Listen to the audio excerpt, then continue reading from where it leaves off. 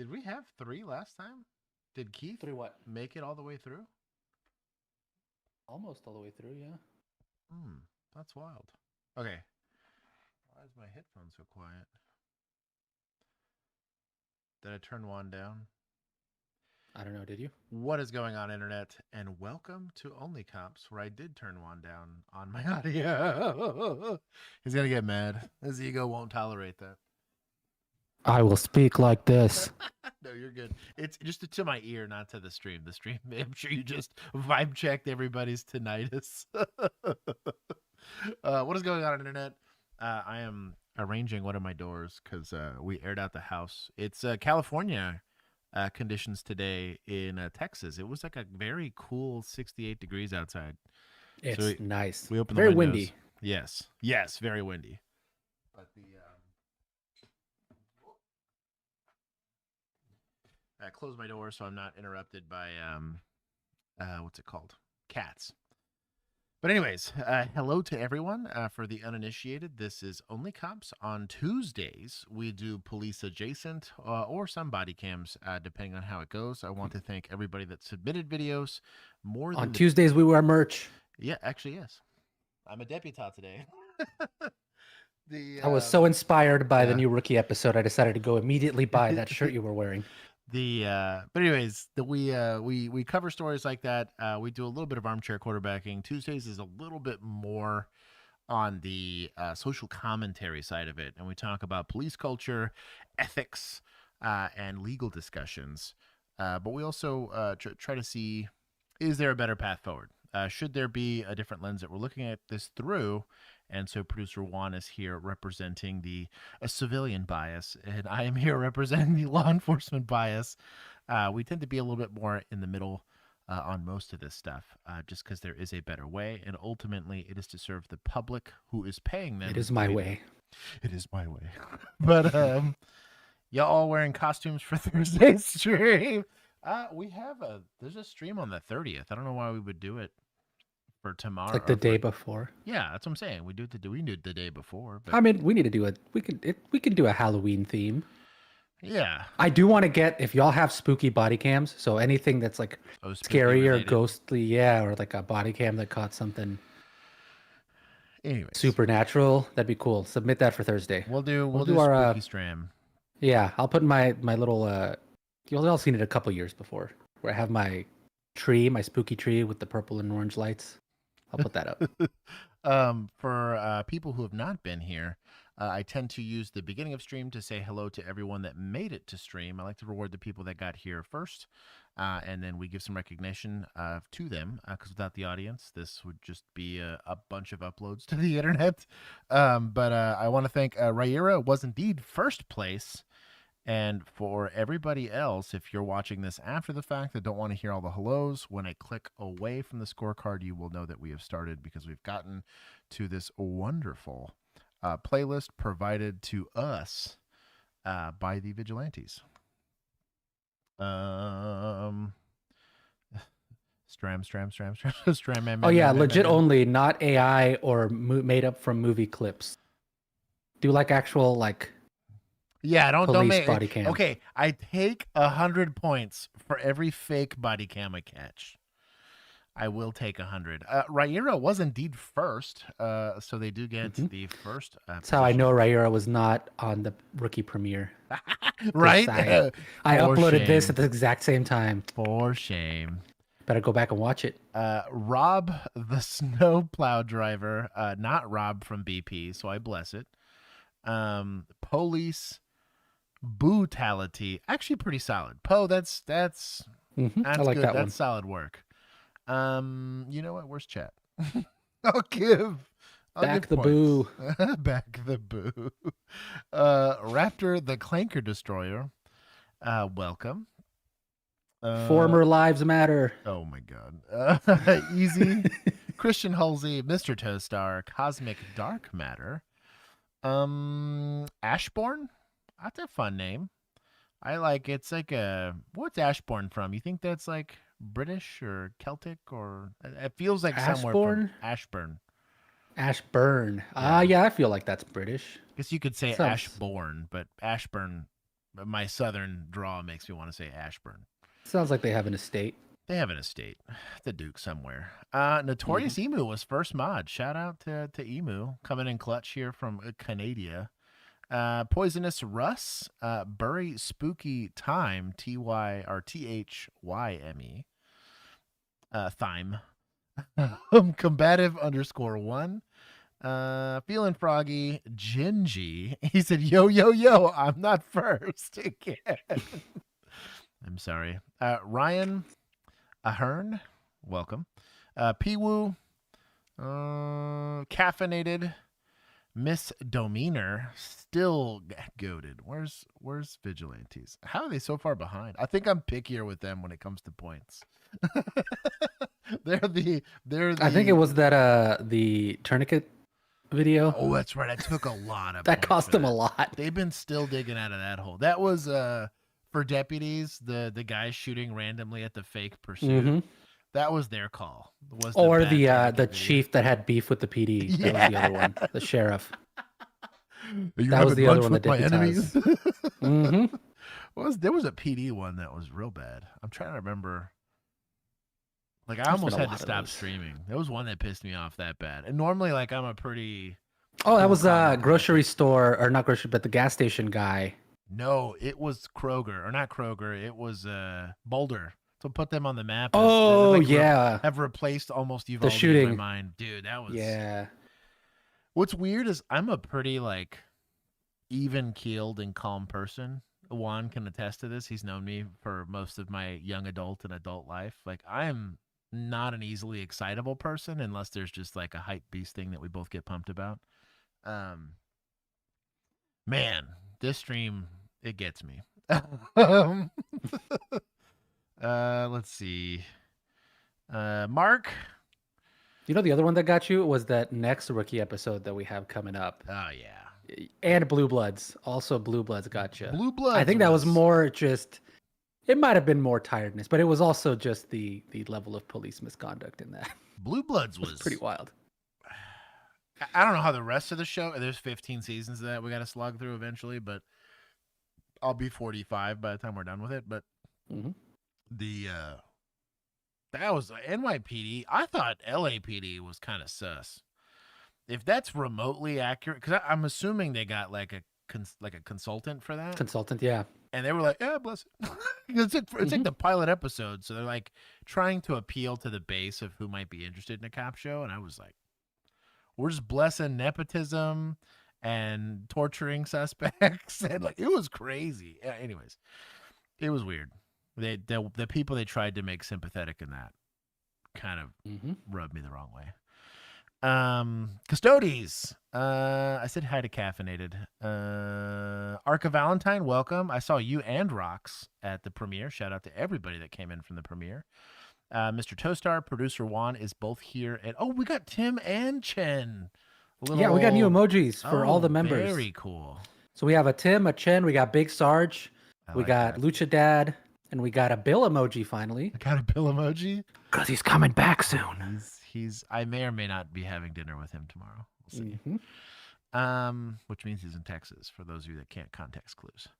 No, Josh is making a trip to the void. He's in the void, and y'all need to like the stream to get him out. To get me out. He needs likes. Are you just going to get Juan reacts? Yeah. Millennial, welcome, brother. Tweaky is here to take me out of context. Wiz, welcome. Django, who I put perfectly in the pecking order of my life. Nag, who I cannot get your name right, but we're gonna go with Nag. Let's see. Who am I missing? Not El Pete. Lisa Rowe. Here with bells on.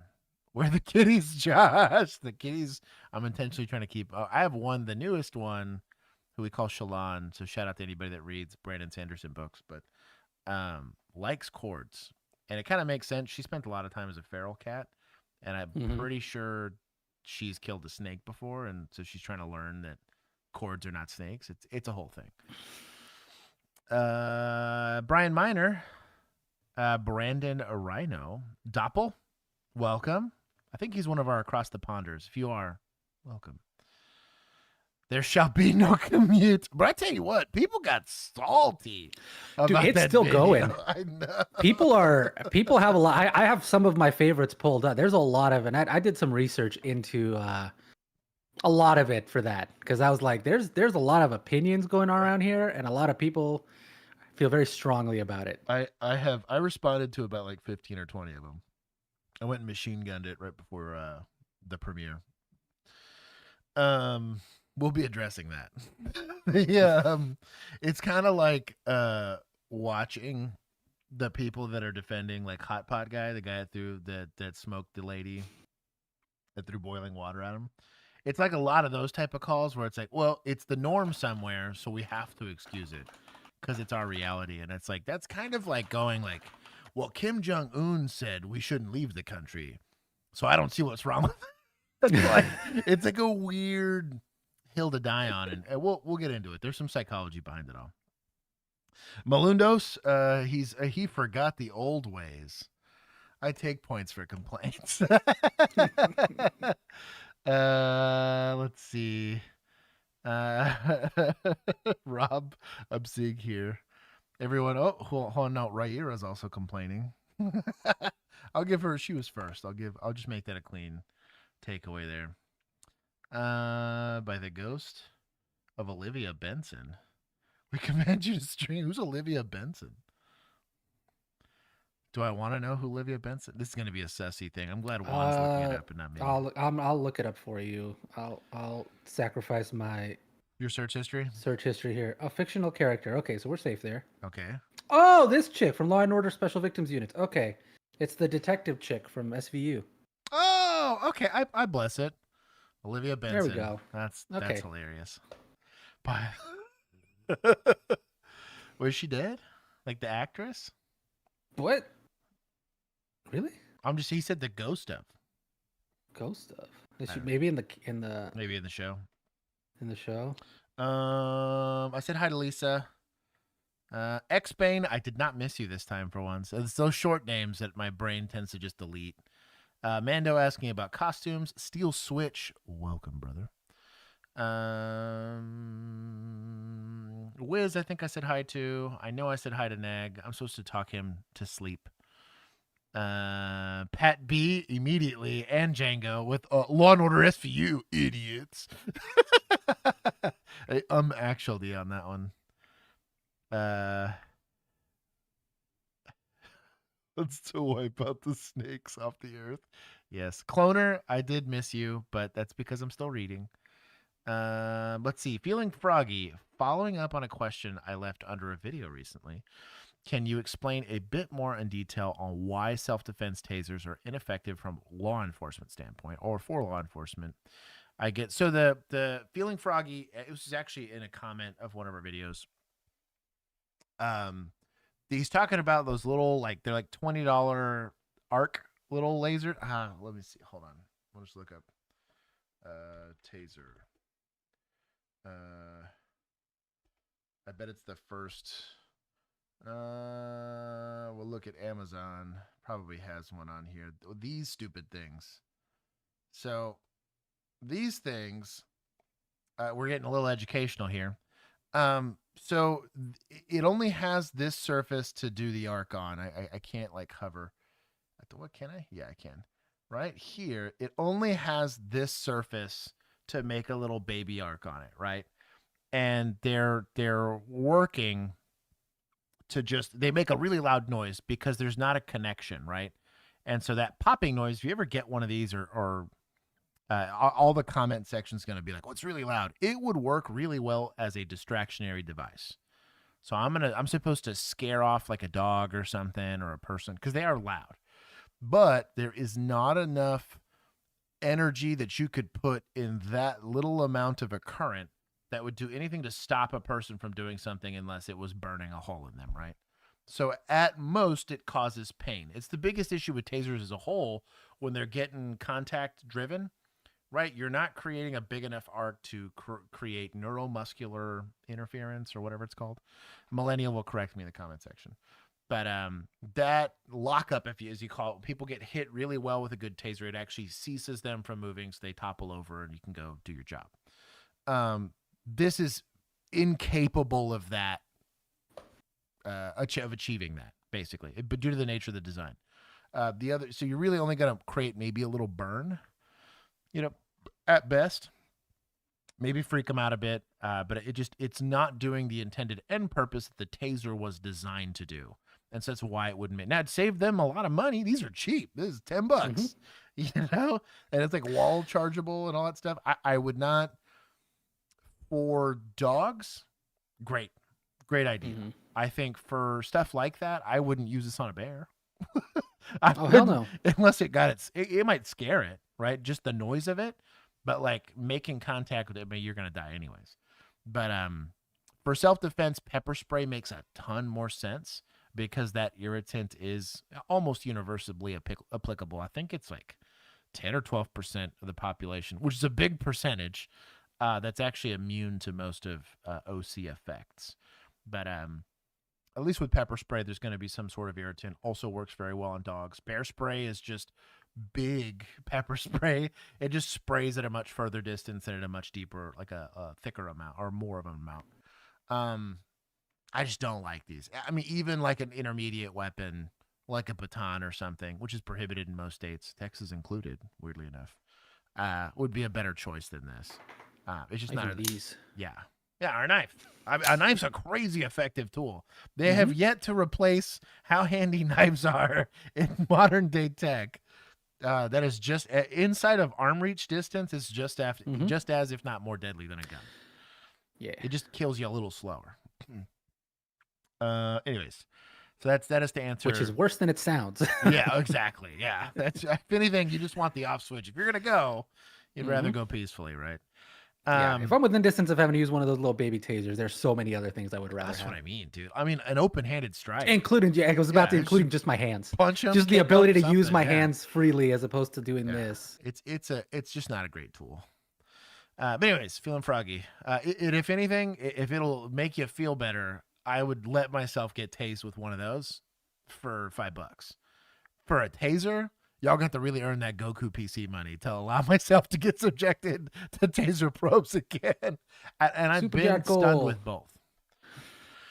So, anyways, let's see. I said hi to Cloner. Scrolling. Frag, welcome. You can even get in trouble if you send your kids to school. Yeah, no, that doesn't mean don't be careful with those, but from like a school standpoint and all that. Goal created. What is this?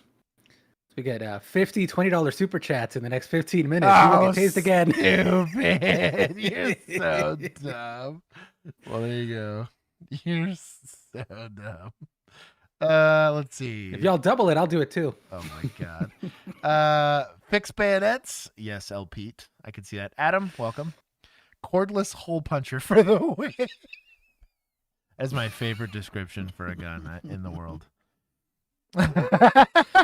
I'm sorry, Mando, but that is below the level of acceptable super chats. Mando. Ooh, awkward. I love you just the same. Who is Miss Domeaner? That is one of our mods. Miss Christie is one of my favorite. I said one of, so nobody gets hurt about the ranking system here. I do have a ranking system. Godhead favorite, so can I.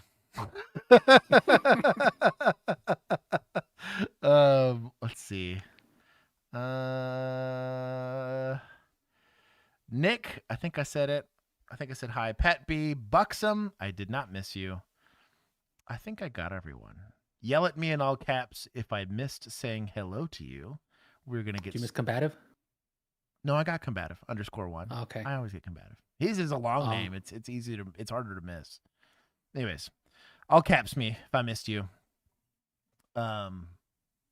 Combative is acting like I missed him. Dog, chill. Little Duck, you are not in the chat. If I scroll up and I don't find your name in 2 or 3 scrolls, I'm taking points. Nope. Okay, let's see it. Little Duck. Little Duck. Still scrolling. Oh, Zootopia. Best cop movie ever. Changed my mind. Yes, on video rear, yeah. Yeah, Zootopia is next on our list. We're gonna do Zootopia. I have that. I have it ready to go. Buxom, you know what? Weirdly I was enough, waiting for Bill to get back I think it because makes top 5 maybe. Zootopia 2 comes out next month. Because So I got to think. we got to get it out before that happens. So you tell Bill. we will film. We got this. Mhm. The Departed, or Infernal Affairs. Infernal Affairs. Yeah, The original. I'll allow that to be one slot. Right. You've got American Gangster, which is technically a cop movie. Heat, which is just excellent. Man, I feel like Zootopia is one of the next 2 slots for that list of like good cop movies. It's Zootopia, End of Watch. Yeah. Oh, End of Watch has got to be there. Yeah, I forgot about Watch that. got to be up there. And this is technically within like the sci-fi fantasy realm. Dredd, the newest release of Judge Dredd. I feel like there need to Incredibly be good. 2 lists. One which is like purely for cinematic value, Yeah. and then one that is like good if you were a cop. Yeah. X-Bane, I'm taking points. I know I got you. I specifically made a statement about making sure that I got you. We'll take points for that. Napalm Bath. I don't feel like you were in chat earlier, but I'm going to let you slide on that one because you've given some monster super chats before. On video, right? Raira, let's see. We're going to take points from media every time you guys super chat, any amount. And Juan does not agree to get tased. I said I would. They just got to double it. I'll spend the money. Zootopia is a Disney film, not a Pixar film. What's just... Wait. This is not Emu, is it? You don't even be spending money. Of all people, don't you be spending money. Don't be... Y'all, stop. No. What about 21 Bridges? I've never seen 21 Bridges. X-Bane. Hold on, I gotta take or 21 Jump Street. I gotta take I'm continuing to take points. Small challenge for this money. Oh, yeah, Die Hard.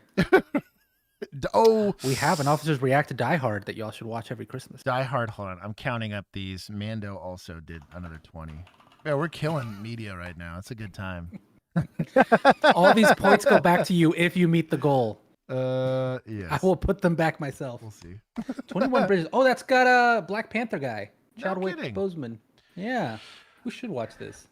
Rate all federal states. Looks like it's going to be of wildly Germany. inaccurate. Bro, I don't know all the federal states in Germany. Super Troopers doesn't make my list because similar to Police Academy, I watched it again recently and it was pretty underwhelming. That era of comedy was such a mixed bag.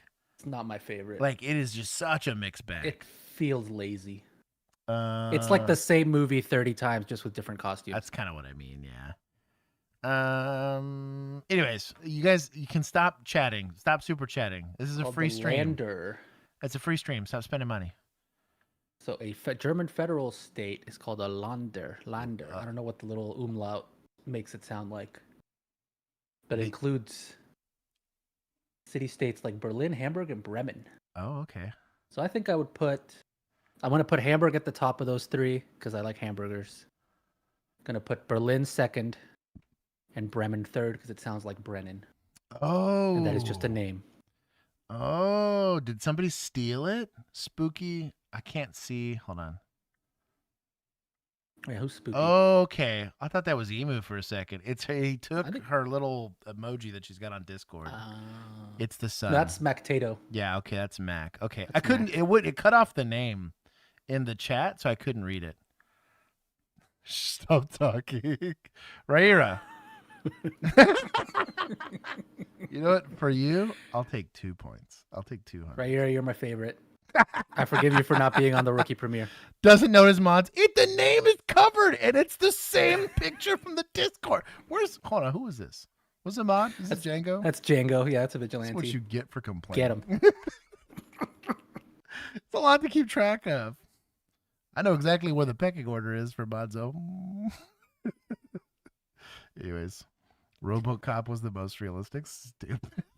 Anyways, I think I say hi to everybody. We're gonna start the stream. Defiance disorder in action. Y'all ridiculous. He said it's not the same picture. Damn, he got face lexia. It looks like the same picture. Bro, it is literally this size to me, and it looks damn near identical. It is not even the size of my mouse cursor on my screen. Thank you. Anyways, we're going. It is very close. Hot Fuzz. I've not seen Hot Fuzz. That's on my list. Is on my list. I would like Power Rangers SPD.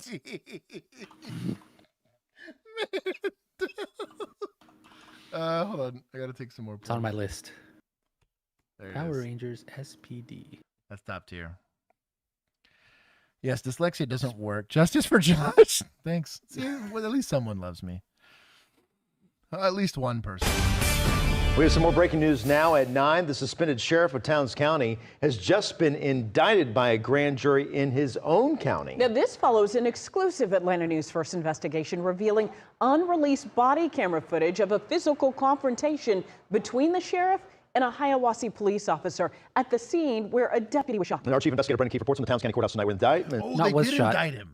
Shot himself. Yeah. Let's not They forget that he always shot leave himself and that then out. lied about it.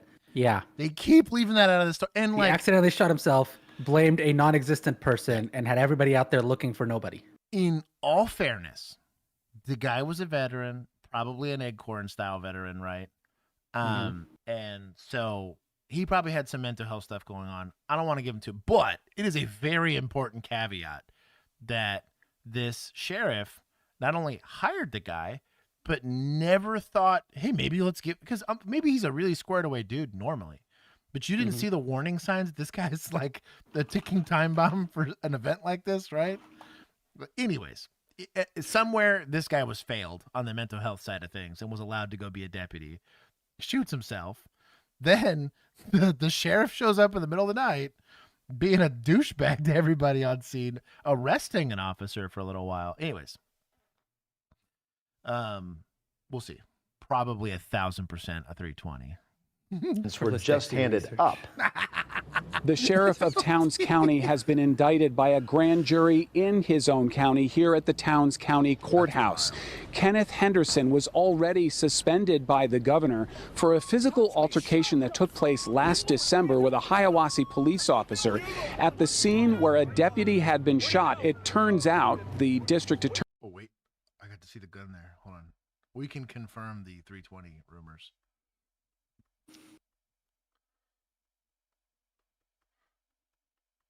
Come on, go back. He's like, oh no. I'll forgive it if it went off in his holster and he didn't realize that it had Right, gone off and right. thought he got shot. Right. This is a little romantic here. This is not what I'm trying to do. It turns out. No, at the Glock. Damn. Not a 320. Glock with LP, one less round in the chamber. for $5, Out the I'll take 5 points. Or I'll take 50 points. I like cloners. Oh no, I'm an unsuspecting acorn. Please don't shoot me. We're down to 50. Man, Juan, We do have acorn cop merch, by the way. We have mugs. They're all and a cleaning. They're sticker. cleaning out. Media. The district attorney claims that deputy shot himself. Yeah, He nature was is healing from also all the time indicted that they today bought all the points. here in Towns County on multiple counts. There was some confusion over the deputy's gun and why the Hiawassee police officer had picked it up. He said he thought it was his own gun and then decided to secure it until the GBI arrived. The sheriff did not listen to that explanation and instead engaged in a physical more than office and other charges like false imprisonment and simple battery on a law enforcement officer. The chief judge of Towns County read out the 7-count indictment. An indictment was returned in the case of the state of Georgia versus Kenneth Henderson. There's a true bill of 7 counts. Count 1, violation of an oath by a public officer. Count 2, false imprisonment under color of law. Count 3, violation of oath by public officer. Count 4, false imprisonment. Count 5, violation of oath by public officer. Count 6, simple battery on a police officer. Count 7, simple battery. In a stunning moment, as the judge was reading out those indictments and the now suspended sheriff was listening, just outside the courtroom in the doorway, Officer Jose Carvajal, the officer who was involved in that physical confrontation with the now suspended sheriff, and he was there to listen to each and every one. That's so petty. It's wildly inappropriate, to be honest, but points to PD for that chief letting them do it. I'm not giving it to admin because admin's taking an L for this one. One of those indictments. Neither the sheriff nor Carvajal had anything to say at the end of the hearing, and the sheriff was not taken into custody as those indictments were read or immediately after. This guy's got multiple felony counts and he's not sitting in custody? Is he in house? I have a problem with this. Another hearing has been called where there will be a presentment of information and bond set. The sheriff eventually will be booked. The question is, will the sheriff be booked inside his own jail? I'm Brendan Keefe. That's crazy. Bro, shout out to judges for deciding to prosecute. You're right. To politicians for seeing this through. I'll give them some points. Prosecutors also for prosecuting. We'll take some more from admin for thinking he'd get away with it. Oh my God, X-Bane. RIP Media. I'm here for it, dog. -50. Let's go. Thoughts on living in the city you work in as a police officer? I get having to live in the county or maybe over. I think We're about to get to it. I think it depends, right? So in general, I think you should live if your task, right, is to be patrol, you should live within, I think, about an hour of where you work, right? I think an hour, because sometimes economically I get it. Even in the most prosperous places, maybe the school system sucks, especially if you work in like a really crappy town. Like let's say it's Chicago PD. You probably don't want your kid going to Chicago ISD, right? As a thing, you want to go live in a suburb of Chicago where you know the schools are nicer, you know your wife's not getting mugged, you know, while you're gone, or your husband for that matter, you know. I'm okay with that. Living in the city, I think in situations where it's like a village or a township and there's nothing outside of the city, right? There's a lot of times too where they're going to give you take-home cars and they kind of want you driving around. In a safer city where they just really want visibility, I have no problem with you living there. I personally tried my best. My very first 2 years I had to live within the city. It's just what I could afford. And then it was funny. It was the opposite. I spent more money to live outside of the city that I worked in because I did work in a pretty crummy area.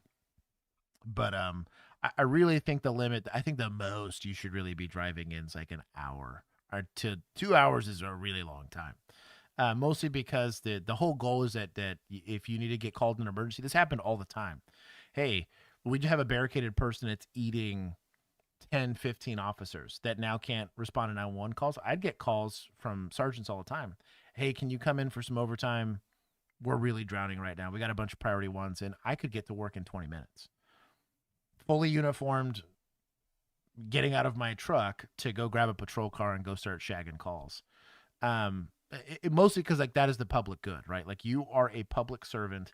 It'd be kind of like saying, you know, do we want to make the forward operating base in the military exercise Germany when we're going to be like in Iraq, right? Like, no, you put it where you're going to be doing work and you have to treat the job that way. You're an emergency response person is a reason why firefighters aren't allowed to be at their house. They have to be at the fire station to be ready to respond to stuff.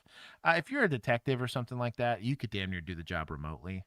I could see administrative staff deciding that they don't want to do it, but that's kind of my feeling. That's kind of my feelings in the matter. If you're a patrol officer, SWAT was required to be within, I think it was 45 minutes of the center of city, because our SWAT, like, I can't tell you guys where it was, but there was like a semi-classified SWAT location where like the actual like armored vehicles and all of their equipment was at, and it was centralized to the city. And they gave you a take-home car because they're like, hey, we're going to ask you to respond code to if you're on sometimes on your day off, right? Because we have a need for SWAT, right? I think in situations like that, specifically with administrators, right? Like, hey, you're supposed to be able to make emergency decisions for the department. You know, what happens if a tornado hits? What happens if it's a natural disaster and we can't? Like the officers can't go home. They have to just stay there at work and work some like 20-hour days and they're sleeping in the station. Like, I think there's a leadership discussion to be had there, but we'll get into that later. I took points already. Doing what calls? Doing what to calls? Shagging them, as in like to grab.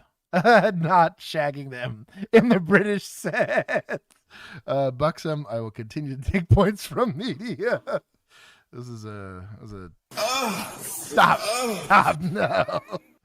Helping to monetize the often unmonetizable stream. Chris Kaufman, God bless you. Welcome. I love you, Chris. For a $50 super chat, I'll tell you where it is. No, I'm not telling you where these semi-classified. I don't. I'm not producer one. I legitimately do these streams for free. Goodness, X-Bane. Hold on. I'm trying to get to these. 2 months. Josh, can you give points to deputies? The deputies. Oh, sure. Easy money. Deputaz. I saw the news story for it. You know what? I can give more than that. Here, there you go.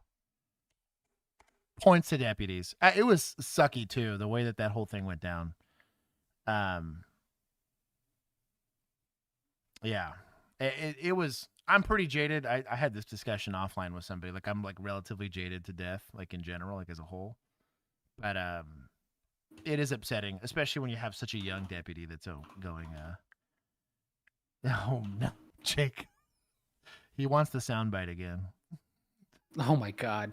He paid for it. Here. He did.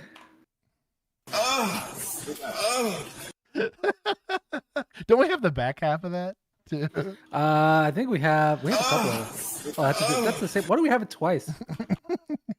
Got you to click it again. I'm going to sleep. Everyone act like Josh has access to the mission. Talk me to sleep wasn't meds. Anyways, Neg, I love you, brother. Enjoy sleep. Rob from BP. What? Who's Rob from BP? Who's talking to Rob? Jacob, thank you. Snowplow. Oh, Rob from BP is. What was it before? They're asking something. I can't keep up. Yeah. If only YouTube had, dude, it'd be a problem. If we dude. did text to speech, it would be God. absolute. We'd never get through this. No, we would never. San Mateo County barely get through it now. is not a Holiday Inn. The president of the San Mateo County Board of Supervisors calls for an independent investigation into a complaint that a police chief is allegedly living at the station during workdays and commuting to Idaho when he's off. That complaint raising important questions about public safety and the proper use of your tax dollars. The I-Team's Dan Noyes is here with a report you will see only on 7. Dan. I did not know he was staying at the station. Now, in an emergency set of circumstances where it's like really horrible weather, like something crazy like that, like you're literally on an island or something like that, or peninsula, fine. I have no problem with it. But the question gets raised, right? Am I going to let the janitorial staff live at the station? Am I going to let, you know what I mean? Like the whole use of the station, I'm talking the bathrooms, the eating facilities, the exercise facilities, is designed for on-duty use or work-related stuff. If I'm only working 40 hours out of the, whatever 80 that those 5 days take up, the rest of those hours where you're not getting paid, you shouldn't be using city water, city stuff, amenities. Like, does he have like a bed set up there? Like, you have the same situation in hospitals, right? Yeah, where in hospitals they have staff on call rooms. That's what I'm saying. But you're on call. Like, you're in a capacity where at any point in time I can go and wake you from your sleep to go do your job. It is expected, even for traveling nurses that are going out of state to go pick up a contract away from their normal residence, to still have to get housing somewhere, because the hospital give you some level of stipend. They're paying you a lot more because they're asking you to do something. But like, that's only at a temporary contract. That's not a permanent thing. Anyways, I have issues. And Larry, when fire inspectors went through the Millbrae police station this week, they found more than they expected. This is my favorite part. You may have seen Eamon Allen before. He was spokesperson for the San Mateo County Sheriff's Office until Christina Corpus made him Millbrae Police Chief. The city. Okay, I want to explain this a little bit. He went from the media guy to the chief? So here's how it works, because this question came up a ton on our Instagram and TikTok, so I had to research it. So Millbrae is a city of 23,000 people. They don't have their own police department. They contract out police services to the county. And so all of their chiefs are basically admin staff from the county sheriff's office that come in. So like the previous chief was a lieutenant at the sheriff's office, and so on and so forth, right? And so they've got I think it was 4 deputies, there's 4 sergeants that oversee whatever deputies. They only have 2 deputies at any given time on staff, but they have policing 24/7, right? But it's all deputies that are their PD. Gotcha. So he's chief, deputy police. But that's why, that's why he's got captain bars, because he's a captain. Gotcha. For the sheriff's office, but he's chief over this teeny tiny town. Doug said sheriff. I saw his 0 for 2. A take home. The whole concept behind a take home car is if you have there's 2 situations where this happens. One, you're in such a small jurisdiction that you only have 1 or 2 officers on duty anyways, and they're just simply assigning you the car. They say, this is your car. You take care of it. If something breaks, we're holding you responsible because we can only afford the 4 cars that we have. Bigger departments don't do that because you have a fleet of cars. You have more than 1 officer. I shared a patrol car with 3 different officers at any given time. And not at the same time, obviously, but we had different shifts that would revolve around this one vehicle. And we had I think at Arlington we had 400 patrol cars or something crazy like that. And that was just for patrol. That wasn't even for specialized units, detectives, whatever. So you have fleet vehicles, right, which are not take home, and you have take home cars, which is you're small. They're giving it to you. That's like a perk because they can't pay you very much. They're not covering the cost of everything else. They said the very least we can do is let you have this car. Now you don't get to keep it. It's still the city's, because if you stop working as a police officer, they have to take that back. There's some states where you can't even keep your badge. I got to keep mine. Because it's not unlawful for me to own my own badge. I just obviously can't wear it because I'm not currently commissioned with that agency, right? Just flash it to get out of tickets. Exactly. Confirmed. There's Twinkie. Twinkie's going to quote me already. I'm here for it. But the second part of take-home cars, which is a much more common, this is probably almost universal, is you have an on-call status. This is going to be homicide detectives. This is going to be SWAT. This might be any of these specialized units where there are shifts you take where you're on call and you might have to respond to the city or your jurisdiction code, whether that's with inside of the city or whatever. I'm going to call you, and from your house, you got to go somewhere.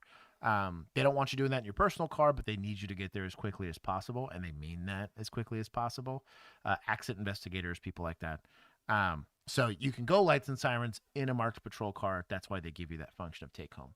I personally I did not live in a police friendly enough area to ever want a take home car.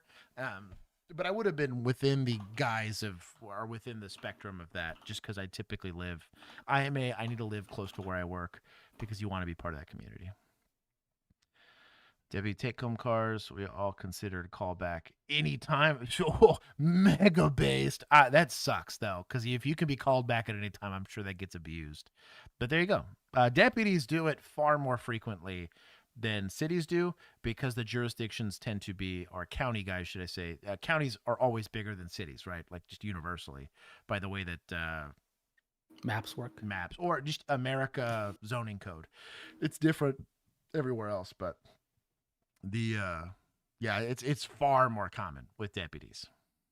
Contracts with the sheriff's office for law enforcement services. Then, in June of last year, property records confirmed that Allen bought a house outside Boise, Idaho. The chief's very long commute raises questions. Are you living in Idaho? Can a chief really perform for Millbrae if he's living in Idaho? Despite repeated attempts. Are you living in Idaho? Allen would not answer questions about a 646-mile drive. Gosh, even if you were doing like 80, That's like So 6 or 7 hours. Like that's a drive.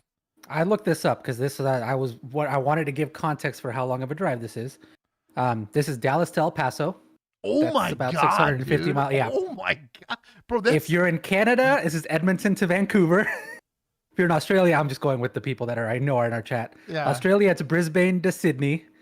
And then it is, if you're in Europe, it is the width of Poland because Europe is a joke and everything's tiny. Yeah.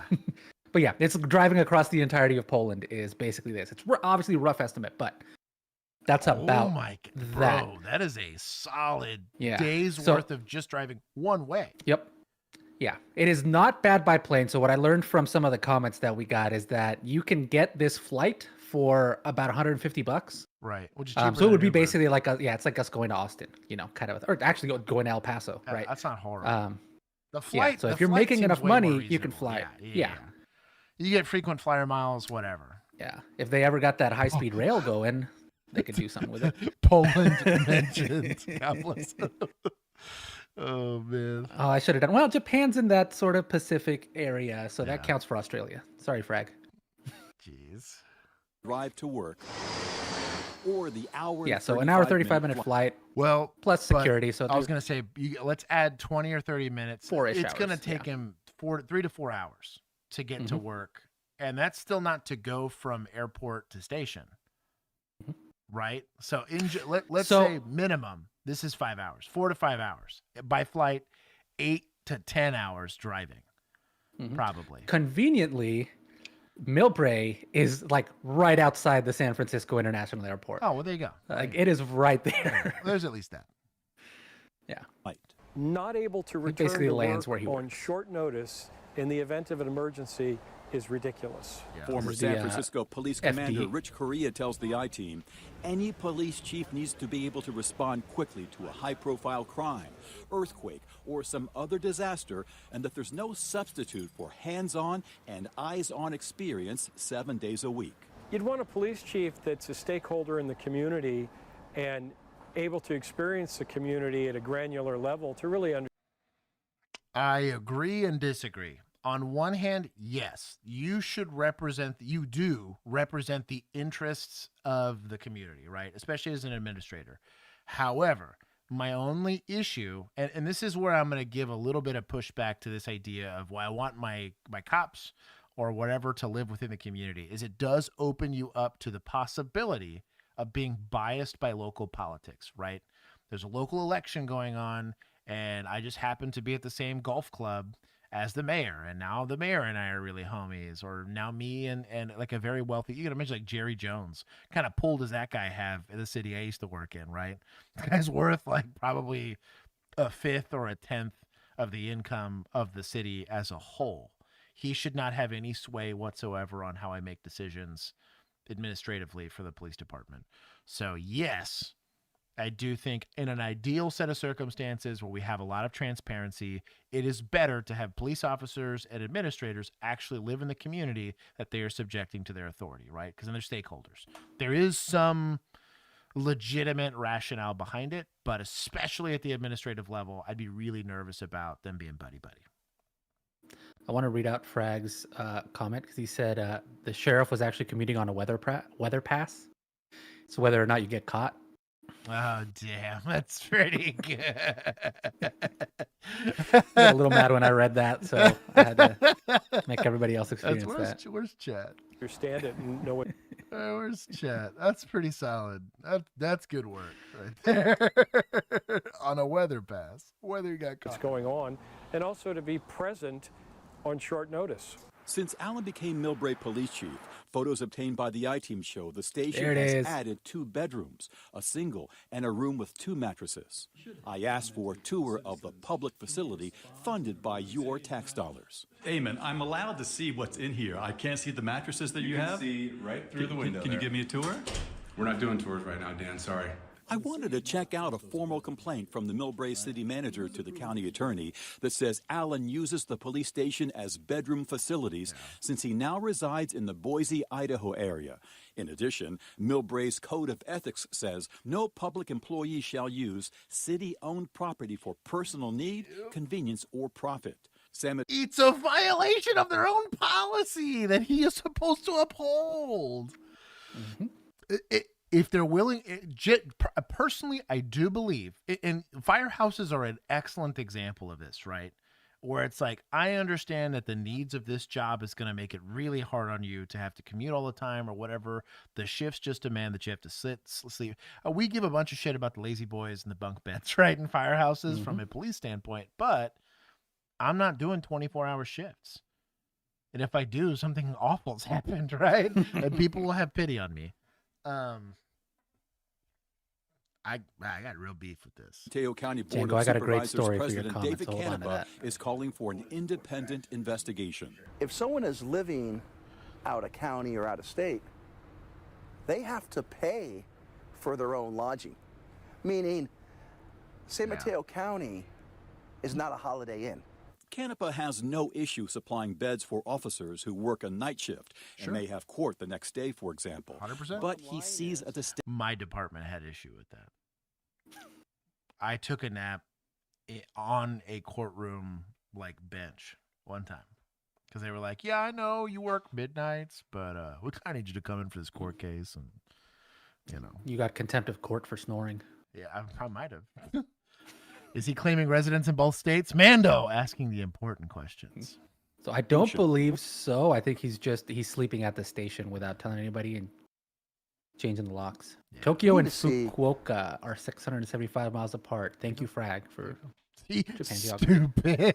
So for all of our Japanese viewers, Frag and I don't know his roommate. Was someone living in there permanently? These are taxpayer dollars. And so we need to make sure that what's taking place in those facilities really is for the good of the taxpayer. That means people aren't living there. This is... Okay, hold on. Just for Cloner, since he did pay for it. We're ruining this point system. Stupid. There, Cloner. I would have given him 200 for you. No, I'm not gonna hoflate him. That's a good 20. Oh wait, also, since we're doing this. What the hell? Super. I was hoping you'd forgotten. Yeah. I was hoping you'd forgotten. Is a city-owned building. Millbrae officials tell me Eamon Allen didn't get permission before installing those mattresses. He didn't get a permit, and that he changed the locks on the building. That way, public works and building maintenance teams can't get access. And one city official tells me that's an extreme health safety risk. A fire inspector came to the police station on Tuesday of this week, but couldn't access that double bedroom because it was locked with an in-use sign. He entered the other bedroom and noted a lack of fire-resistant walls or an emergency escape, what the chief building official calls secondary egress. Secondary egress means having a window. I'm sure you have it in your bedrooms in your home, so in the case of emergency, you can exit through that window. So interesting that it's probably part of their building code that if you're going to make something to be a bedroom or living facility, you have to have it. If it's a closet for stuff, there's a lot for the general contractors in the chat can kind of explain this. There's a lot that goes into planning, making a building, especially if it's going to be made by the city for the city. You have to build it to code. This is the code you are enforcing on people. It's also a huge liability if you do get caught in a fire in there and you die and your family does a wrongful death suit to the city. Yeah. Now the city's on the hook for what you did. Yeah. Or somebody else gets trapped in there. Oh, shit. They're snooping. Yeah. Sassy Nick gets it. If the door is locked or blocked. The inspector posted this notice of correction on the police station entrance saying, "Please stop using rooms for sleeping," and indicating Chief Allen has to get permits, modify construction, and pass inspection if he wants sleeping quarters there. The inspector also took a picture of a shelf in the bedroom with what appears to be a half-gallon of liquor. That would be a violation of both city and county policy. I also found 6 sergeants in the sheriff's office who live out of state in Idaho, Nevada, Texas, and Tennessee. Texas? Yeah, Texas seems far. I could see neighboring states because it's not technically that far. It depends kind of where you are. But Texas? Texas is wild. What happens if your flight gets delayed or canceled? And you're a line supervisor, like a sergeant's a big deal. If our sergeant did not show up, And we didn't have a sergeant to cut, because every once in a while you would get a sergeant that got injured or something. They either had to call somebody in, or worse, you had to stretch a sergeant over multiple shifts, which sucked for that guy, because he's like, I don't know half of you. Y'all don't know me. So like that, your workflow gets very interrupted. And then worse, like let's say we have a shooting, and this happened all the time in Agtown. He gets stuck on said shooting. Well, then another one happens. And then they're having to pull a sergeant that wasn't even on that side of town, onto that shooting. And then another one happens in the same night. And then you have like a lieutenant or something trying to work like a puppy with his head cut off, kind of thing. Like it's a bad time. I don't know. I got issues. So I think Jen, welcome. If I'm remembering correctly, because I read this in one of these articles, I'm trying to find which one, but 2 of those are bomb squad as well. Then it's gotta be like, super emergency. That's what I'm saying. Yeah. Like if you're getting called in for a bomb, that's probably not a good one to be. Did he say Tennessee? See, 2 of them work on the bomb city and county policy. I also found 6 sergeants in the sheriff's office who live out of state in Idaho, Nevada, Texas, and Tennessee. 2 of them work on the bomb squad, where they made almost $600,000 in pay and benefits last year. $600K? This is in California, right? Yep. So my guess is, and this is crazy fraud, especially when the taxpayer's paying for it, right? Is you as a government body are requiring California residents to pay like absurd taxes. Like they're the most heavily taxed people on the planet, truly. Them in New York, I think, is the other people that just kind of get taxed to death. To the point, and the residents have no say-so in this, right? But you are the enforcement body of that. And rather than yourself be subject to said taxes, you're going to claim residency to the IRS in Idaho, Texas, which doesn't have state income tax, Tennessee, which probably doesn't have state income tax, all these other places where they don't, while you're still actively getting paid. It's one thing if you retire. I have no beef with you retiring and deciding I want to take my retirement benefits elsewhere. You don't work for anybody anymore. Nobody's relying on you to come into work. So I have no issue with you taking your California inflated income, or if you're a remote employee, who cares, right? But like, that's crazy. And like kind of gross that you would participate in enforcing what I think everybody that either does live in California or doesn't would look at an egregious policy of taxing the hell out of is one of the most populous states in the nation, in the world. It is the most, I think. But I'm saying right? like as a state to not be its own country, this is the most populous place damn near anywhere. And I don't know. They screwed up. Yeah, Rob gets it. Rob from BP is out here crushing it with facts. Devil's advocate, are they actually living out of state and owning properties out of state, or using it as a rental? That would be even worse. I mean, they said he bought a property, so. Yeah. I don't know. I got issue. If it was just a rental property, then where's he living? Then he's just living at the station. Right. Which is another problem. That's so much worse. Yeah. Because you're getting to live at the station, but you don't pay property taxes on that. You make everybody else pay property taxes on where they live, even if you're renting, right? If you're renting an apartment, your rent, the reason it goes up all the time is what's happening to property taxes. It's going up. Cost of maintenance for the building's going up. So like you don't get to dodge the issues of property ownership just because you're renting. You're just pushing it off for a couple of months or years at a time until it catches up to you. Flat tax, oh, that's mad cool. Shout out to Idaho. Where's politics? The politicians in Idaho. Here you go. I'll give you all 50. A flat tax does sound kind of based. Anyways, I got beef. They're supposed to respond to a bomb threat within 1 hour. No way that's happening if they're in Tennessee. Larry Ama.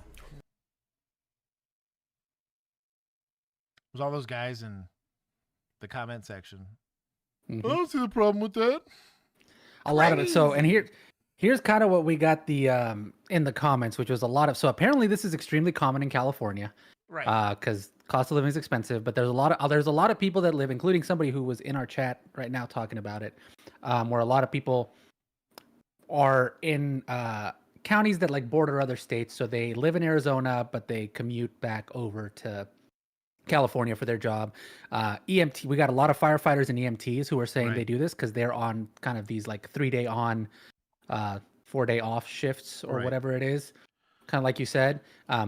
A lot of them were saying this is very common in that a lot of departments will provide these type of bunk options for their officers or for their PD or if they'd agree FD to it, or let's say it's EMS. a perk, Right. if that's a perk of your employment. Yeah. For some of them, it was a recruitment like thing that they were pushed. It was part of their marketing for recruitment was, hey, we will provide you this so you can live out of state and commute in, right?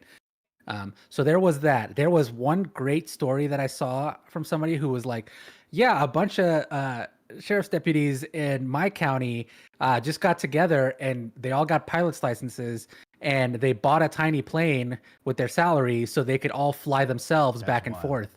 They would just carpool in a plane and fly back and forth. How much they I was make? like, that's crazy. Be able to, you know how expensive that is? That's wild. Well, clearly less expensive than just living in the city where you work. Yeah, apparently. no kidding. If the math works out, that then I guess it's worth it for them. Well, and Nick, like New Jersey, you could make that drive from some places in New Jersey to New York in a reasonable amount of time potentially. I don't know. I personally, my personal opinion, it is a symptom of a bigger problem, right? You're blaming your upset tummy on that one bad meal you had as opposed to a history of chronically inflating food, right? And bad sleeping habits and your drinking habits or whatever.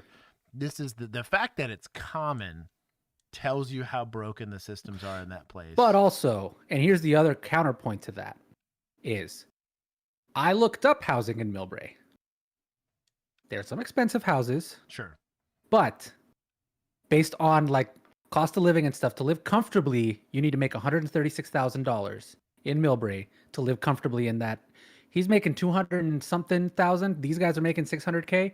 They can live comfortably. Like, yeah, there are $2 million houses. There were also $600,000 houses, $800,000 houses. They weren't fantastic. They were like 1,200 square feet. That's crazy. But like they were also on the waterfront. Yeah. So like I got beef. That's not that bad. Yeah. You know?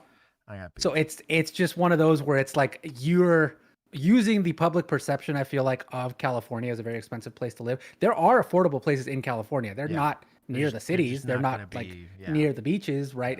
It's going to be rural. It's going to be kind of out there or whatever. But there are places to live.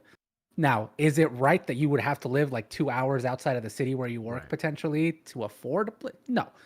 But Millbrae's not that. It's a town of 23,000 people. It's a suburb. Yeah. It's a higher end suburb, so it pays pretty damn well. So I don't know. It was a very mixed bag for me because apparently there were a lot of people who were like, this is very common. There's the comment I have right here, which is I have a few buddies in San Jose PD who have done this their entire careers. They even have RV spaces. That's some of the stations for them to use. Guys bring in RVs, stay there for shift, and fly home a few days a month. Right. They've paid off houses and debt free in record time doing that. So like that's a yeah. I'm not saying more no of an hustle, investment right. strategy Right, than right. I need to do this because California is too expensive. It is, you know, my fear for the whole thing, right? And I'm not saying don't go hustle and grind, do your thing, whatever. I don't care what you do with your free time, with your free money, but there is no job worth changing your entire life for, right? Truly. Now you're gonna go be like an astronaut or something. Fine. You're asking to go do a big task. You're gonna go play in the NFL. You're gonna go be a Navy SEAL. Yeah, you're gonna have to change your life for a job like that, right? But a regular career, of which law enforcement is theoretically just that, it's just complicated to get into. Like, I talk about this all the time. I commute about an hour and a half to get to work, but I only do it once or twice a week. The rest of the days I get to be remote. From my boys, Mom says I'm sexy when I do smart stuff. Keith, where's media? Keith? The whole point is, if I had to do it 5 days a week, the math is at an hour and a half, that's 3 hours a day without traffic. And sometimes that easily becomes 2 hours one way. Out of 5 days, You do the math. That's 15 hours a week just spent driving. That means you're not working. You're not getting paid to do it. There's the fuel cost. I have to take a tollway. I pay, even with the little amount that I have to commute to work, as far as days that I have to go, easily $200 to $400 a month in just tolls alone. That's before gas mileage, just before all the rest of the stuff, right? You extrapolate that out to, let's say, at least 48 weeks out of the year that you're going to work. You got vacation, you got some holidays, whatever. How many hours of your life, either out of your home life or your career, where you're not getting paid, but you're having to do a thing that work is making you do, that you lose every year? And for what? I think as an employer, as a provider of a service or whatever, this is something that people don't math enough. And they're like, well, why don't I have enough hours in the day? Why does my wife hate me? Why can I never seem to get ahead at work? Well, because you burn a third of your life sleeping anyways, right? You're now going to burn a fifth of your life commuting to work. Or you have a 30-minute, 40-minute, 1 hour commute. And you just reducing it by 20, 30, 40%, you have a lot more time to either be available for work, be available for your family, and do more important things than hustling and grinding is all I'm saying. You can't take it with you, whether you believe in God or not. You will die, and it'll stay here. Spend your time doing something more meaningful with your life. No. So, Dan, what are the consequences here? Because obviously this is not just a one-off if you've heard about other cases with similar arrangements. You know, this whole county is kind of in disarray now with what's happening with the sheriff. So they are looking into it. We'll see if someone actually does something. Okay, Dan, we know. That's crazy. Django's telling me that I missed something in the first video. Indicted with 3 counts of violation of oath by a public officer, 2 counts of false. I feel like the false imprisonment should be a felony. I just don't know how he's not in jail. I have no idea how that guy's not in jail. Texas is here, DFW. Oh, I was just telling, because Rob from BP said a crappy 2-bedroom apartment out of the burbs here in San Diego County will cost you about $2,200 a month. That's a neighborhood you don't want to be living. Yeah, Texas is getting about there too. Yeah. Like around Dallas, you're not finding much under $2K for rent. Bro, you can go live somewhere ghetto for $1,800 a month for a 400 square foot apartment before utilities. Like, you know, that's not including anything. So like, yeah, you still need maybe Idaho is a lot cheaper or whatever, but like most bigger anywhere around any big city is getting that way. Yeah. There's just too many people in one place. He's not in jail because of Leo privilege. Frag is not wrong. He should be in jail though. Put him in special like containment or whatever. Put him isolate him in his own cell. But that boy needs to be in jail. You would put anyone else in jail for it. He should not get a pass. That pisses me off. That was meant for Keith, not you, Josh. Wow, X-Bang ain't even talking to me. Look at him. Anyways. Have you already started? My name is Gabriel Suman. Array. Zidi. Jonathan. Justin. Christopher. It's a community interest company that works with young people, both ends of the spectrum. So young people who are gifted and talented and wanted to see change in the communities, but also young people who've been excluded from school or on the verge of exclusion, or who's finding education challenging. My favorite part was when we got to see the horses, because it's like you wouldn't really expect the horses to be trained as they were. Like you would think that they would start biting you or like all sorts of things, but they're actually trained. Like we even got to scratch them and they were actually really nice. Very interesting for me, seeing how like the public order, the firearms range, and what like the police do to deal with riots and stuff like that, and being able to learn like the different ways they deal with things. Seeing how vigorous and intense the police training was, but then also being able to do it myself, gave me an insight into how hard becoming a police officer is. But then it also shows me how much work the police officers put in day and day out to ensure the protection of us on the streets. The forensics department, it was really interesting to see like how like the different ways they do it for like DNA and like fingerprints, and it's definitely a thing I would consider doing in the future. She's going to be on the witchy or emo side of things for Britain. We have a name for that here in North America. The second she was like, oh, forensics, I was like, oh, you're weird. Not in a bad way, but I was like, oh, you're that kid. Yeah. I never had any personal experiences with Tuesday the police, Adams. but because of where I was raised, 1,000% Tuesday Adams, yes. And my parents as well, who didn't really like the police. Tuesday Adams. With the CH. Very nice. Police. Yeah, but then after joining Elevated Minds, I just was able to interact with the police way more, and so my perception of them changed completely. I saw them in a different light and just saw that they're more than just a person in a uniform, they're humans with lives as well. Before I started this program, I was more skeptical to talk to police. I was more influenced by social media. You think this is the kid that's definitely about to be excluded from school and has no opportunities and all that stuff? 100%. And you know, the term snitch is very common, but now I've gotten to know them. The most important part is that they are human. We are all human. Being able to see the police beyond their uniform, to know that there are humans behind the uniform, there are people that we can sympathise with, is definitely improved my perception of the police a lot. I feel like I'm more set on what I want to do. Their uniform, to know that there are humans behind the uniform, there are people that we can sympathise with. This kid's got like a really squared away, like suit and tie. He's from the burbs. I mean, yeah, Very they're put all together. British, so It's definitely improved my perception of the police a lot. I feel like I'm more set on what I want to do. So I don't think I'd really want to go into policing, but like having this work experience. Peer mentor. Shout out to my boy. Personally, I think it's good just to, like, for example, if I do have an encounter with the police, I know what to do. I've learned that's different. Stop and search techniques, and I can have a conversation with them. It would have to be like forensics or like forensics. Dude, they have a British Edgar. They do. We've made it across the pond. Sorry. Bro, I didn't know we could swim that well. I Damn. was gonna say, bro, that's a motivated Mexican right there. Man. Talk about immigration inflation right here. Yeah, I get to swim a whole ocean now. Goodness gracious. It's psychology. Most likely I would head down like the detective route. I kind of like problem solving and figuring out clues and stuff. So if I was to join the police, I'd definitely enter as like a forensic scientist or a detective. I'm looking more on the forensic side. I find it really interesting. I think every day, being a forensic scientist, every day would be different. In one word, I would say sensational. Intriguing. Phenomenal. Inspiring. Inspirational. Oh, so they didn't pay any attention whatsoever. They're just making it up. They're like the forensics and the horse. Yeah, I'm so inspired by the forensics. We're gonna take points from media. I'm glad they're doing this, but it seems like it's not a job fair. Propaganda slop. That's what I mean. Yeah. Like kids.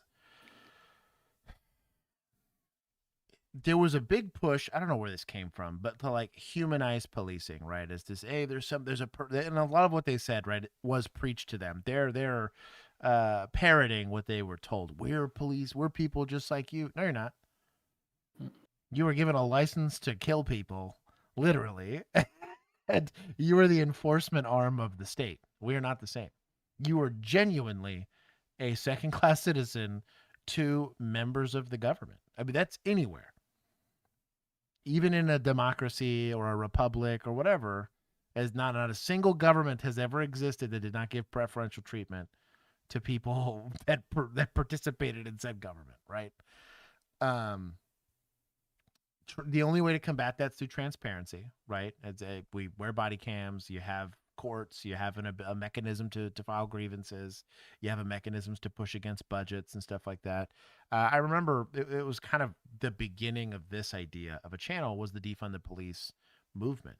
A lot of people were like, well, I'm just going to stop working if they think that. I was like, well, that's kind of a shitty stance to have. Like, you should still you took an oath to protect. You didn't do a promissory note.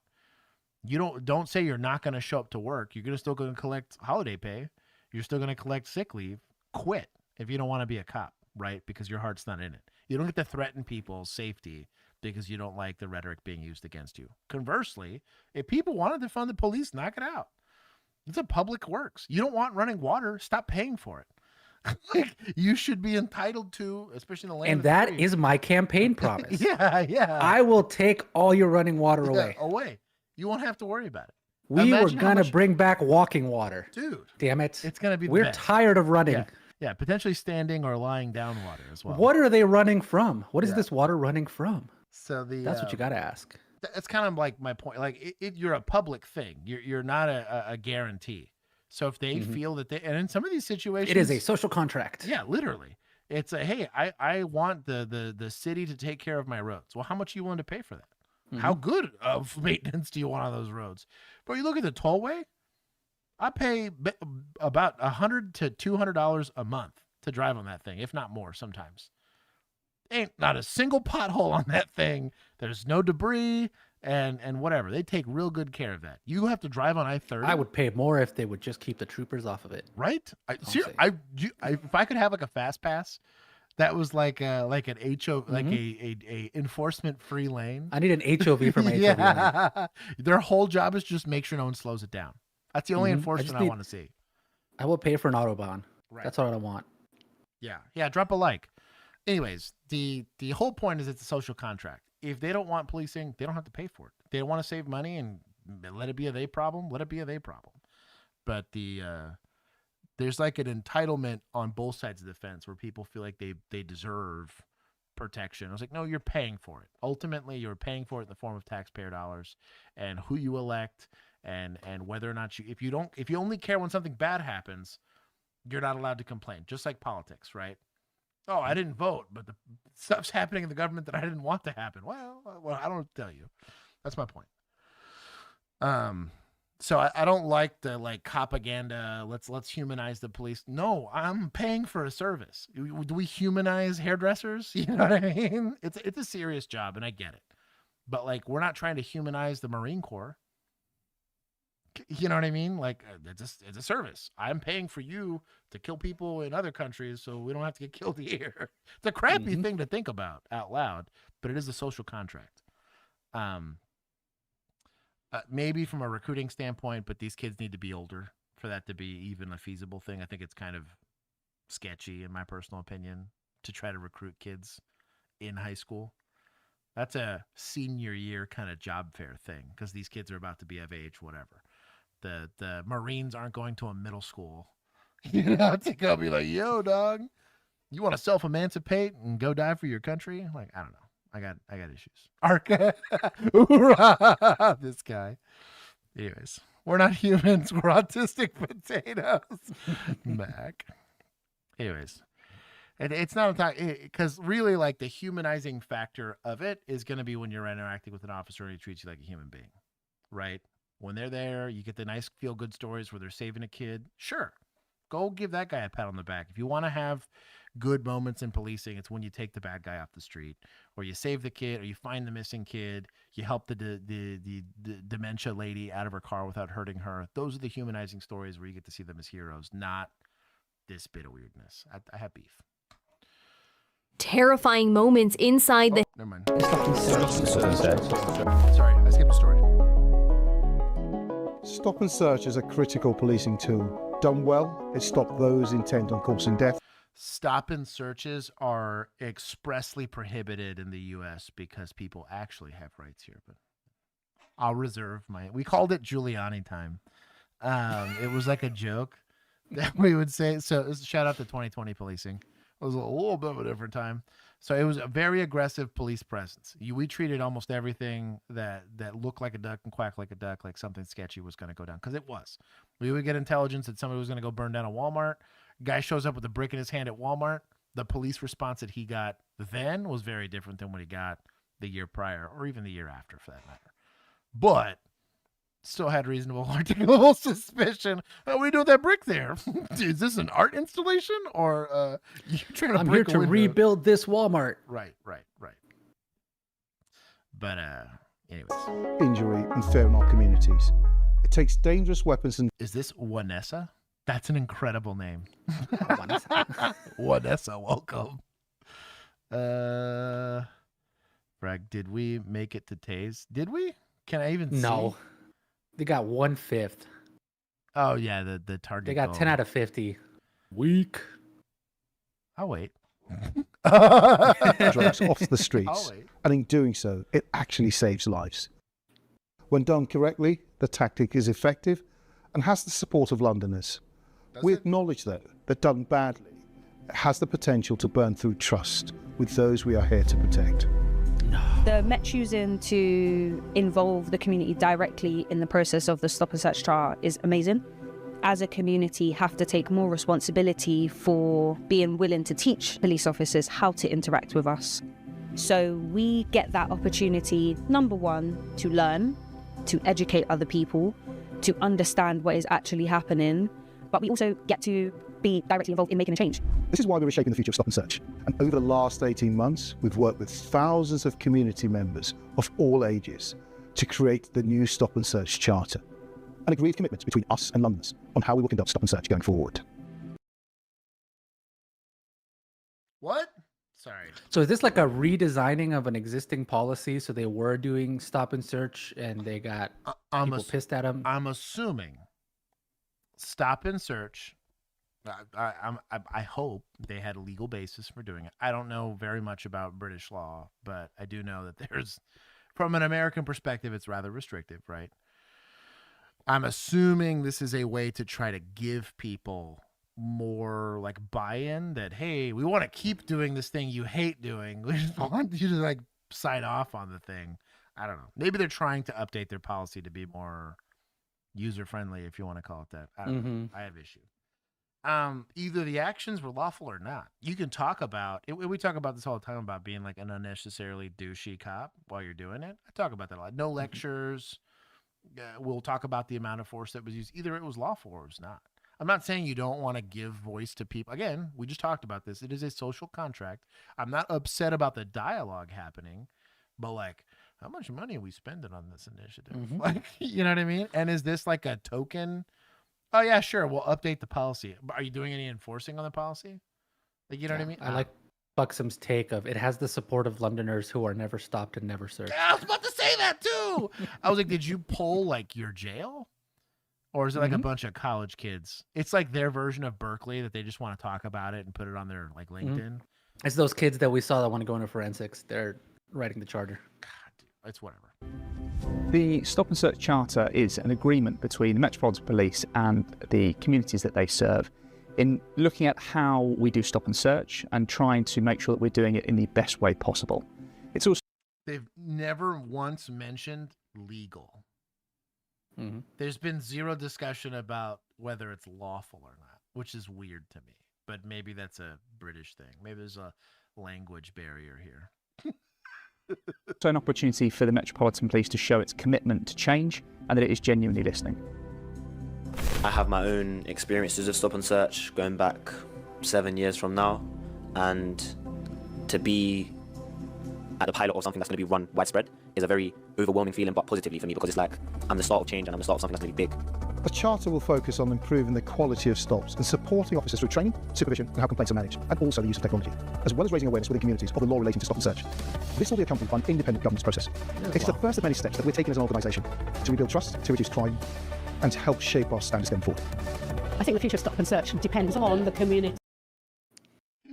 He's providing good information. I'm also going to add that to the tase pile, though. I'll give him a little bit of inflation. Actually, I'll give him a little bit more. Hold on. It says, in the UK, police can stop and search individuals with reasonable grounds to suspect they have illegal items like drugs or weapons, or in specific areas under a Section 60 order where a senior officer believes weapons may be carried even without individual suspicion. So if they're just in an area, like just a bad neighborhood, I guess, where like people might be carrying weapons. X-Brain, thank you for the super chat. Stop spending money, all of y'all. That goes to all y'all. AAM said, if I recall correctly, it has been very controversial. Yeah, I would bet. It's very controversial here when they did it in New York. The wording for the it's called a Terry stop, right? It's stop and frisk under Rudy Giuliani. Shout out to your boy. He gets a mild pass from most people because he was there during 9/11, but yeah, he gets a huge pass for a lot of things. He was there under 9/11, but including stopping and frisking himself on camera. Yeah, no kidding. But this idea was that if you were within a reasonable distance of a crime, they basically had unlimited reasonable suspicion. Like the what would cover it, it's like PI or resisting or whatever. Like the margin for it was very limited. The problem is that this is both. Mostly it's a Fourth Amendment violation, right? I am free of getting searched by something unless you can prove that you have a warrant, have some level of exigency, or I consent to it. That's the only way that you get searched by the government, period. Especially on something that can be used in a criminal court case. Well, here they stretched that as razor thin as they could and said, well, someone got robbed and he said it was a man. You're within 5 blocks of that. Well, I'm going to stop you and search your person. And if you resisted, you went to jail. Wild. Like, it was a wild. Anyways, created some case law. Terry v. Ohio. Or not Terry v. Ohio. There's another one. But, oh, no, I think it is Terry v. Ohio. Either way, there was some case law that came out of it. How you go about searching people came out of that, right? It's very, very famous case law. It's designed expressly against this, what he described here with what UK is doing. Of like, you have to have a damn good reason to stop an individual. I am basically forcing you at the threat of violence to consent to a search. The difference between this and the bans of people sexually assaulting joggers that people keep complaining about on the news in the UK, basically the same thing, legally speaking. I am going to forcibly stop you and touch you and rifle through your clothing, whether you want me to or not, for whatever reason I feel like it. That's sketchy, dog. Like, when you really break it down like that, like it, I don't know, man. Anyways. Mafu Latreki said, in fairness, Britain is the reason we now have the 4th Amendment. So, shout out to you boys. Mancatcher Jonah. Yeah, Mancatcher Jonah, thank you for the 5 gifted memberships. Yes. X-Bane said, during a search, officers must state the legal power, their reason for the search, and what they're looking for, while you have the right to a record of the search. You must comply with the search if there are reasonable grounds. I'd be curious what is considered reasonable grounds, but I'm assuming it's just like, I believe there might be a weapon somewhere in this area. So sketchy, dude. Like, that'd be like if I smelled weed in a mall. We're going to lock the whole mall down. I'm searching everybody. I know there's weed there. I can smell it. As a cop, bro, the amount of weed I came into contact with, I'm like a subject. I could probably tell you where you bought the damn thing. But that's how good we got at it there, just because of how prevalent it was in my area. But, like, I'm not searching every individual person in an open-air market. Or, you know what I mean? This British officer's developed a bias, against maybe Muslims, maybe whatever. And I'd be curious to see what those statistics look like on enforcement on that. Like, well... I mean, there was an overwhelming shade of people who were on this video saying they're helping, like... It was on purpose. It seems pretty clear there was there's also on purpose why the spokesperson... Bro. Like... It was a little sussy. It's pretty obvious. Like it's the subtext that's not so sub. Right. It's borderline just text. Troy Adams, out of boneless wings is an incredible name. Lima 32 and Owen, you should join the Discord. You do have a membership. You should join. Mancatcher Jonah, thank you again for providing those. Mafu, also welcome. I think I got to say hi to some people. Abs, Ivana, I think I said hi to X-Bane. They must state what law they are using, an example of what they expect to find, as well as give you their name, badge number, and what station they operate out of. Jeez. I mean, that's nice, but like, that's also so vague. Well, and the only reason why like I have a lot of apprehension around this is because of the country that I was a cop in, right? The Constitution would have had big issue with this. If you are not unlawfully doing something, why am I interacting with you? Period. Unless it's to ask you, sir, are you having a wonderful day? Is there any way I can be of police assistance to you? It's just a very different relationship between the government and the people. It just wild. You say that to me, I'm saying, am I being detained? Am I free to go? Literally. And I'm okay with that because that is the posture of a free people. Truly. And the British cop would be like, I believe you don't have a TV license, so I'm going to take your pants off right now. Diego, the only AG, welcome. Gosh, anyways, this is wild to me. And the police working together. Stop and search is there to benefit the community. You sure about that? And to help with the police in what they've got to do. So it needs us to work together. With the charter being rolled out, how it's set to, it will improve engagement with the police and the community in a more safer way and get better outcomes. This charter can work. Hey, look, white civilians do exist. Sorry. Yeah. Well, he might be like chief or something. He looks like he's sitting in the man, that's so funny. police area. Sorry. I'm being scummy. I'm sorry. It was low-hanging fruit. It's possible. And with our commissioner wholeheartedly supporting our Commander Ade and the youth that want this and community leaders, we need everyone to buy into this and roll this out the way it needs to be done. Section 60 order. Let me see. Explain. Criminal Justice and Public Order Act 1994, Section 60. If a police officer of or above the rank of inspector reasonably believes that incidents involving serious violence may take place in any locality in his police area, and that it is expedient to give an authorization under this section to prevent their occurrence, that an incident involving serious violence has taken place in England and Wales police area, dangerous instrument or offensive weapon used in the incident is being carried in any locality in his police area by a person, it is expedient to give an authorization under this section to find the instrument or weapon, or B, that persons are carrying dangerous instruments or offensive weapons in any locality in his police area without good reason. He may give an authorization that the powers conferred by this section are to be exercisable at any place within that locality for a specific period not exceeding 24 hours. Jeez.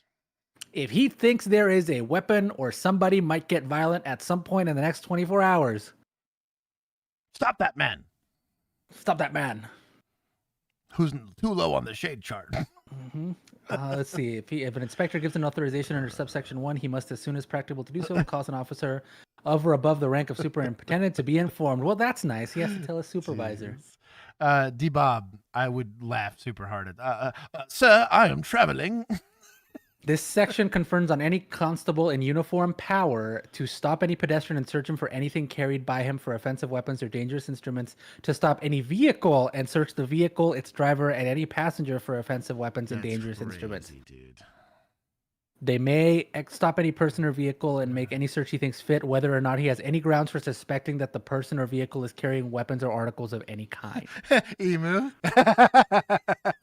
If in the course of his search under this section, a constable discovers a dangerous instrument or article which he has reasonable ground, the offensive weapon, he may seize it. Yay.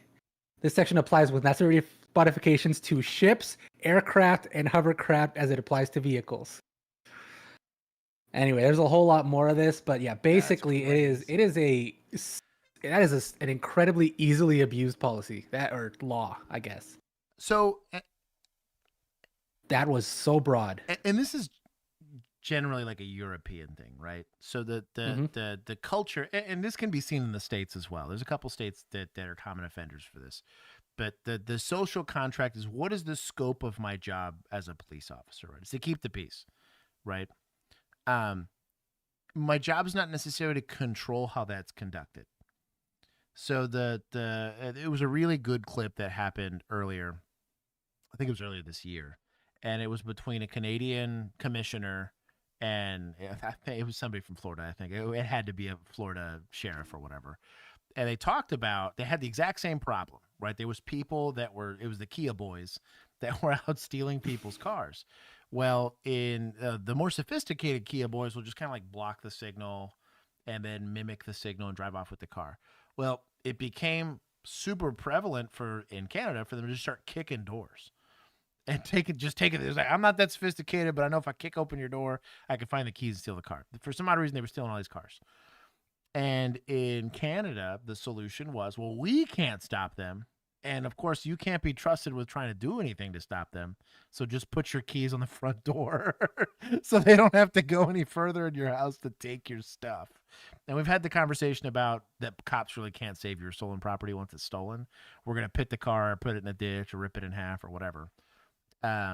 Versus I'm pretty sure it was a Florida guy who just said, smoke that fool. He went as far as saying, hey, if you come, I offer free marksmanship classes to make sure you don't miss, kind of thing. And it was a complete difference in culture in how much control or agency do I want to give the individual.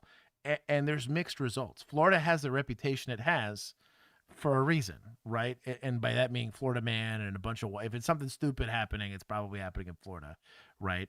There is a consequence to that level of freedom. Texas is no exception to that, which is where we're from. Where we live. It's not where we're from, but it's where we live. But the converse is true. If you can't promise me safety, do not disarm my ability to protect myself. I think that's kind of that should be the aspect of the social contract. I'm not sophisticated enough to catch white collar crime. That's why I pay people to do that, right? I don't want to sit there and stay up all night to make sure there's no porch piracy. That's what I'm paying you to do, right? To look into it or whatever. But that's crazy to me. It'd be one thing to be searching like somebody's locker or whatever. Like, bro, the way we treat parked cars is like how hard it is to. It's crazy to me. Anyways, we'll move on. Terrifying moments inside the Hillsborough County Sheriff's Office. It hasn't happened in my 24 years here, and hopefully it never happens again. One day back in August, a man wearing nothing but a Speedo and yellow hat tried to get in the secured dispatch center. One of our dispatchers was coming in for work and was accosted by Mr. Nickerson when she was trying to get inside. Mr. Nickerson, what a name. The building. Authorities say 50-year-old Corey Nickerson barged in, and in the video, you can see him trying to get from the vestibule into the dispatch center. During the struggle, another dispatcher came rushing in to help. And typically they're here rendering assistance over the phone and over the radio for people that are calling 911 or have an emergency that they need assistance for. And they found themselves in dispatcher training to tell them they need to learn hands-on skills. Dude, no kidding. Shout out to dispatch, though, for not being Cassie's. You got a Chelsea or maybe a Chad there somewhere. Or what was it? Just not a Rob is what we didn't have. Shout out to them. They went up, stood up for themselves. Got some street justice. Assistance here. Authorities say both the woman coming into work and the dispatcher trying to help are now both healing from both visible and invisible scars from that day. They did sustain some serious bodily injury, and certainly the emotional damage, coming to work every day and knowing that this is where the act happens. Sheriff Brian Newcomb commending the dispatchers for their bravery through what he calls a random attack. You expect to come to work and be safe, and that wasn't the case. Wait a second. He said female and dispatcher, and this looks like a man. So I think these were them kicking him out, right? Yeah, but So what I'm saying the attack happened inside. the man is just chilling while Chelsea's over here kicking this fool out. The southern borderline misogynistic man in me is disgusted. You don't get to go have, these super hyper masculine views and not step the fuck up and hold men accountable. Last shouldn't be having to do this if you're there. Man card revoked. Be letting this poor dispatcher. She got punched in the face. She took a pretty good hit to the face there. Shout out to Chelsea. I'll give him more points for that.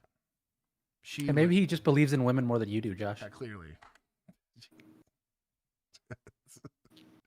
Jeez. Hey. On August 8th, 2024. Unquestionably happy for equality. 8 years. Equality is an opportunity thing, not a result. He looks pretty happy hanging back there. He did look pretty happy.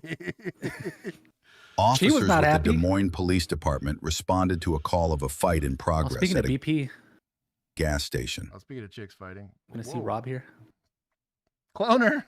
A great example of people talking matters into their own taking matters into their own hands. Sorry. 1989 Crips versus U.S. Army Ranger situation. Was that where they? Yes. Wasn't that the one where like the Army Rangers hold up in a house and then like a bunch of shots were fired and nobody got injured? Hear me out.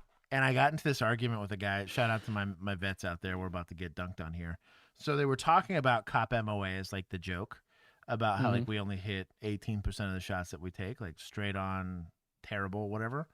So I did the math for the military's hit percentage on shots taken, right? Better equipment, better training. Your only job, literally, if you were shooting a gun, is to know how to shoot said gun.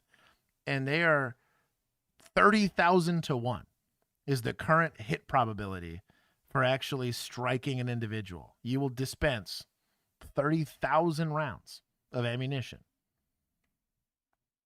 I'll take my 100 round shot, 18 hits, over the 30,000 round shot for 1. Yeah. For that great example, hundreds of rounds from handguns, shotguns, and semi-automatic weapons were fired. Somehow, no one was hurt. Yep. So You'd have had if they might the law of averages is there. just If there was one pointed cop in the there, air at that point. yeah. This was a noisemakers convention, is what that was. Military teaches suppressive. That doesn't change how I feel about it. No. Doesn't change. Cool.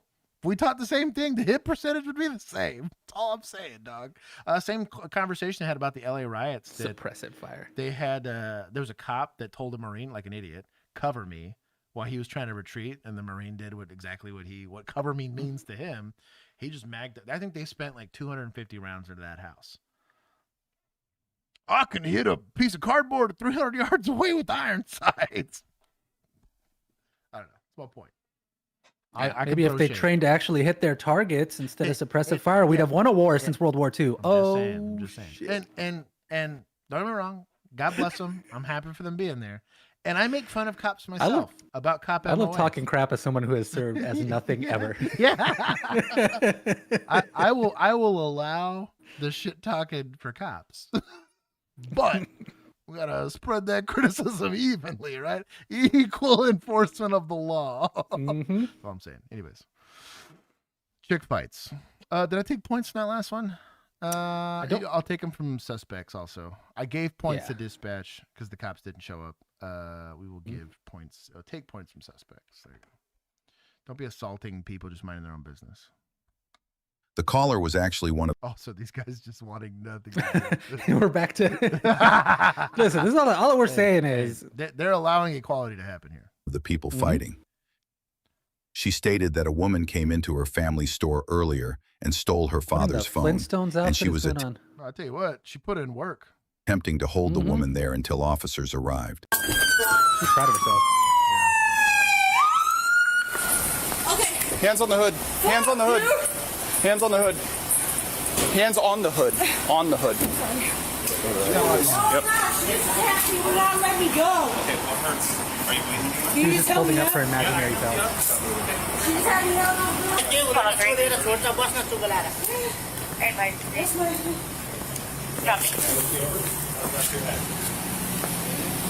Is this your phone? No. No? She was literally just sitting on me the whole time while she's waiting because That's fine. That's fine.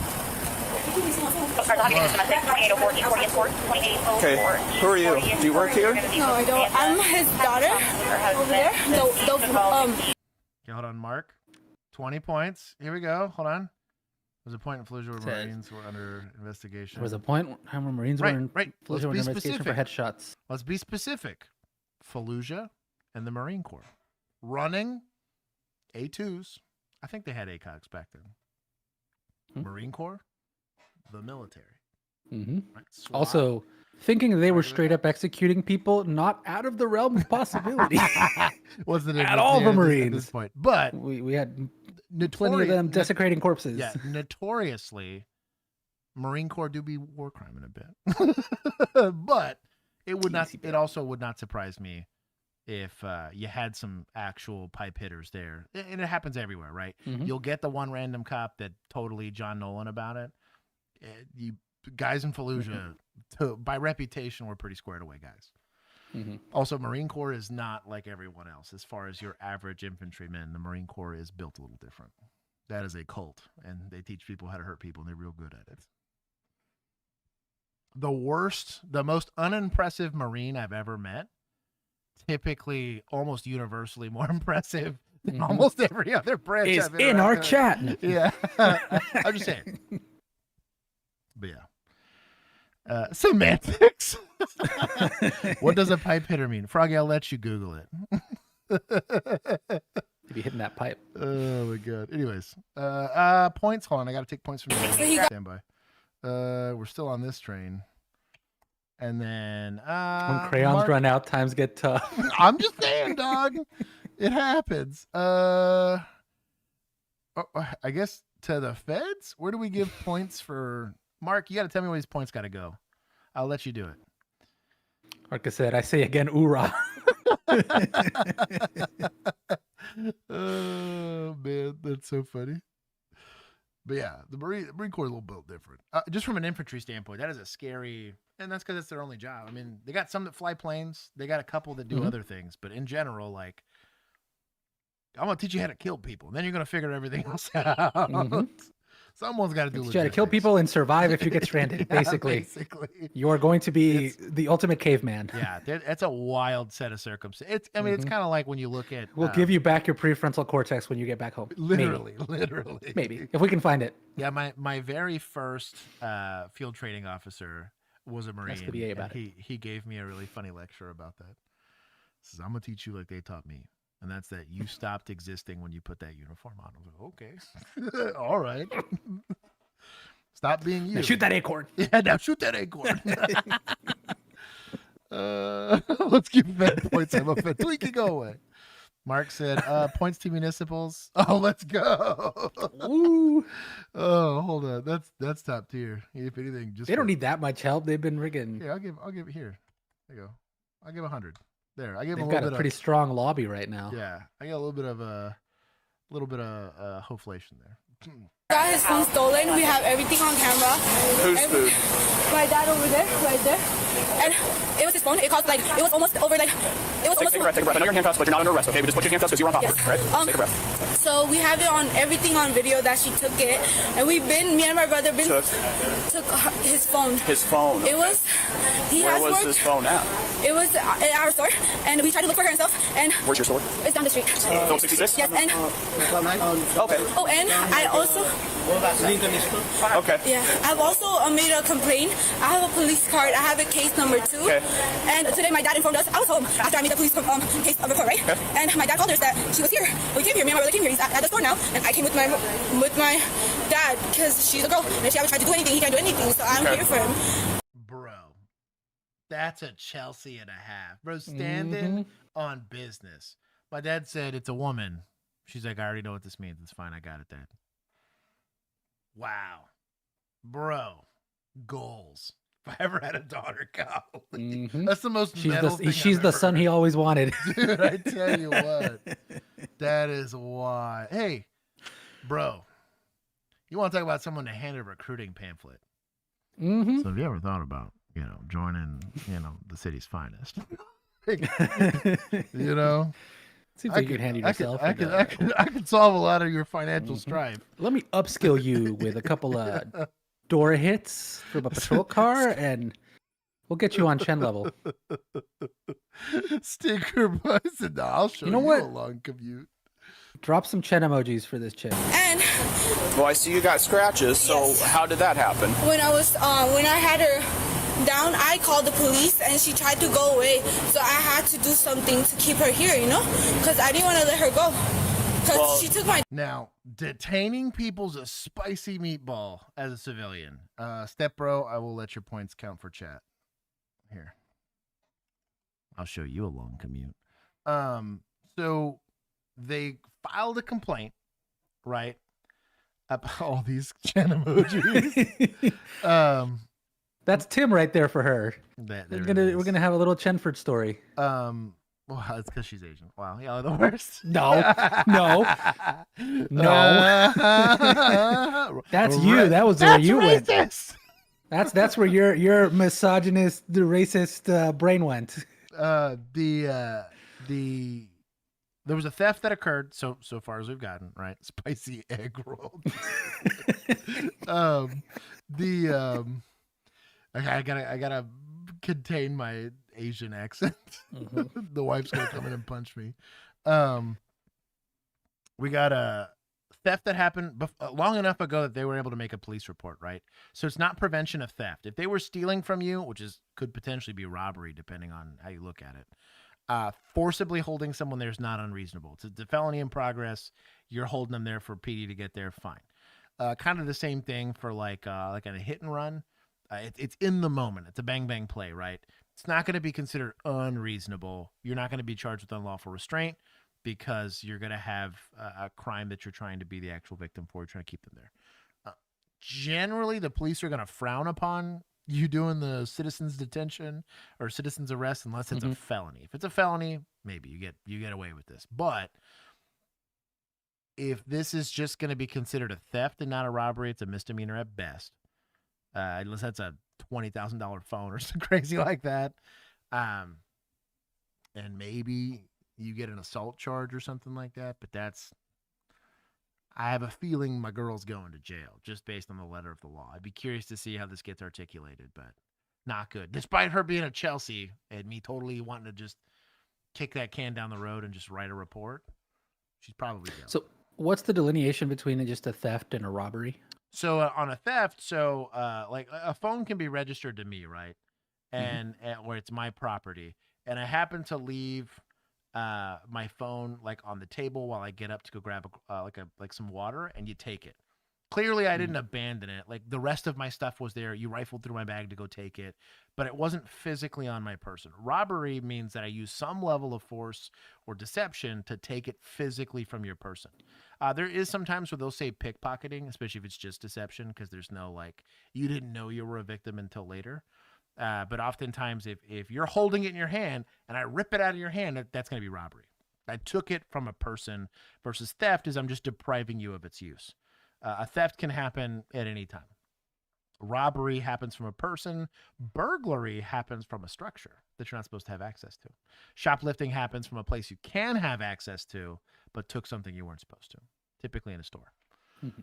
So yeah, if it was in the store, yeah, but it was set down somewhere, I'm but thinking it wasn't a product of the store. Yeah, okay. I'm thinking they're going to go with theft. So it's likely not a felony.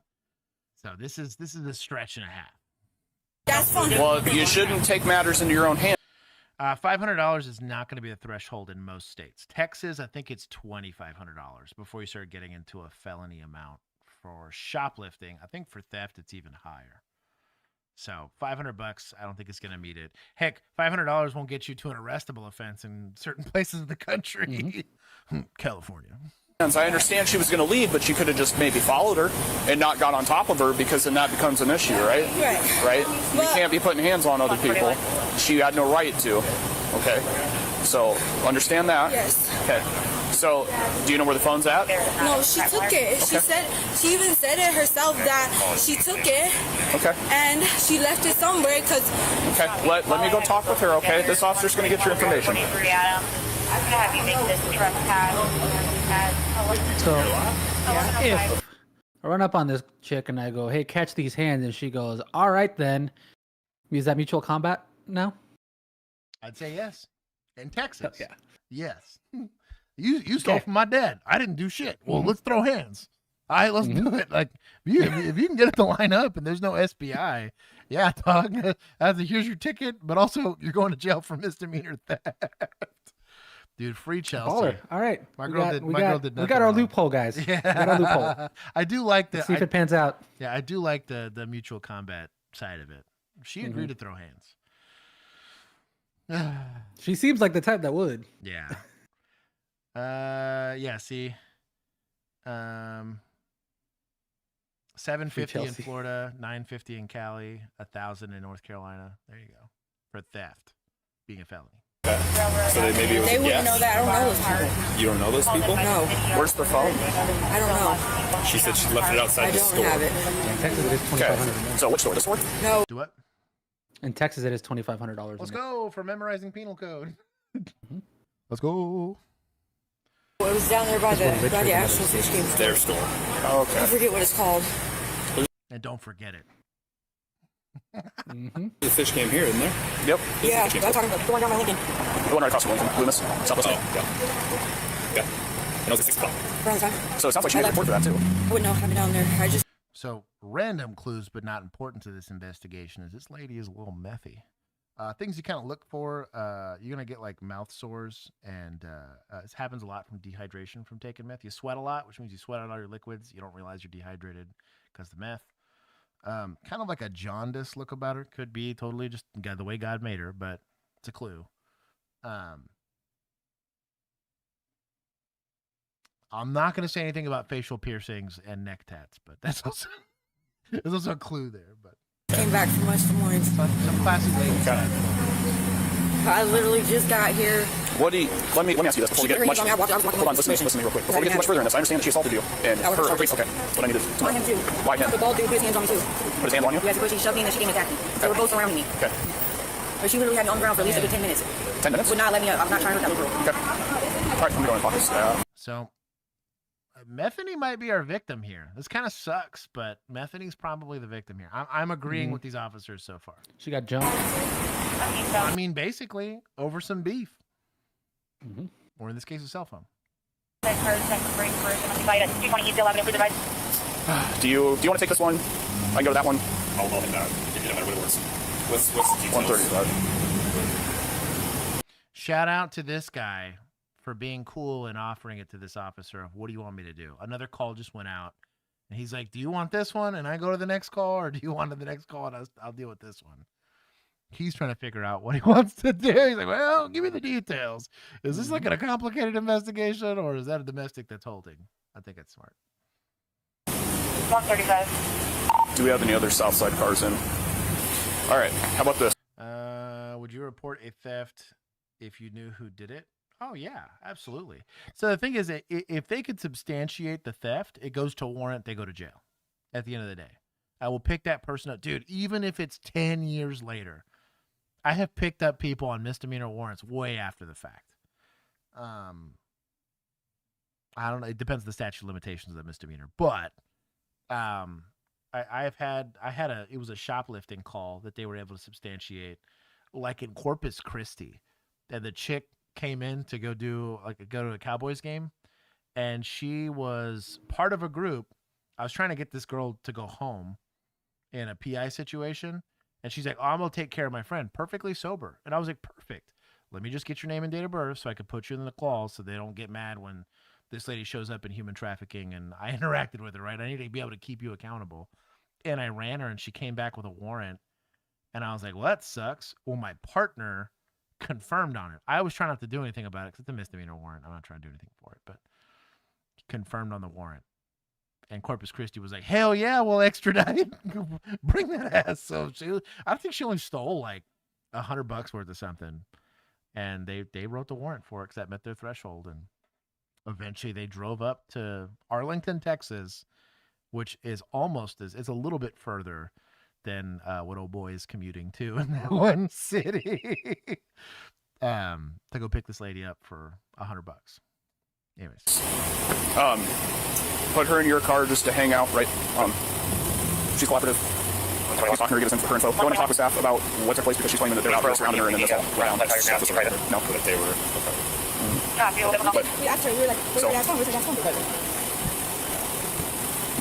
Just sucks because there's no other cars.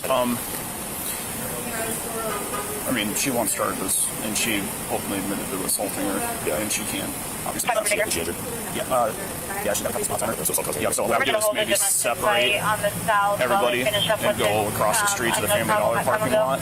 Tell Dad if he can wander out. I'll talk to Dad quick and then we'll. Can I talk to you? Okay. So hey, I'm gonna be really honest with you. Okay. We can't assault people, right? I understand that there's an issue with the phone, but that doesn't let us push, shove, punch, or do any of that stuff to people. Okay. So your daughter's in the wrong. Okay. So she's probably gonna go to jail for assault, but you can bond her out. Okay. So she'll go to Polk County. Okay. Oh, she's going? Yes. Because, you understand? Just because somebody takes your phone, you can't punch them in the face, right? Well, I like that he likes. I thought this was America. Oh man, we're a meal, a succulent Chinese meal. Dude, I know. Oh, they look more like Laotian or Filipino, but we're a succulent Laotian meal. Did she say that she wants her? Your daughter? Yeah. I pulled up and your daughter was on top of her doing this. She also hit her too. Was that in self-defense though after she's already on the ground? Yeah, before she was on the top. They're clearly the aggressors. Sure is. They're mad. She was pulling guard. Yeah. They're Literally. Yeah. And again, she made it back. Okay. I'm just letting you know what's probably going to happen, okay? So this officer's going to separate everybody. He's going to go across the street. What I would do, right? Because she's going to go for assault, okay, causing injury, which is a serious misdemeanor, okay? You can go up to the jail and bond her out. I know. Yes, I would just start heading that way now, okay? And get that process going. Yes. She's not even 18. Oh, she's not 18? 18 How old is she? Huh? 124. I think she just turned 18. Oh, no, she's 18 from the 1st of August. Okay, so unfortunately, she's an adult. She also got hurt. Yeah, I see that. But as I pull up... She's got heart. Agreed. This isn't acceptable. You can't be doing this. And over a phone, too. You can't do that. Over a phone? That's a piece of property. You don't just get beat people up because they took a piece of property. She was pulling her here when I came here, when I saw. When you came here. But she's claiming that... Yeah. That's it. Okay. Here, maybe... Also, in a fight like this, you're going to go based off of what you see. Every time, unless it was a Cowboys game playing against the Phillies, in that case, whoever was in the green jersey went to jail. And that's Texas Penal Code. That is Texas Penal Code. You're going to show up on a fight like that, and what you ran into, unless you got like some sort of crazy evidence otherwise, cell phone footage, security camera footage, or like one of the persons like way more injured than the other, and like some viewers are like, yeah, that dude suplexed this dude over getting shoved. Like, well, okay, you can't do that. SBI versus BI, right? Serious bodily injury, just regular bodily injury. The definition for serious bodily injury is protracted loss of limb or like an injury that takes a long time to recover. A bruise takes a couple days. A gouged eye may never heal. So, anyways. That APD general order. That's the unofficial APD general orders. Oh, man. What would warrant her level of punches? It'd have to be like a defense of a third person. Because the problem is you don't, on a punch specifically, like a shove or even holding somebody's unlawful restraint at best, which is still, I mean, that's a felony in Texas. Like it's a state jail, but it's still a felony. Juan could punch me and it kind of hurt, or if the punch lands really well, like he rolled. If y'all get enough super chats. Right. But like if Juan happens to punch me, rolls a 20 on the strength check, right? And he breaks my orbital bone. One's a ticket. One's a felony. And he goes to county for it. Yep. Now I have That's why you don't get into street fights. Yeah, it's just not worth. And he's perfectly capable of doing that, even on accident. You get lucky That's with what a I mean. shot, just like right here, and you can knock them Dude, out. Yeah, Like, I don't know. and then they hit their head on the curb. I mean, plenty of people have gone to jail for that. People have died getting tased and fallen on a curb. That's all I'm saying is you just don't get in street fights. There's no reason to get into altercations, especially when you look at the legal ramifications of some of those things. If you get caught. So you get a civilian man catcher. Yeah. And you can pin this lady to the gas pump. Yeah. And then you wait for cops to get there and be like, she stole my phone. The Actually, what criminal- would that be? Would that just be unlawful restraint if I use the? Yeah, because the problem is too. There is like the report's already given. It's not. This wouldn't even hold a Terry frisk because this was more. Even a British Terry frisk would not hold up. This was over 24 hours ago that this theft occurred. I can't just shake this lady down asking for the phone. So even the British police couldn't do this. So it's not happening. To escape, that's what they think. And that's fine. If they escape, that doesn't make it okay for you to trap somebody and not let them leave. Okay? Doesn't matter. You approach them. UK UK police could. If they UK, believe that's true. Never mind. I take that she has a weapon somewhere, or somebody, no, not even her. Someone in that area has an unlawful weapon. Yeah. They can shake this lady down specifically. Millennial, unless they both agree. She's trying to. Is she also going? Who? Her? Yeah. I don't know yet. You can't do a citizen's arrest on a warrant. Period. I'd be shocked if any jurisdiction would let you do that. Heck, I would argue most bounty hunters can't do arrests on warrants correctly, just because there's a lot of legal. Because even if I know, like, let's say I know Juan has a warrant, I can detain him, but I can't arrest him until I know that they want to confirm on the warrant. Having the warrant and having the body that issued the warrant or the judge that issued the warrant actually wanting to do capias, which is where I actually physically bring the person's body to the court. That's the whole idea behind a warrant, is that they bring me the body, right? I don't know. I'd have issues. The only time a citizen's arrest is going to fly if it's a felony in progress, right? Kidnapping, robbery, burglary, murder, a shooting in progress, something crazy like that. Then sure, suplex this guy and do the RKO, go be a hero, right? But other than a very serious felony, and it better be like very black and white, and hopefully you have witnesses or some documentation of it. Because if you say, well, he was threatening to shoot somebody and I suplexed him and he's paralyzed, and it turns out that you're like, you don't got qualified immunity, homie. There's no like good Samaritan clause for breaking someone's neck. I don't know, man. Jaywalking. I'm making a citizen's arrest for jaywalking. Stop resisting. You know, the whole 9. Yeah. God, for sure. How'd you guys know she was here? What's going on?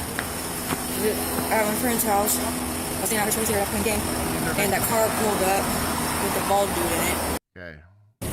Oh, jump out, boys. Got a pat wagon.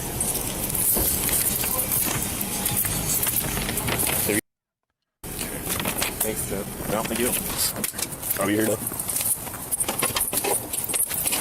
Watch your step, ma'am. And then, I don't have any shoes on, so it's kind of... Watch out. She was then taken inside a Polk County jail, where she was booked and Walking around a gas assault station causing barefoot. bodily injury or mental illness. If you enjoy the content... The amount of hepatitis you're going to catch. Dude, especially that sidewalk. I mean, they came down to the right. I don't like it. And sometimes you have to arrest people that you're not pumped about arresting because you go based on the law, not on your feelings. But they made the right call. It's a hard call to make, but it wasn't complicated. Like, notice, like, almost right off the rip, I'm like, ooh, this is over a theft. Like, ooh, like, it was a theft that happened yesterday. Ooh, like, I had a hard time trying to root for the chick, but, don't smoke near X-Bane. They're going to immediately say, it's a vape. Well, she was holding a cigarette. Yeah. Oh, I was thinking about the other guy. Yeah, she definitely was. Carrot Top. Yeah. Yeah. No, I started calling her Carrot Top because chat did. Carrot Top really fell off. Bird Force, welcome. Yeah, I hope the charges get dropped, but I think Methany is going to be committed to the charges. I gave points here. We're going to still give points to society. Actually, I'm going to give points to suspects here for standing on business. There it is. Yes, we don't encourage this behavior, but we did enjoy it. No, it was, as a dad, I would have been proud as hell. If that was a brother, I'd have been proud. If there's a neighbor, I'd have been proud as hell. Like, bro, you're just sticking up for your dad. I get it. But if they called me and were like, hey, I need to get my daughter over here to go beat up this random methy lady who stole my phone, I would be like, how about no? That would have been my recommendation. I'm proud of the enthusiasm, but let's go with no. On February 8th, 2025, a Leesburg officer was on his regular patrol when he noticed a vehicle swerving across the lanes, going 65 miles per hour in a 45 mile per hour zone. Little did the officer know he was about to pull over the deputy sheriff's girlfriend, who would make sure that this traffic stop was anything but routine. So it's shout out. A sheriff's deputy, not the sheriff's deputy. There is a sheriff, one singular, like there's one chief, one singular. Everybody else is a sheriff's deputy. Maybe this is in Millbrae and there's literally only 2 officers. Maybe. I don't encourage this wink. You do what you want. This is America, but there's going to be consequences. Combative, I feel you, dog. Hello there. Is this back window roll down? I'm sorry. Can you roll this back window down for me? Yes, sir. Hang up. I'll talk to you later. I love you. Bye. Hello there. Sorry. All right. Sorry. So, my name's Officer McClain with the Leesburg Traffic Unit. Reason I have you stopped. He said, officer, this is going to cause drama. You having lunch with my enemies? Having lunch with my enemies?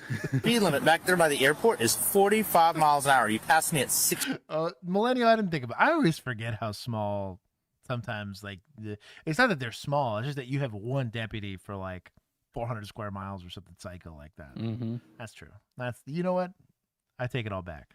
55. Yeah, it's going to be weird when his wife finds out about this. Okay. Do you have a driver's license on you? Agreed. Yeah. If you may allow me to reach over, it's like back there. Okay. So I've got a lot of stuff going on happening here. Now, this deputy's into our flavor of people. Mm-hmm. All right. Let me go over your driver's license. All right. Miss Medina, have you had anything to drink tonight? No. Okay. Because I can smell what smells like alcohol coming out of the car. Any reason for that? No, there should not be. Hand sanitizer. Okay. You haven't had anything whatsoever, not a single drop. Earlier today I did, but not at the moment. Okay. How early are we talking? Like an hour or two ago, or Maybe 2 or 3 or 4 hours. Give or okay. take. Unfortunately, it does stay in my system. I did report. Okay. Tango 3 to 26. Deputy Torta Hunter. Who said it? Crime mime. I'll give points. All right, Miss Medina, shut the car off for me. I'm gonna have you step out with me real quick. And we're gonna. I'm gonna make a phone call. No, ma'am, you're gonna step out of this vehicle. I need. Miss Medina, if you don't step out of this vehicle, I'm gonna put my hands on you and pull you out. Does that make sense? I need to FaceTime flash you a badge. Yeah, dude. Oh, license is in the backseat under my Uzi. Bro, I know. Every time people are like, well, I gotta go reach for it, I was like, it's fine, you can get to me verbally. No, it's just right here. That's cool. I don't like getting, and I used to tell people outright, I don't like guns getting pulled on me. It's like not good for my health and my well-being. So we're just gonna do it verbally. You're not gonna lie to me about your name, right? And you know how to spell your name, and you know when you were born, correct? I have all of that information carved into the bullets in my gun, so I need to show you. Anyways, step out of the vehicle. 5 hours. My county does one deputy for 615 square miles. That's insane. Bruh, that's almost Millbrae, Idaho. Yeah.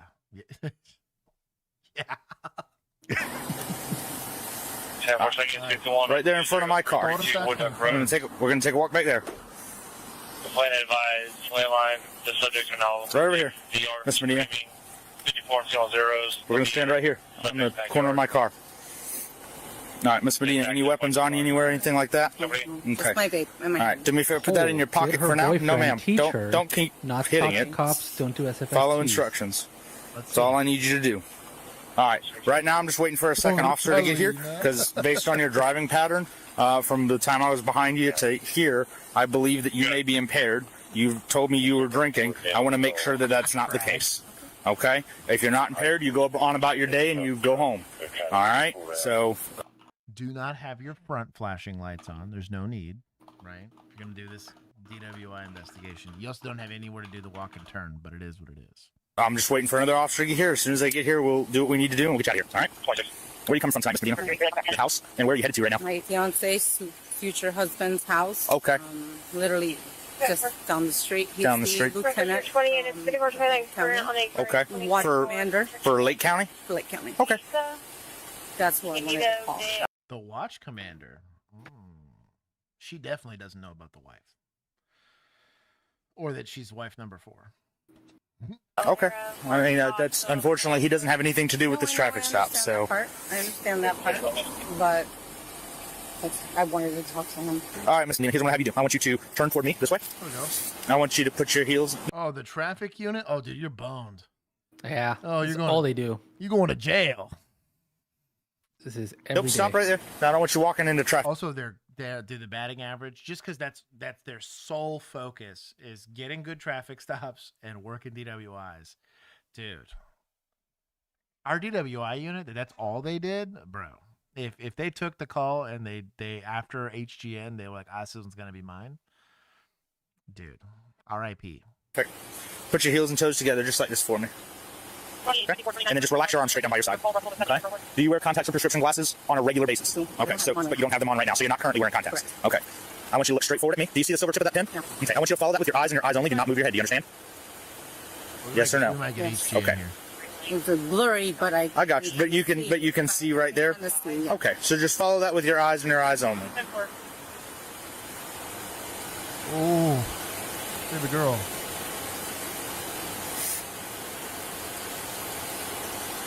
Everything okay? I just need you to follow that, that's all. Nope, I need you to just finish this real quick. He's calling me right now. Hello? Okay. All right, if you're not going to be willing to finish this, then I'm going to do what I need to do, but I need you to pay attention. I understand he's calling you. This will go by a lot faster if you just pay attention, follow the instructions. Okay? All right.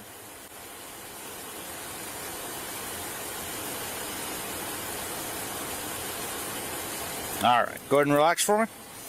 We're going to take a walk right back here to the back of my car, okay? Straight to jail. I need to call him. Okay, so I need you to either complete... With the level of traffic, this is not a safe taste. Yeah, I'd agree.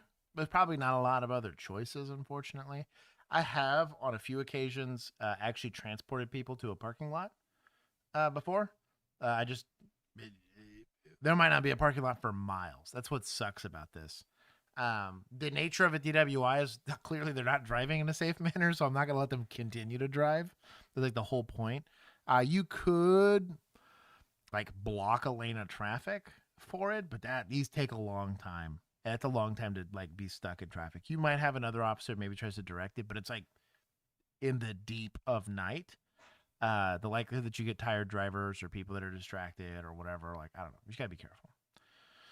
But blurry, and you normally wear contacts, a codfish.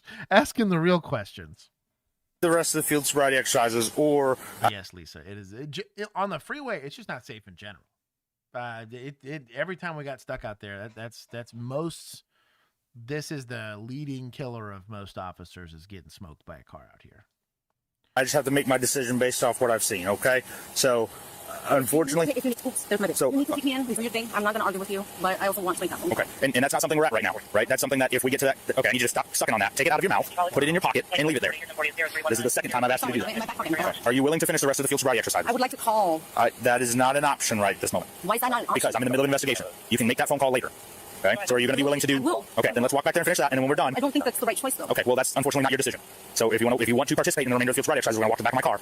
If not, then I'm just going to make a decision based on the information that I have so far. Well articulated. I'm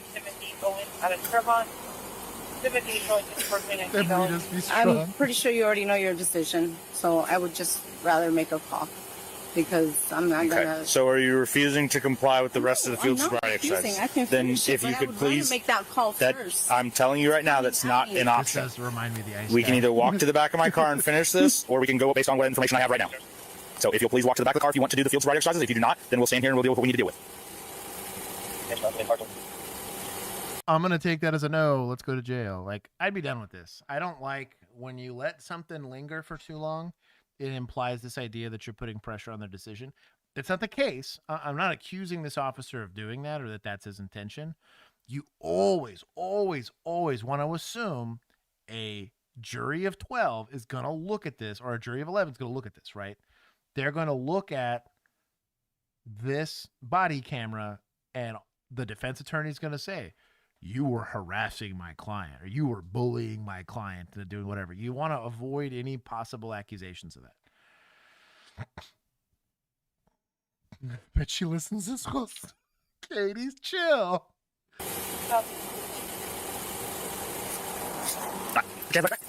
There you go.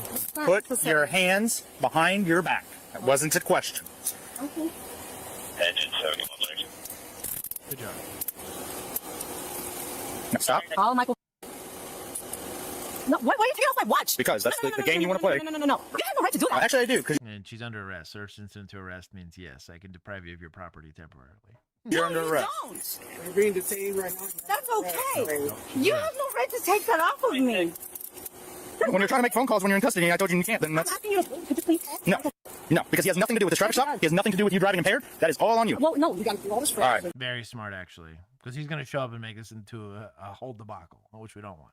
No, he needs to know now. All right, Miss Medina, what's in your back pocket there? Just a lighter and... Another vape, probably.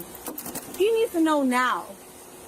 This is not okay. Yeah, and I'm okay with the implied refusal. Give them a couple of opportunities. If they're not going to give it, I'm good with the implied refusal. Hey, this is not okay. This is not okay.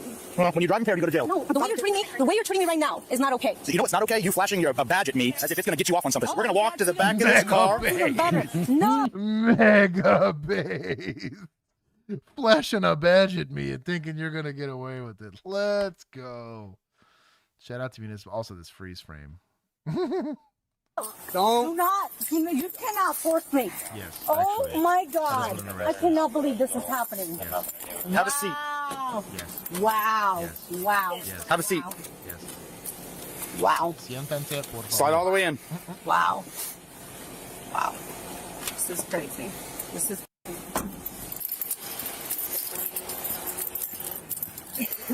So I pull her over, and she does exactly like this.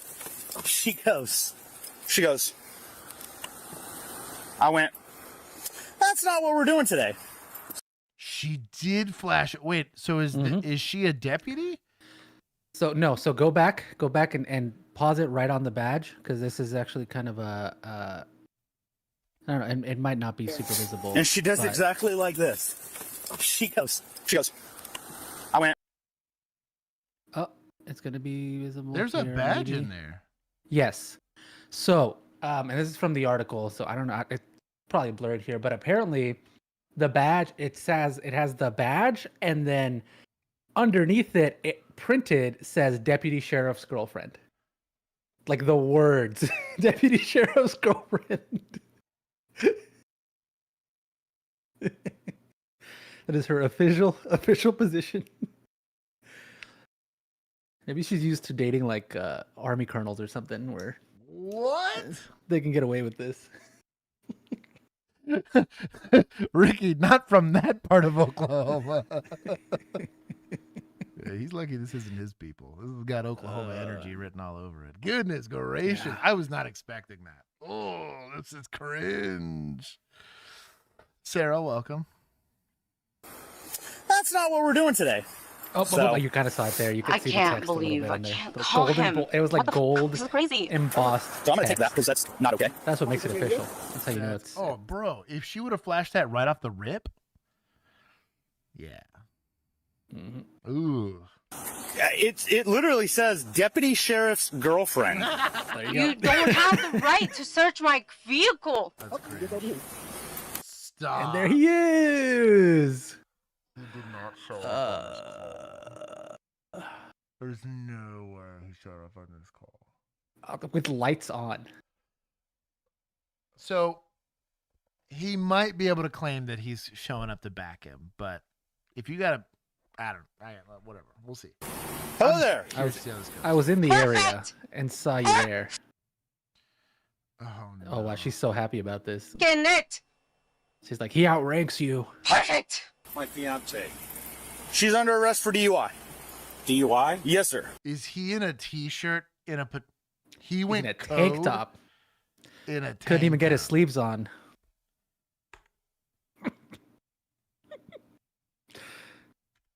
You wore the wrong shirt today, Josh. What in the Shout out to my deputies. Let's go.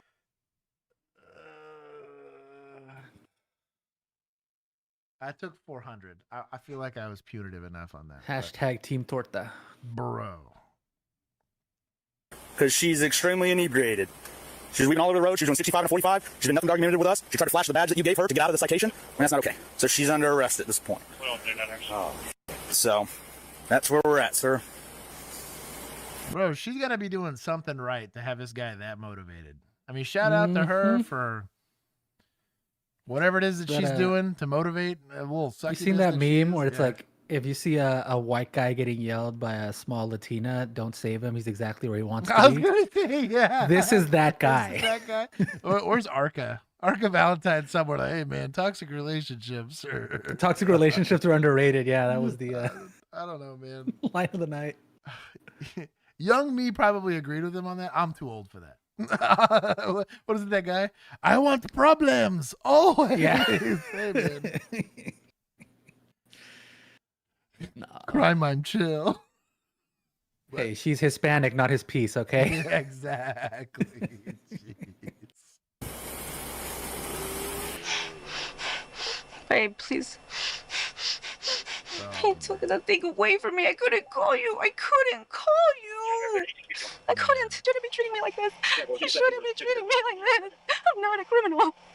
I'm not a There you criminal. are now. I don't like that they're not. I'm curious to see how this conversation is going between them. I don't need saving, Arca. I'm right where I want to be. So yeah, she's way too inebriated to be driving. So unfortunately, that's where we're at. Okay. So, but yeah, I mean, she's going to go to the jail and then she'll be getting a call from there. Okay. Unfortunately, part of our policy is we tow the vehicle if it's DUI. Amen. I'm here for it. Yes, sir. So it's alrighty. Especially you flashing a badge. Well, not even a badge. This I am a deputy's girlfriend. Like, come on. So she'll be able to give you a call here shortly when we get down there. All right, yeah, I was trying to call. Yeah, that's what she was arguing with me about in the middle of the field. She wanted to not do them because she said that she's entitled to a phone call, and she wasn't doing anything until that was the case. So unfortunately, that's where we're at. She's been drinking? Oh yeah, she's been drinking significantly. She reeks of alcohol. So really? So yeah. So but that's where we're at. All right, sir. Nope, that's all. They should not be treating me like this. Can you knock out the inventory for me, and then Dang.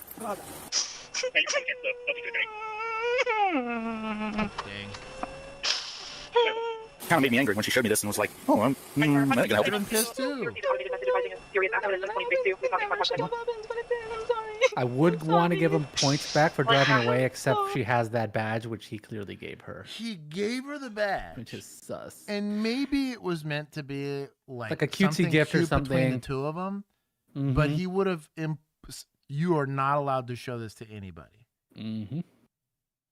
Like, you know, the pics you send me every time I go out with my homies to make Mhm. sure that, like, you know, I'm on. Keep one of those in this so you know not to show. That's this. what I mean, dude. Like, oh, he's called it. Oh man, you guys already have vigilante badges. Yeah. Oh man.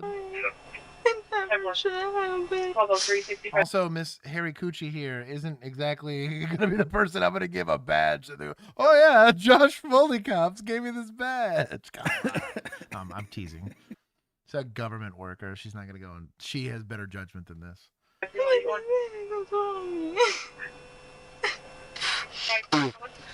And I'm gonna go ahead and get her to the station and get her booked, and then appreciate it.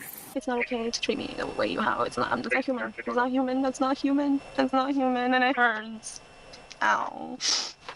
I'm sorry. What's happening? I'm sorry. Can you tell me what's happening? You're going to jail for DUI Why is my vehicle being left behind? because it's gonna get towed by that officer that's sitting there. Oh, okay. It would have been nice to have a seatbelt on, but I guess I don't have that privilege. 55040. As a result, 39-year-old Daisy Grizel Medina was charged with driving under the influence, marking her second DUI case on record. She was ultimately released from the Lake County Jail after posting her. Whoever voted for. So our poll was: did her boyfriend teach her to suspect properly? Whoever voted for no, but she's been here before, you win. That's true. That's true.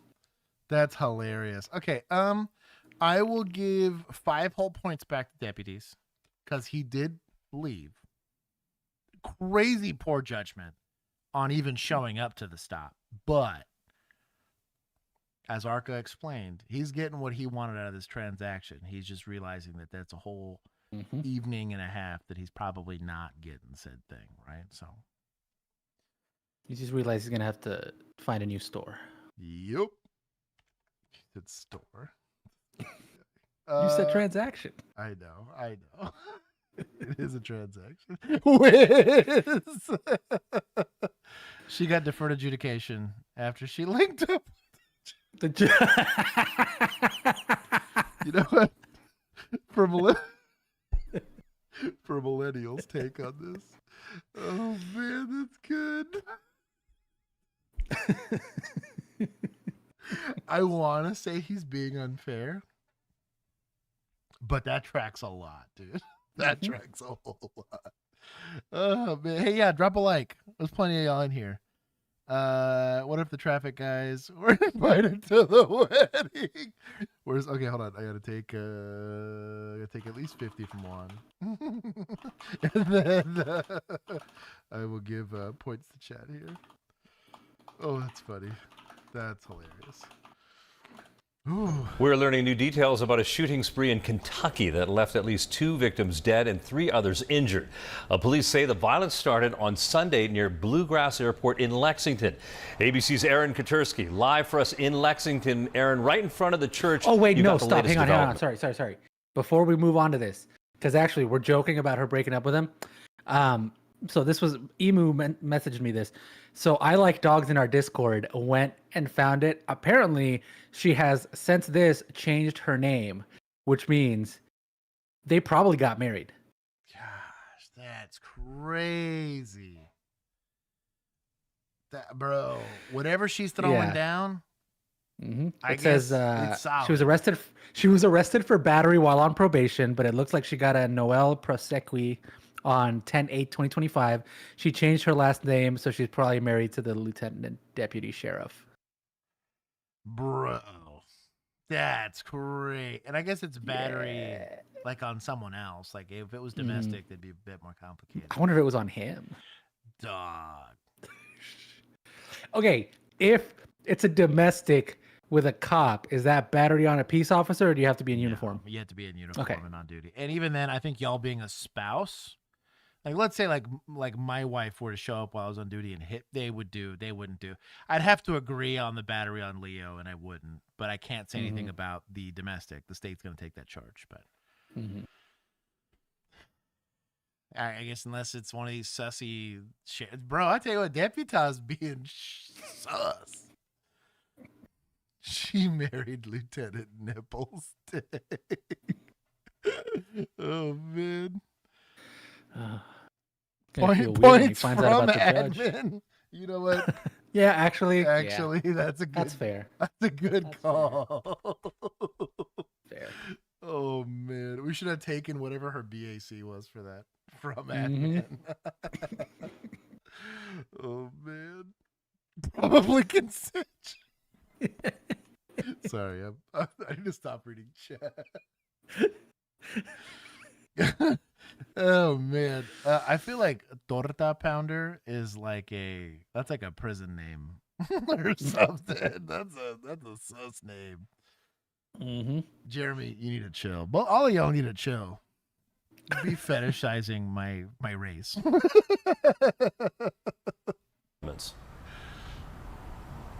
Okay. Yeah, in fact, this is the church that came under fire on a Sunday.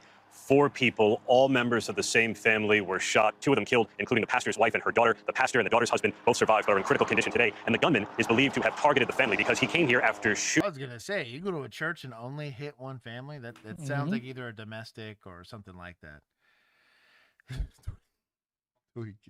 Shooting a Kentucky state trooper, carjacking a vehicle, driving here, burst in, the family told us, looking for the mother of his 3 children. And according to the family that we spoke with, the gunman had a pretty chilling message when the family said she wasn't there.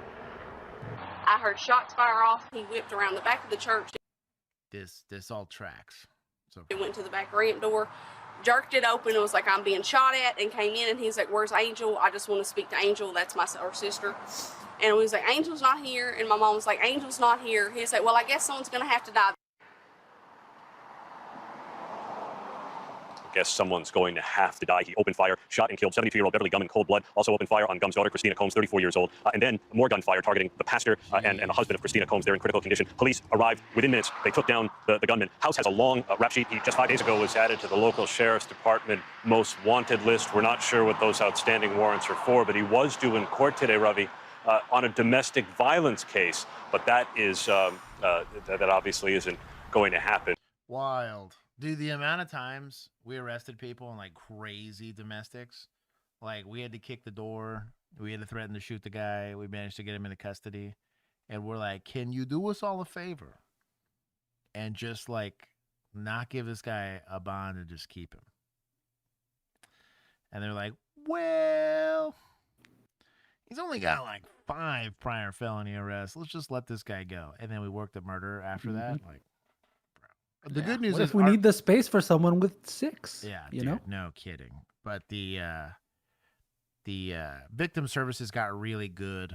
Shout out to our victim. Arlington Victim Services, absolute angels, would make us stay on scene. They would make some officers stay on scene, would get out to their, at the point of the arrest. He hadn't even made it to the jail yet, and our victim services would show up and be like, do you need a place to go? Do you have a place to go where he doesn't know where it's at? If not, we'll figure something out for you. They were super cool about that because obviously like the safety concern side of it. And obviously they had like the women's shelter. They had like a program. They had a couple nonprofits that would step up, and like they had like apartments and like extra like bedrooms and homes to like keep people for that. It was really cool. They had cool programs for this. But yeah, dude, domestics. Always domestics. We're gonna take points from suspects. Emu said the next video is related to this one. Gotcha. Okay, we're going. We are now getting the first look at the heroic actions of four strangers who helped save the life of a Kentucky state trooper who had been left behind by the man police say shot him. This shooting happened in July just outside the Lexington Bluegrass Airport. WHS 11's Conroy Delusion photojournalist Jessica Farley show us how they jumped in without any hesitation. This incident is a perfect example of a traffic stop that went horribly wrong.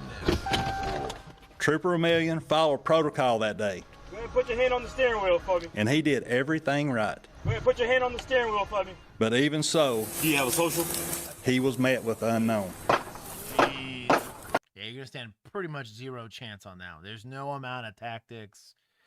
There's no amount of anything. If anything, sheer reflexes saved this dude's life. That he didn't just take a round to the face there. Ugh.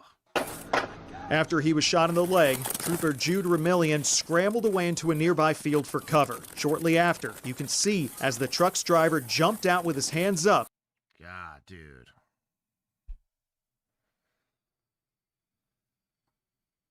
It's too bad I wasn't at that church in Kentucky, bro. God wants everyone to be forgiven and to repent and whatever, but there are a handful of individuals out in this world that if I had to go and put a bullet into somebody, geez Louise. Oh my goodness. While the identified suspect ran to the front and drove away. Nothing will stop you in your tracks. Receiving such a call telling you one of your troopers has been shot in line of duty. Bro, what a Chad. Hold on, where's society? So was he being carjacked? Is that I don't know what's happening? I or think was he just did driving? carjack the guy. Okay. And then the driver was minding his own business, and he was in the passenger seat and just took a snapshot at the guy. And then that's crazy. Let's see. Bro, I'm gonna give society all the points. There's 4 of them. I'll give them all 500 each. Here. Actually, no, it's gotta be more. Hold on. Done. Okay. Tourniquet? Yes. The original driver stayed behind to help, soon joined by 4 others. Bro, the guy that got carjacked helped. That's incredible. I believe that there are moments he in carjacked life the vehicle, shot the trooper, then went on to do what he did at the church. Bro. where the right people are at the right place at the right time. Airport police officer Adam Arnold. This is gonna hurt on your leg. And a family. You really don't have a whole lot of time to think. You just do. Jimmy Alexander. Pull your leg this way so they can get through. And trained nurses Jessica Alexander. Chelsea. Oh, we got and Taylor Hall. Chelsea. Trained nurses. It has renewed our faith in humanity. I'm sorry, man. And the good that is throughout our communities in Kentucky. They pulled over. Also notice how calm this lady is. She's actually looking for secondary injuries. Bro, what a Chad. Like, not just like a nurse, like, hey, I went to school and I helped swap bedpans, but like actual emergency medical experience where you're just like that locked in that they're looking, hey, does he have anything wrong with his face? Is there anything blocking his airway? Is there any other secondary injuries that we can't see that we need to address? Is there, especially that he's on his back. You'll see it if he had a round that snuck up underneath his vest, he was laying down when this happened. You'll start to get blood that'll pool like out of his vest and stuff like that. They're looking for stuff like that. I'm surprised they didn't cut his uniform off, but probably don't have shears. And jumped into action. I think my wife bailed out of the car before I could even get it stopped. That's who they are. You want to go up a little bit more? These are mother and daughter nurses. Mega based. Stepped in and they helped save. Unstaged tourniquet. Oh, Sin. Sin. Is that one of yours? Yeah. This is one of my people. Yeah, it's unstaged. So what sucks about this is you're going to have to take this extra bit of time. Yeah, it's definitely not staged to take this out. So yes, he got it unraveled, but the windlass is trapped. And the windlass is what creates the pressure to save your life. God, especially with gloves on, like that could be complicated. This is, wow. Okay, hold on. Actually, yes, I will take points. Trooper could have died for that. Shout out to nurses. And the guy that got his car, he got carjacked and his truck's gone. Mm-hmm. He knows in his mind, they probably know where that thing's coming back. And he's like, yo, dog, this trooper just got shot at. I need to make sure he doesn't die. Like, that presence of mind there is wild. He's just not like happy to be alive and on his cell phone trying to call his family or whatever. Like, yeah, well, this poor dude bleeds out in the field. That's what I mean. Like, that's man. And they helped save. At least points for gloves? Nah, fam. A life. Our job is to do good things, to be kind to each other. And because of the actions of these individuals, this life's going to be a lot longer, so we can do a lot. I took points from you because on stage tourniquet. But more good. Yeah, how dare you be sitting in that room? Who may have joined a grim statistic, if not for the life-saving actions. With photojournalist Jessica Farley, Conroy Delouche, WHAS 11 on your side. Shout out. Them. Good job. Troopers, I guess for saving his own life there. I mean, he did have to get away from it. That was reflexes, seriously, like alone probably saved his life from taking more rounds there because there was no way you're exchanging gunfire with this guy. Not with somebody else in the truck, right? It's a hard ask. Like there are, and unfortunately, welcome to get locked in for policing. Nothing's saving you from that person. That person decides to call 911 because, you know, we talked about this a lot with ambushes, and this is what gave me a lot of heartburn. There were people, if you get creative enough, there's not much you can do as a cop to protect yourself from that type of environment. You're showing up, doing your job, and somebody decided, hey, it's just like, you know, you're in the Army. Hey, you're going to have to go down this road. Oh, you mean the only paved road in this entire, big ass forest or whatever? Yeah. Oh, while there's armed insurgents that know how to make bombs? Yeah. Good luck. Like, somebody's got to go step on that X. And ultimately, you sign up for the gun and the badge, you're going to step on the X. But, oof. What about Sticks had a question. He Yes. said, this may be a dumb question and an obvious, but I think that was the second one he's used. Is best practice stage anyone you have on you, including backups? Dude, if it's going to be used, yes. So the problem is it's kind of like the conversation for that would be kind of like so magazine holders. So they're called like clips basically, but you have PMags is the best way I could describe this. They had covers. Early PMags had an issue where they would expand at the top. And so people would put covers on them to relieve that pressure, but two, to keep dust from getting in these magazines. Well, if I'm going into a place where I might need that magazine as fast as I could possibly get it, I don't want to have to take the extra step with an additional hand to remove that cover to then insert the magazine to go bang, right?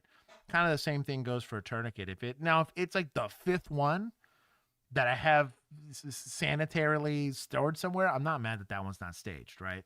But if I have a tourniquet either in an IFAC or in a like physically on me, even if it's within a bag, the whole idea is I'm gonna rip this bag open, know exactly where that backup tourniquet is, rip it out and deploy. It literally, in a bleeding scenario, seconds matter, because every single second this guy is getting a few ounces closer to death.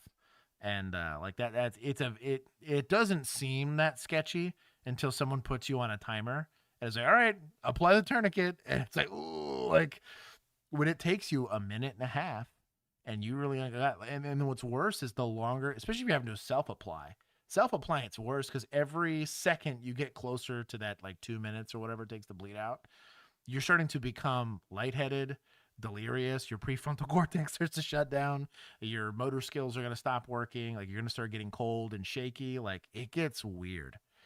You might potentially go into shock. So like the ideal goal is that I'm putting that thing on properly and applying it sub like 40 to 30 seconds. If I can do it in 20 or 10, it's even better. It's hard to do it at that time to get the turns and everything. Typically, from a civilian context, I always had one I could apply to myself and one I could apply to somebody else staged.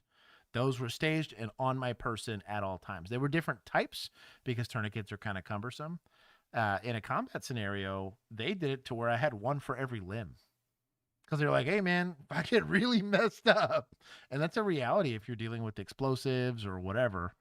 And my bigger IFAC, I had like a backpack-sized IFAC.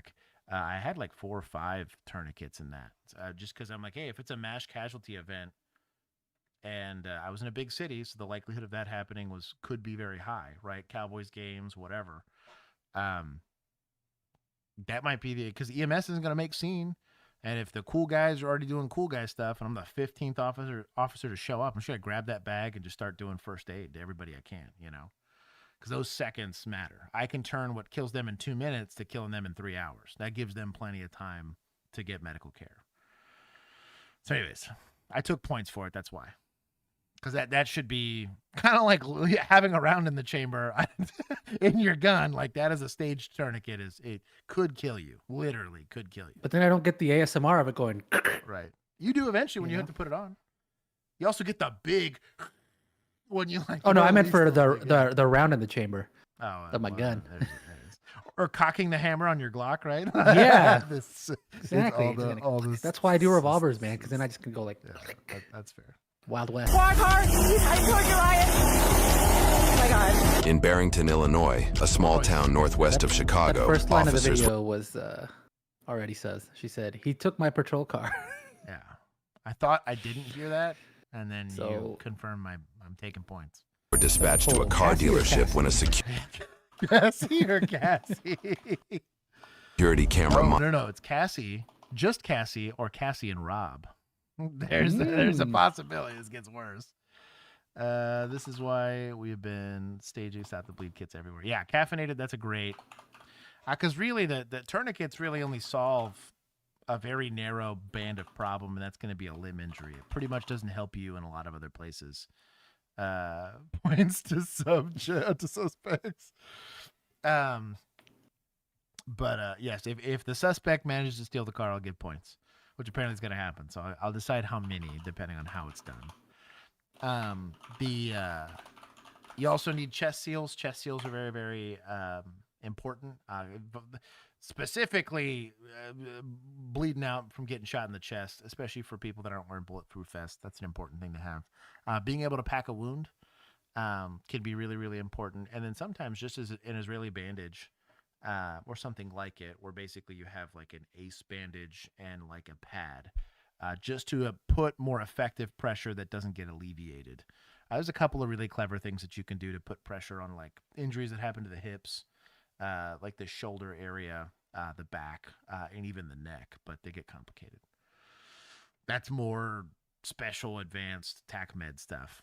But you can learn these things. These are learnable things that are valuable to anybody. You can, if you drive a car, you're going to be around people that might get in an accident. If you have kids or you have like a trampoline in your house, like you could have somebody have a compound fracture or something crazy. I don't know, if you mow your yard, you could get a finger cut off or something crazy, and you won't die from that. But like having the ability, I keep Band-Aids and alcohol wipes just for, I have cats. So if you guys saw my legs and my hand, we got a new kitten who's learning to not claw people. I look like I'm a cutter or a quitter at the very least. All right. So Sam, we got our poll up. We got Cassie if she's just being useless. Right. Rob Cassie if she gets herself in trouble because she charged ahead too fast without thinking. Or we got Cassius Clay if she goes hands on. I like this. I like this. This is good. This is good. She gets into fisticuffs. That's a Cassius Clay. Let's go for it. Monitoring service discovered 3 to 4 suspicious people on the property. When officers arrived, they had no idea one of the stolen cars would be their own. 190, I do see subjects get into a car. But you have to come in off Dundee Road. They're coming out of the Porsche. Very heavy speed. We get the Porsche, heavy speed. Ooh. Yeah, pretty much mag dump in that car at that point, to be honest. Like, they intentionally hit you. Like, maybe it was unintentional, maybe you're fine, whatever, but like, I'm not advising to do that. Your GOs are going to dictate whether even you can do that, but if there was ever an appropriate time to go and save yourself, maybe this is it. Because you also got another suspect vehicle coming up. Gone in 60 seconds.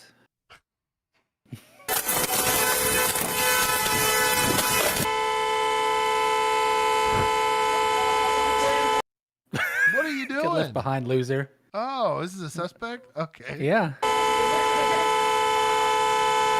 190, they just rammed me. They're ramming the gate. Get on the ground!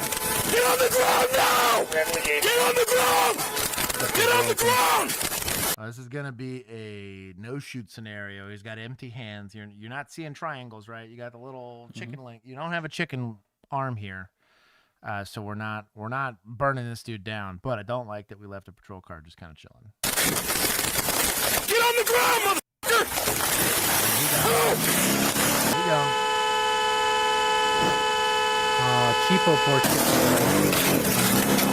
190 more Porsches are being stolen. 138, I'm 1060. Can we get Inverness to respond as well? Are you ever good to the area, please? Are you hit? 75 is better for air around.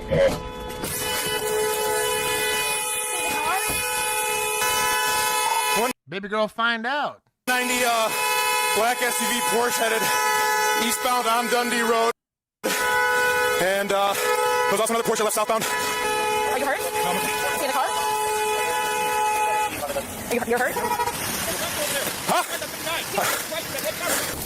Being real chill for not knowing if anybody's in the car.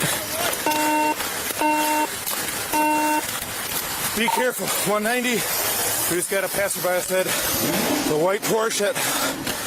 What? Small over road. The section you want to get. Stop on. It's on our way over there. White Porsche, 1050, stop on there. I'm eastbound on Carlisle. Now, in all fairness to Mr. Powell here, he did just get hit by a car, literally. So I'm going to give him a little bit of leeway there. I do think she did the right thing to try to check on him, just to make sure that he's not like dying or anything like that. But like we got people to catch here. We got at least attempted murder, if not ag assault on a peace officer, plus the grand theft here. You like to do what we call de-incentivization programs for crime. And that's that you handle up and make it really unappealing to do this again. Again, it's the Arkansas State Police approach to it. You run, we put you in a ditch. Like I make it very unappealing to commit crime here. That black Porsche is far ahead of me. Right. Hey, self-hit. Hey, I got another Mercedes coming out at a high rate of speed. They're gonna ram the gate. What's the point of stealing the car then? Headed westbound on Dundee Road. They went through the gate, hit my car again, and they're gonna go southbound on Barrington Road. White Mercedes. I know, just get in your car.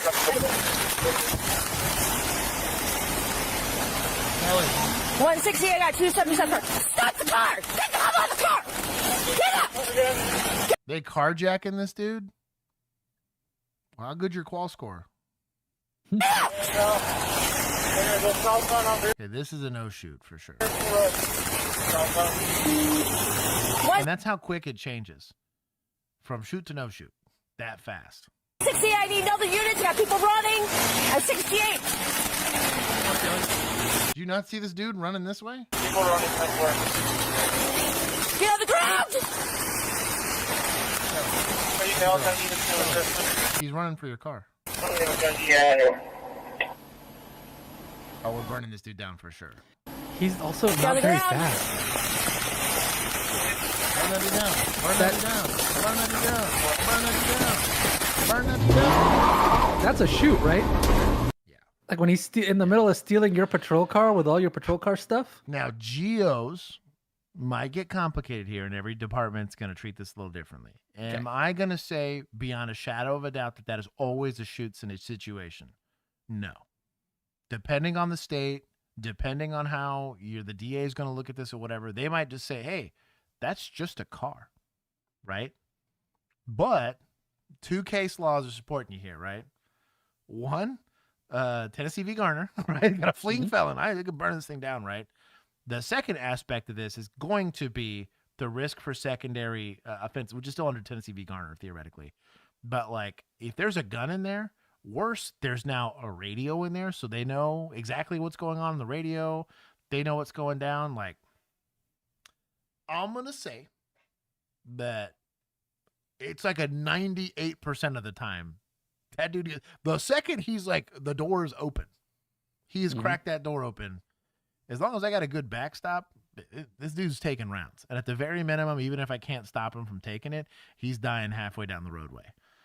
Right? Handguns suck at killing people. But we owe it to the public to get control of this situation. They've caused 4 or 5 accidents now. They're just recklessly taking these cars. Most of them on one poor officer's car. Right. They're lucky they didn't kill anybody else. Right at this point. One, he's already tried to carjack somebody, so Alex brings the best point possible, and that's lock your car. It prevents all this from happening. You don't have to burn him down. He's pulling on the door handle. I'm actually shocked this guy didn't steal the other patrol car. Right. That he hit with the Porsche, because that was door wide open. Yeah. So you prevent the whole thing from a tactic standpoint by just simply locking your car, right? Like get in the habit of doing that every single time you get out. A lot of these, especially these older Chargers, even the newer ones, had key fobs, and if you got away from, if you weren't inside the car was going to go, like, it would not drive, even if the car was on and unlocked, right? So there's that. But because let's say the guy goes and breaks the window, which wouldn't be hard, gains access to the car, what are you gonna do? The line in the sand and de-escalation techniques are going to tell you you're not supposed to make lines in the sand. You're supposed to talk down as much as you possibly can. The line in the sand is he's going to take control of my vehicle that's got weapons, the radios. What if this was a terrorist attack? You've just upped their capabilities tenfold because they now can hear what you're saying. Let's say they get away with it. They have the radio, whatever. I don't know. You just got to be careful with that. I'm not saying it's always. I'm just saying, generally speaking, guy stealing my patrol car, if the circumstances are as, let's say they were just stealing the patrol car. They were doing no other crimes. It's just this idiot ran up and took my patrol car. I could see it becoming more of a 50-50 because maybe he's just taking it to get away. Maybe here they're actively causing accidents. They're actively doing all this other stuff. It's clearly like an organized thing. Mm-hmm. So it isn't like a random act, right? Of just, I'm being stupid and I'm a teenager. This is a coordinated effort to go do this. I think you owe it to society. I wouldn't feel great about it, but I think you owe it to society. You're burning that guy down. This was Texas, cop or not, dude's taking your car like that. You better watch out. Prevention of felony, you probably burn this guy down and you're fine. Not trying to advocate for any of that, but there's a lot of legal precedents that is going to green light you there. The car is a weapon, yes, but it's in the manner of its use. It's a weapon. It just as simply it being, again, this box, you know what, doesn't become a weapon until in the manner of its use it becomes one. This is 2023. She could stand in front of it and shoot him. Oh, back then you could have. Yeah, back then you definitely could have. There wasn't case law saying. And I would argue even now, not locking your car maybe puts you in a pretty precarious situation with case law. You abandoned it unsecured, and then somebody took it. I still think you're fine, given all the other crimes in this situation. But the second that officer gets hit, right, and then we got all this organized stuff, a good supervisor, I'm not saying it's the case, be like, yo, lethal force going to be authorized if the opportunity presents itself. You probably alleviate a lot of that discussion for everybody. But younger officers, they're not used to this kind of wildness. I don't know that you ever get used to it, but if you've never done it before, this can get hard. They changed it. Barnes v. Phoenix. It's in our latest rookie episode. We talk about it. I did an editor's note about it. But yeah, it will change from moment of threat to totality of the circumstances. Yep. So now it is not just what was I seeing when I shot. It is how did I get myself into a situation where I needed to shoot somebody. Yep. If they place you in the circumstances where you have to do a shooting and everything you did was lawful up until that point, A-okay. You did a little bit of weirdness and the opportunity presented itself to take a shot and you took one, they're going to hold you accountable for how you got there, which I think is important. I do think there's going to be some downsides to that. And I do think you're going to see some officers that maybe, kind of like I said, it goes from a 90% to maybe it's a 75% to it's 50-50. At 50-50, if it's a coin flip, I'm probably not pulling the trigger, right? I've been in some 85-15s before and still chose not to pull the trigger because I was like, I think I can still have an out. Beast within you, welcome. Did I miss anybody else? Sam, I think I said hi to earlier. If I didn't, I'm saying hi now. Echo Sierra, Braden, welcome. I think I said hi to Alex, Abs. I think I got everybody else. Okay, we're going to keep going. Hey, just pull my squad car. I told you, Ryan. Oh, my God.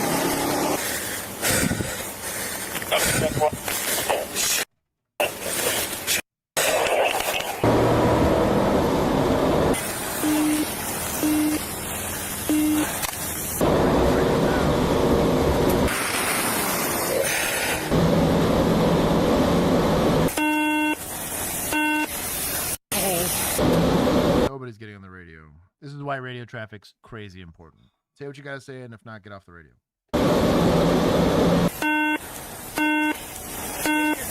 Yeah.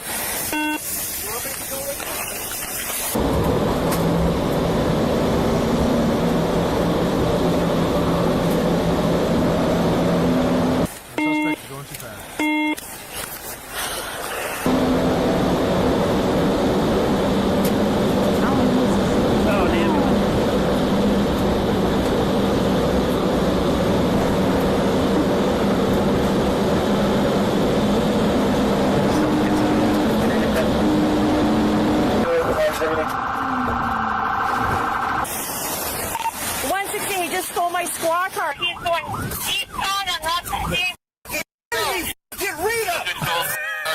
Get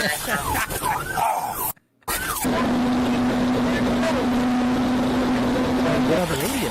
6A, we have 2 cars broken down here. I might need other units out here.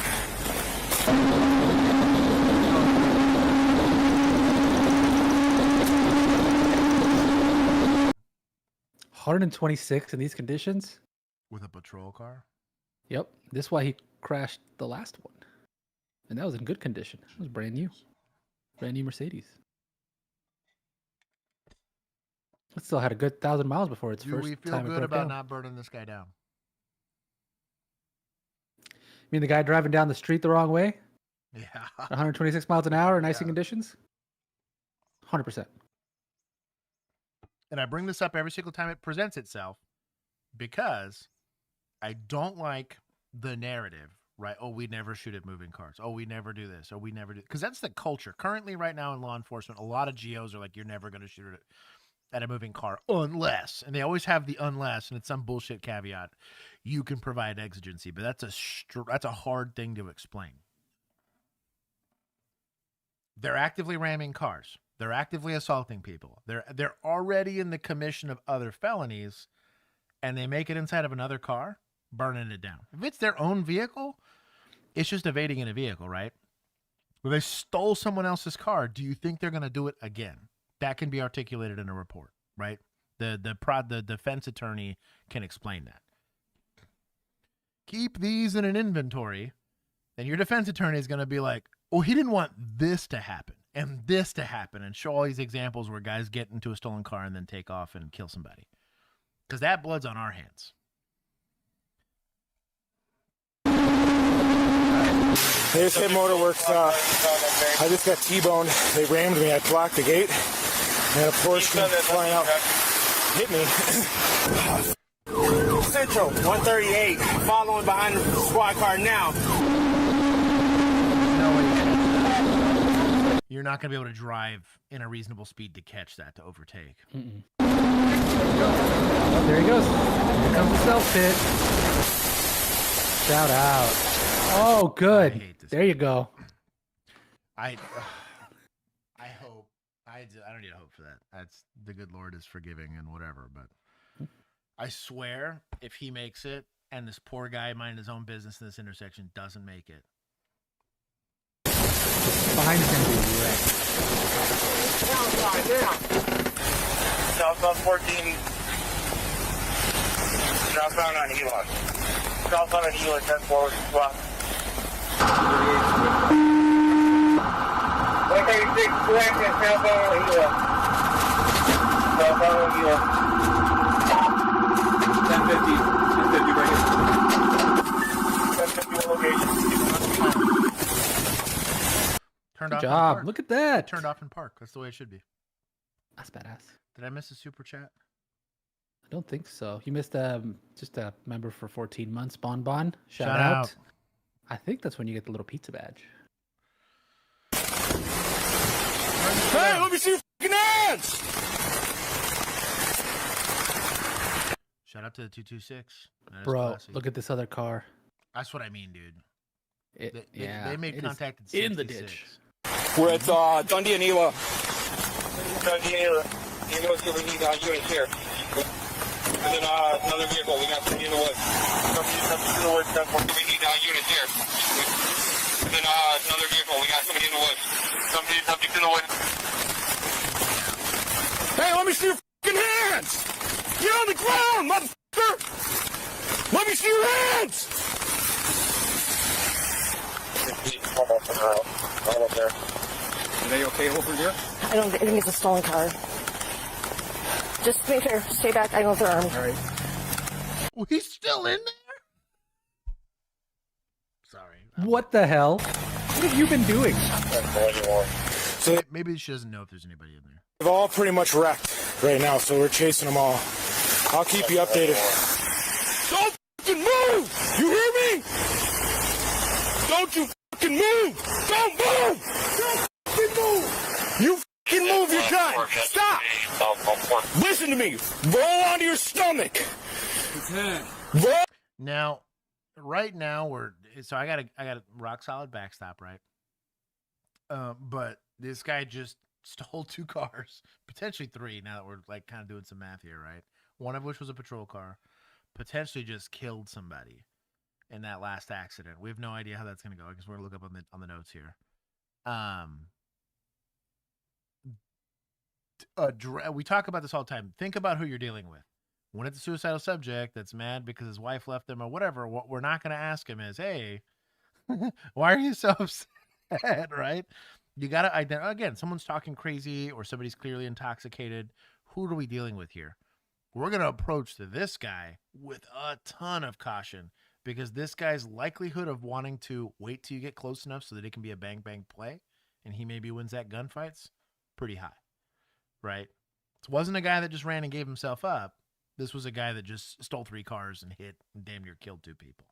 Let's approach this normally you hear me complain. Go hands on. Go hands on. Why are we taking so long? Here I kind of understand the apprehension. Think about it. What are we dealing with? Hold on to your stomach. Hey, keep your fucking hands up. Don't fucking move. You understand? Don't fucking move.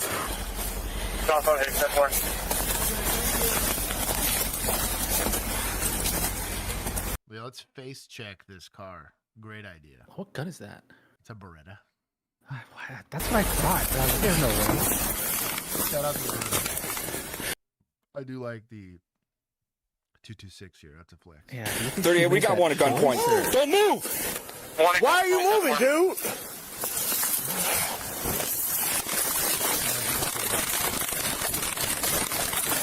Yeah, this guy. Predator, not the predator. You're gonna need a fucking taste. Don't move. Nothing. You okay? Yep.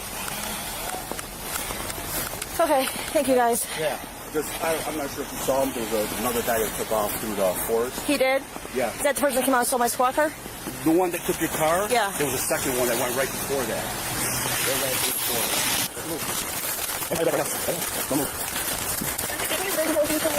I'm being told the second unit got out of the car, ran westbound on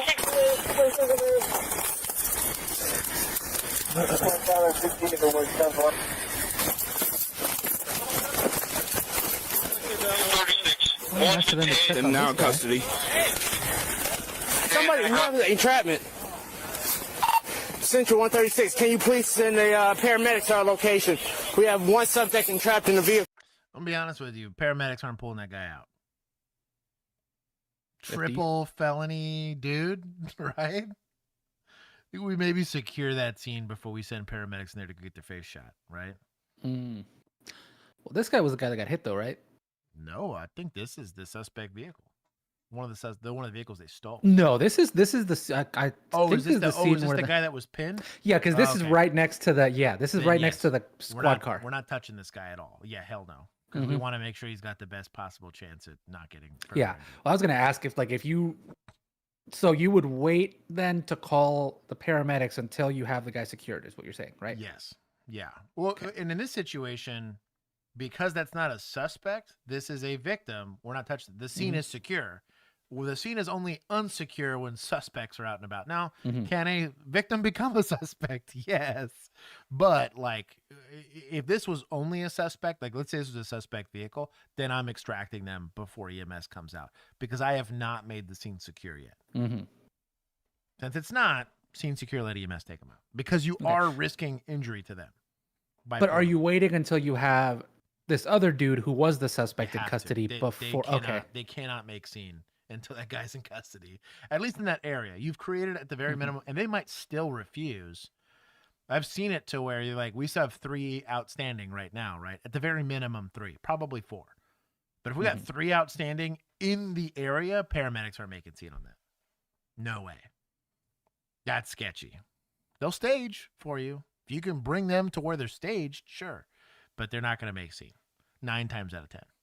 And that's their policy thing. It's not an us policy thing. We'd like for them to show up no matter what, but we owe it to them to make the scene secure. And we are the ones that's our ass if they get hurt. Cool.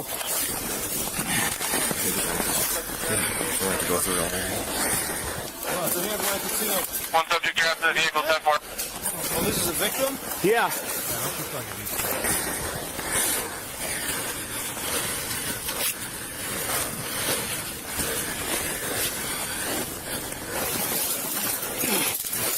There we go. Yes. Dude, I have no clue. No one right now. Our supervisor's at Motorworks. Okay.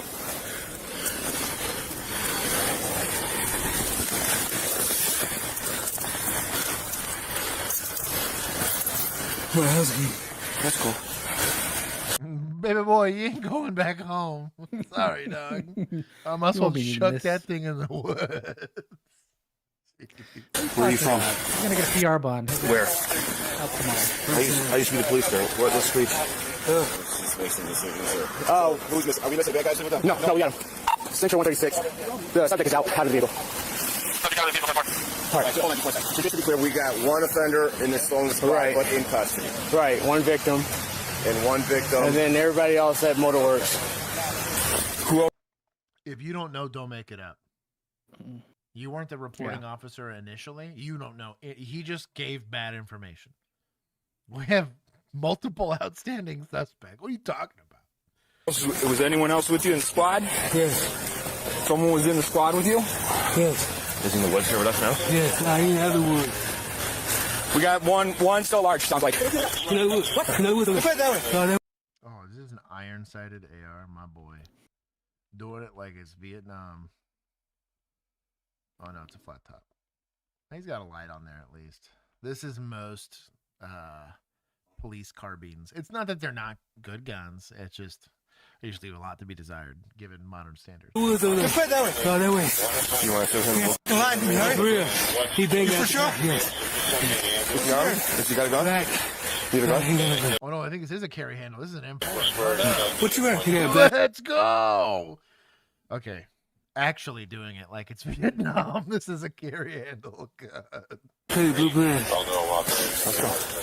We got one at large. Here, sit up so you can breathe, man. You sit up like this. One at large, westbound, black hoodie, blue pants. Yeah. He think at the wood. Who, was he driving or were you driving? He was driving. The likelihood that this guy that you just took into custody is giving you good information is like 1%. Maybe 0. Probably 0, but every once in a while he thinks if he's cooperative or whatever. But you made no such promises or threats. Hey, I have no beef. I have a carry handle gun kicking around the safe. I love that thing. He big at the car. We crashed. Hey, what's on? Westbound. Go on. All right, we're going to stand up, all right? Here, we're going to roll aside. Get your knees on you. Hold on, get your feet on you. All right, now, come back up. There you go. All right, we're going to grab it. Just hold on. I'm going to search you one more time while you're up, okay? Nothing on you, right? It's got keys on there, too.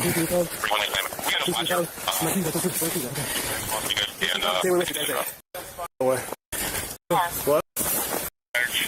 He crashed hit me in my head. All right, we're going to get you an ambulance. We got to get you up here, man.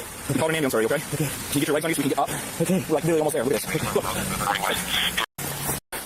Checked out irregardless. Hello? Have they called you yet? We got a major show. You guys come here.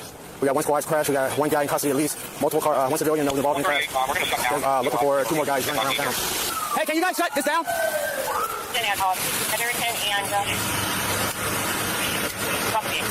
Hey, you okay? Wake up, bro. According to the police report, a review of Motorworks' surveillance footage revealed that 5 to 7 offenders stole many key fobs and began stealing luxury vehicles at 6 in the morning. They were in the middle of stealing their second round of cars when police arrived. 27-year-old Tavarius Jackson was charged with 2 counts of aggravated possession of a stolen vehicle, criminal damage to property, aggravated battery to a peace officer, and aggravated fleeing and eluding. A second suspect, 23-year-old Lamont Jackson, was arrested 2 miles south of Motorworks after crashing the second Mercedes that fled the lot. He was charged with aggravated fleeing and eluding and possession of a stolen motor vehicle. Both suspects were held on a $100,000 bond, and both suspects were on parole for prior felony convictions. According to the Illinois Department of Corrections, Tavarius received a 4-year prison sentence for 2 counts of burglary and 3 counts of possessing a stolen vehicle. He was released April 2025 and is on parole through spring of 2026. Lamont received 5 years for burglary, aggravated reckless driving, and possession of a stolen vehicle, and is currently serving his time at Pinckneyville Correctional Center. According to the police report, the black Porsche was never located. In all, 5 people sustained injuries in 4 separate crashes caused by the group of thieves, and all involved have made a full recovery. And then just still one. Nicolas Cage was in that black Porsche. That's why he got away. No kidding. In 60 seconds, Rob Cassie is accurate because we had guys given bad information. I'm gonna take it's a chaotic scene. I will give them that. These can be very messy, very chaotic. It's hard to know, especially with crappy radio traffic, maybe a bad dispatcher. Your supervisor doesn't know what they're doing. Whatever, I get it. But like, it's kind of your job. You know, it's kind of like if a plumber showed up to your house and was like, "Oh, I thought it was your faucet leaking. It's your toilet? I'm sorry, can't do that." While it's like starting to flood your house actively, you know, I only do sinks. Wait, I thought you were a plumber, dog. If it had pipes and water, you could do it. No, I only do sinks. Like, this is a part of your job that you should be prepared to do. And if you're not in a place where it happens very often, you should war game it, where you practice a scenario like this, where you're like, hey, what's our and then like keep it into your. It's kind of like Juan. I'll give a good example. Like if Juan's recording something that's crazy important, you imagine like in a wedding, is the random people dancing B-roll that valuable? No. Is the random, them thinking random guests that valuable? Probably not. When that ring gets put on that hand, the wide cam stops doing what it's doing. The narrow cam stops. The photographer stops. There's 3 cameras on it, and make sure that we catch it, right? Yeah. And one of those is probably writing on 2 different cards in the off chance that they all get corrupted. Because at the very minimum, I can deliver to that client what I promised out of a wedding ceremony, right? Same thing there. Where even if I don't, on the traffic stops, on my shooting quals, am I ever going to need to make a 100-yard shot be perfect as a cop? Probably not. But I should be able to practice good radio communication, should be able to practice contingency plans for when stuff happens, be good about securing all of the equipment that we're going to shoot, right? And then like also thinking about like, hey, if there's a breakdown in communication, where does this go to? There's times, again, we'll clear the channel. Everyone stay the fuck off the radio, and the dispatcher handles it. And the dispatcher knows, where are all my units? What's happening? And they will address you individually. They'll go, hey, Juan, where are you and what's your status? Juan will be like, well, Josh walked in front of me and I smoked him, right? Yep. That's what he gets for walking in front of my bullets. Mm-hmm. Well, I don't got to ask for Josh. Bill, where are you? And he's like, I'm still in the third realm of wherever. Okay, well, so we need to find Bill. Well, Juan's already dead, so we can leave him alone. Mm-hmm. But like they'll address it that way, so it's not chaos where we're losing all this time. Nobody knows how to key up on the radio, whatever. There are ways to prepare for those eventualities that you see a lot of these smaller departments just simply don't do. Now, when you're in a busy place, you get a lot of practice, and so these tend to work a lot better. People know to stay off the radio. People can kind of figure out, oh, this is where the offense is happening. Maybe I need to go here. It's not, it's like in a soccer game. You ever watch like really young kids play soccer and they all just chase the ball like a big mob, right? And that's not soccer, right? Like that's. No, they're just, it's let's kick the ball because that counts as doing something. Right. And everybody kick the ball. And maybe it goes into a goal, maybe it doesn't. And you get real lucky that like there's one kid on your team that actually knows how the game is played. Versus you start they're going to be the ringer. You start getting to like select league and then they actually stay in their field positions. Defenders stay on the defender side and whatever. And you start to get to like real select soccer, or you get to like semi-professional, even high school level. You start to see them like actually playing soccer then, where there's like, it looks more like a foosball table and less like a mob of flies chasing a turd, right? That's kind of my point. It's less a ball of kids kicking up dust. Yeah. Right. Exactly. Exactly. Mirknir wanted to know, can the cop be liable for having her car stolen? It would be the department, not the cop, but I don't think so in this situation. Given the nature of, it's probably not within their training scope, and this is a pretty unprecedented set of circumstances for that department. Now, this was happening all the time, right? And this was like, if they were trained specifically, like if she left her gun on a table, and we're like, well, we buy you a piece of equipment specifically to keep track of that gun. It's called a holster, right? And so like that I could see where there's some liability on the officer's side of it. You could make the argument they issue him a key and a lockable car, right? Possible, but it would typically the damages would come from the victims of the accidents, and they would much rather sue the city. And then it's up to the city to figure out whether or not that they have, or not the city, but the judges to decide whether or not they have a case. But I'm going to vote no. I mean, lock up your shop should be in training. I know, dude. It's called a standard operating procedure for a reason.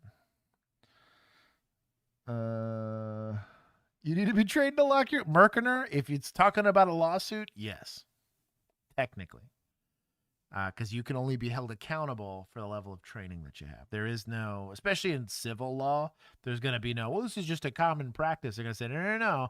I was working within the scope and the capability of what I'm expected to do. Now, if they teach you and it's a written GO, you're supposed to lock your car every single time you're out of it, well, then, yeah, they might sue her, but we'll see.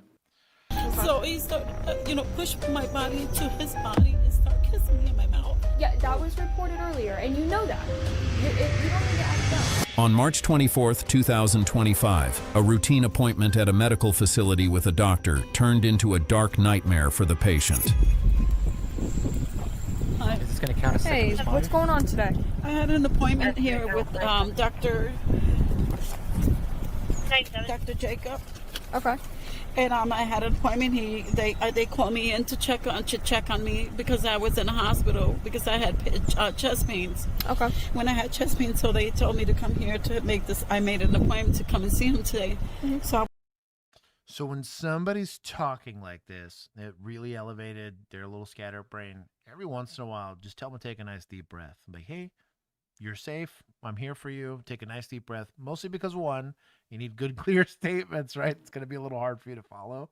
But two, like, she's spooling, if you want to use the word for spooling.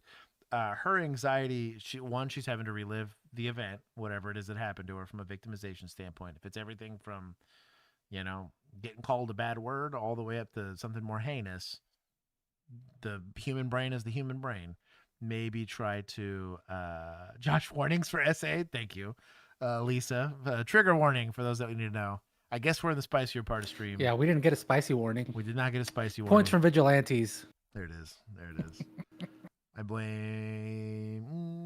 Who was it that was complaining earlier? Was it Mac? I was complaining earlier that I messed up his thing. I would blame Mac. Yeah, because you thought he was emu.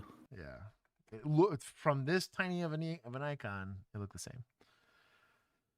But anyways, just all I'm saying is when you're having to take statements like this and you see that somebody's really spooled up like that, give them an opportunity to take a breather, because you're gonna want to get the facts as quickly as possible so that you can go and finish your investigation. I was in the room waiting for him when he came in. He sat down. He told me what was wrong. He examined me and he told me that I had lymph nodes under my arms. So when he told me with who you live with, I said I live with my son. Do you have a husband? Your husband's working. I said no, my husband's not working. I'm single. I'm separated. I told him I'm separated. He said okay, but you have to find out. I'm going to give you some letters. Then I'm signing out to take it to the doctors because you have lymph nodes on your arms. When he stand up, I was still sitting down. But when he stand up, he said, "Give me a hug." But I thought he was giving me a hug because they found some lymph nodes under my arm and they don't know what it is.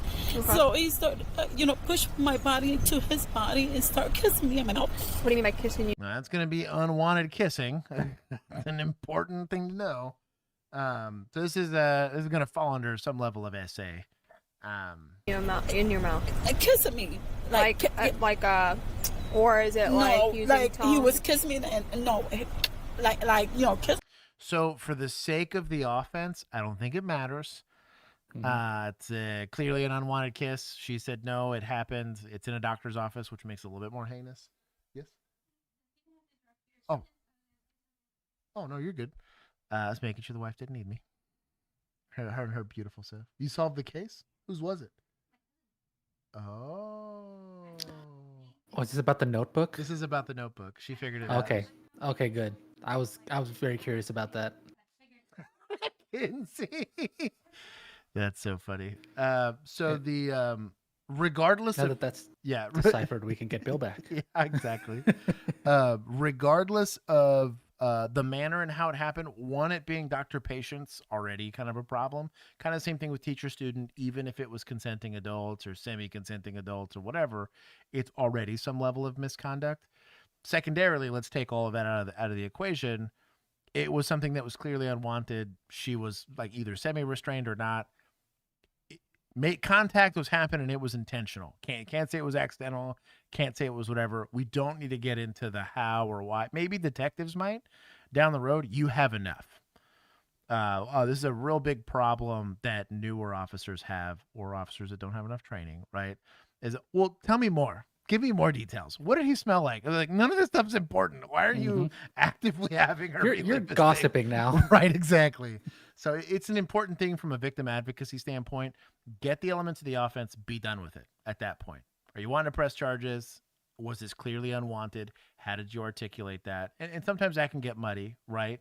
But at the very least, did he know it was unwanted? Do you believe that you made a reasonable notification that this was unwanted? Right?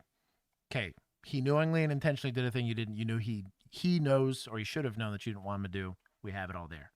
Then the rest of it doesn't really matter. Now, the doctor-patient thing does make this a slightly spicier meatball. It'll be an enhancement on the base charge. So it's not like a separate charge altogether, but it'll likely be an enhancement. Again, similar to like a teacher and a student, even if you were in college. The regular assault's bad enough. If it is now like your boss that's doing it or whatever, aside from the administrative sides of it, of like going after his license and everything like that, the position of power and stuff like that's also going to have some issues. So.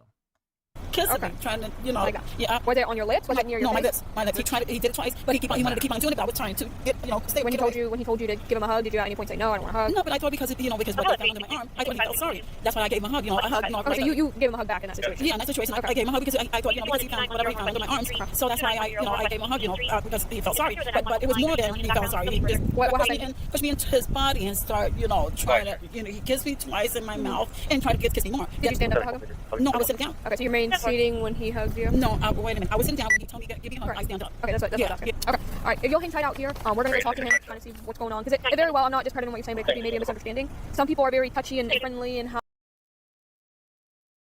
So, as the reporting officer, your job is to get the facts and that's it. Your job is not to apologize for behavior. Let's say, in some wild universe, let's just say it was a hug, right? And she's going to say that this hug was unwanted. Now, there was no way to prove on what would you would consider a reasonable scale that a hug was designed for arousal or whatever. He hugged, she let go, whatever. Depending on the facts of the case, there could be a situation where she went in for a side hug, you went in for a full-on hug. There's some sort of misunderstanding. You take a report and walk off. And when she asks you why is that guy not going to jail, that's the time to discuss that aspect of it. I fully investigated the thing. You don't want this person to feel heard. Because to them, it might be the end of the world, right? For the exact same cultural reason that they might not see a kiss on the cheek as inappropriate, right? You're in France and that's what they do, or you're in Spain and that's what they do. Maybe that's Mexico, maybe that's a cultural thing, and that's fine. But on the flip side, the victim still feels victimized for the same cultural reasons. I'm not allowed to just say, well, the person didn't mean anything by it, because ultimately the side of victimization is going to fall on. And again, I understand in a post kind of like Me Too culture, this is kind of a controversial topic, but as an investigating officer, which is the lens that we're looking this into, our job is not to apologize to that unless we're explaining our actions and whether or not we took any. As part of the actual investigation on whether or not a crime happened, none of that matters. Did she feel offended by at the very minimum, I touched Juan on the shoulder and he was like, oh my God, how dare you? This is the worst thing that's ever happened to me. Generally speaking, all of us would agree a touch on the shoulder is not something that would become a criminal offense. Still could be considered offensive provocative contact. Not SA. It doesn't meet the elements of the offense for that in Texas. But it was an unwanted touch. We'll write it down. It's probably a misdemeanor. The case is going to look at it and say, like, well, I don't see any knowingly and intentionally on this. How could he have known Juan's personal bubble shoulder touches, right? That was a line in the sand for him. I don't think we can substantiate the charge, but at least we documented it for his sake. We'll have to give that explanation later. I'm not going to tell Juan right there in the moment, well, that shoulder hug. I don't know what the dynamics of the relationship are. I don't know if he has a history of shoulder touching, being like right before something horrible happens, someone touched him. You know what I mean? Like, I don't know. So our job's not to minimize the interviewee's experience. It's just to get the facts. Don't editorialize their experience, okay? Anyways, we'll keep going. how they say goodbye. Kissing you in your mouth? Okay, No. maybe he could have misplaced. He went to kiss you here. And, no. Okay, Homegirl, well, we'll shut talk your to mouth. him. And This is a different This kind of is like, casting, dog. Let's not- yeah. And the reason I bring it up is because if you aren't already in that mindset, take points. I'm mad here. We'll take more. I took 100. I'll take some more. Just for you know what? I'll take 100 more. It does piss me off. If you're not in the mindset of just because let's say this lady's crazy rude to me the second I walk up. She hates cops. She's hated the cops in the past. She's cussed me out in the past, but right now she's my victim. Even if that's the circumstances in which I'm applying this investigation, she's currently just like Methany was earlier, right? Methany takes dad's phone a day before. Girlfriend shows up, super proud of chick for standing up for her dad and standing on business. But Methany's the current victim in this situation. She's being unlawfully restrained and assaulted by who I think culturally is a based chick, still ultimately the suspect in my investigation. Here's the same thing. I could objectively dislike this lady, and it doesn't change the fact that she is trusting me with an outcry statement, which is what this is. Would you treat a 5-year-old making the same statement to you? Doctor held me and kissed me on the mouth? Are we going to try to culturally explain that away? There's cultures where that's perfectly normal. Not the ones I'm taking part in, but there are cultures. You can go to the wrong place in the world and they do weird shit like that. And it's legal there, which is sussy and disgusting to me. But even if that was the case, that doesn't meet the elements of the offense for case law are what the elements of the offense for case law is. My job is there to advocate for the law and for the victim, period. Anyways, we'll keep going. Chelsea or Cassie? Chelsea on this one so far. We'll see. see what's going on because they didn't call us, which is highly one. unlikely of given the Because circumstances. I was the one who got, I was in the room with him. He was the one who kissed me. How was it for you if he's because he kissed me? He was good for you? I'm just saying, usually both parties will call in and give a statement. So. No, because I didn't say nothing. So I just walked out. Okay, all right, we'll just hang tight and then I'll come speak to you in a few. Do you have a Dr. Jacob here? Can we speak with him? Where's he at? Is that are you Jacob? Jose Jacob? Is there anywhere private that we may be able to speak? Okay.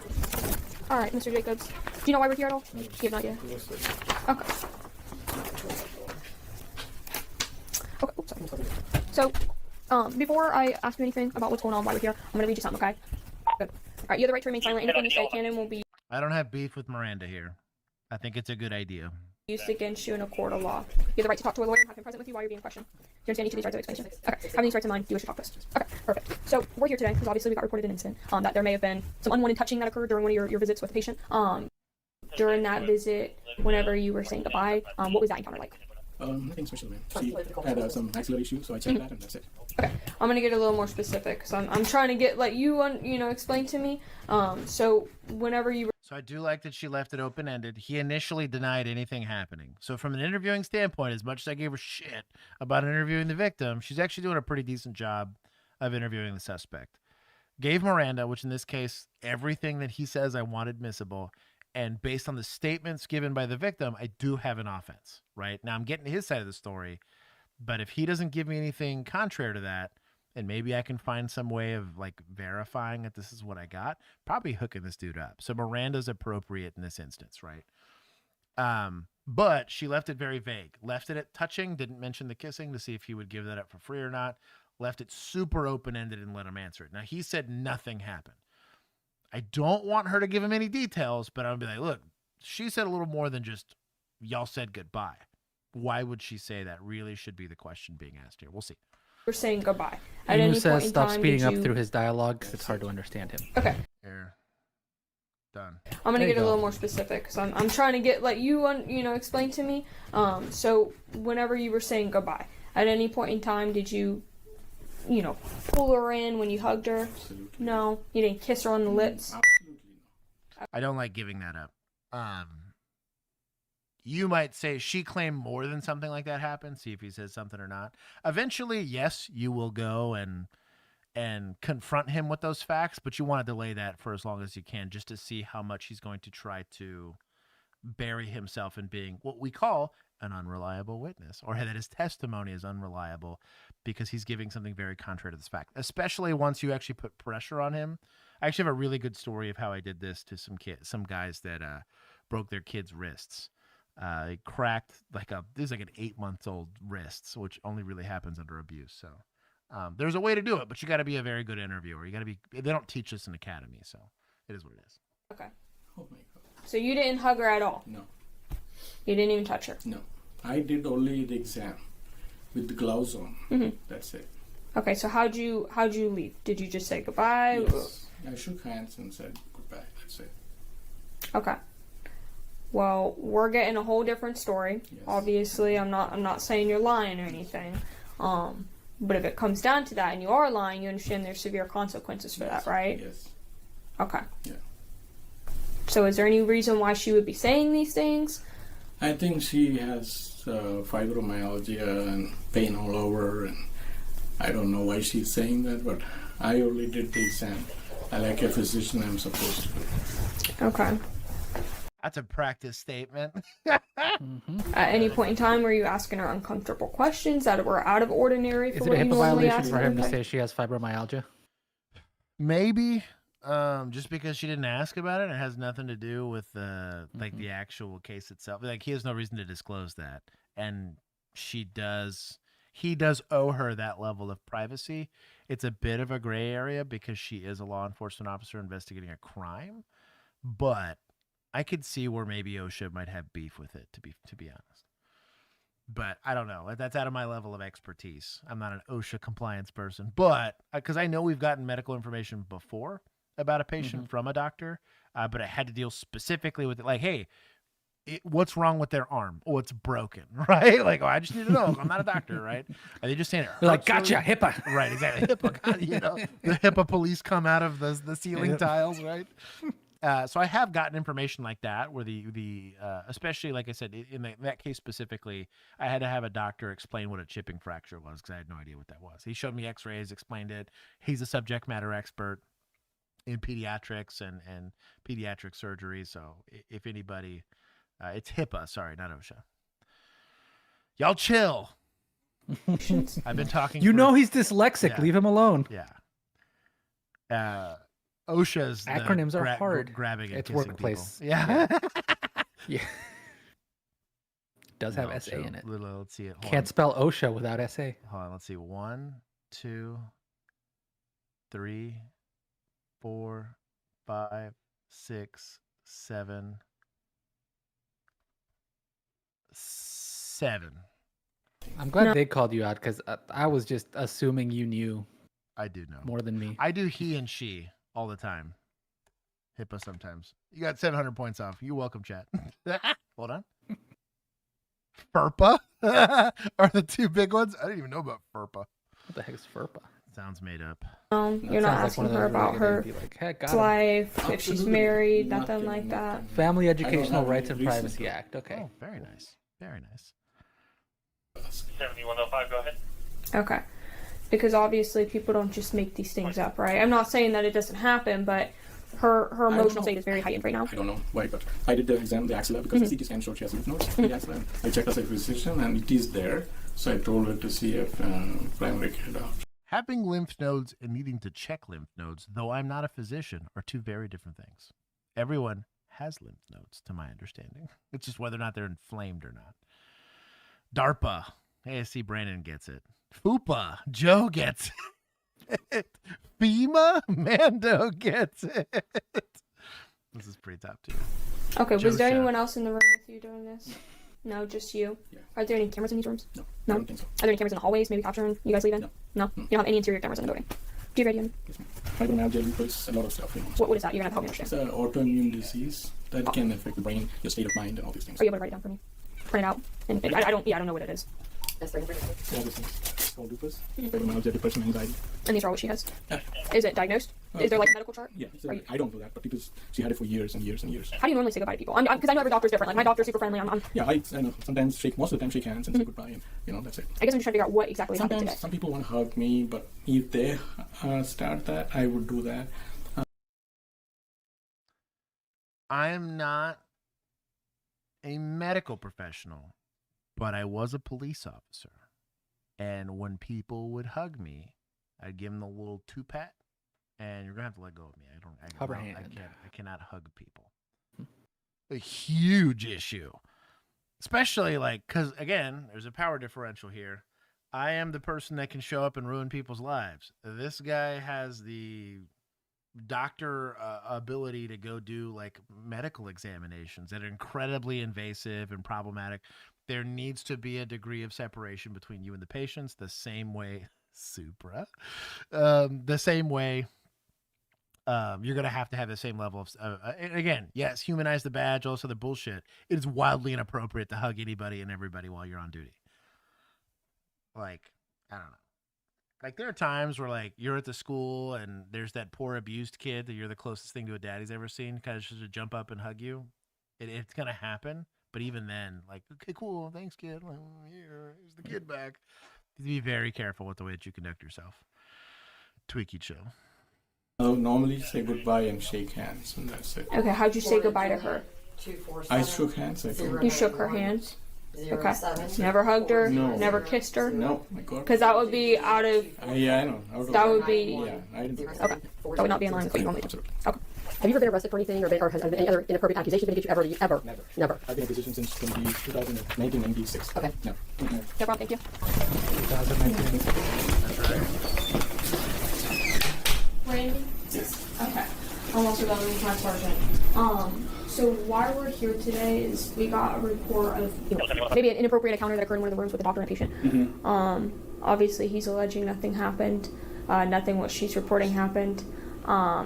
Did you catch the eye roll? He said, obviously, he's saying nothing happened. Mm-hmm. As a clue. Diego. All I'm saying, Diego, and I'm a hugger. I'll hug friends. I hug people that I meet periodically. But when it comes to a professional capacity or meeting strangers, it's a cultural difference. It's not an affirmative defense to prosecution for unwanted touching. Regarding the interview with the victim, I feel like you're more to ask for clarification. The less confident you can make the victim feel, how they answer, invalidating their experience. Yeah. What Froggy said, that's the whole issue with getting clarifying. Unless the clarifying statement has to deal with the elements of the offense, which sometimes it does. Well, he touched my boob. How did he touch your boob? Over the shirt, in the shirt, whatever. Maybe, try to rub his junk on it. Like I guess there's a difference, right? Was like a bump in the hallway, or was this that's what I mean. I'm trying. Did he go honka honka? Right. That's kind of what I mean. So like the manner, and that is the actual verbiage you have to use that goes in your report. Honka. So like the manner in which the offense occurred, there are elements of the offense there, that did he. Again, if he's doing a mammogram, that's different than honka honka. Again, a mammogram is meant to be done in a relatively sterile way to make sure that there's no, proof of. Technically, any gynecologist's exam could fit the elements of the offense for SA, right? But how do we combat that? What was their level of professionalism with it? Was it something that was supposed to happen there? Once I told him I was uncomfortable, he stopped the whole thing. Whatever. There's ways that you can protect yourself against that, but you have to be very intentional with your questioning. The whole thing is whether or not it met the elements of the offense. Then you try to figure out the rest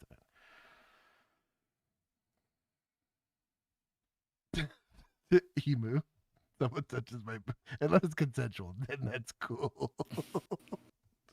And she is claiming that, he hugged her and he kissed her on the lips, which would obviously be very inappropriate for what is protocol for doctors.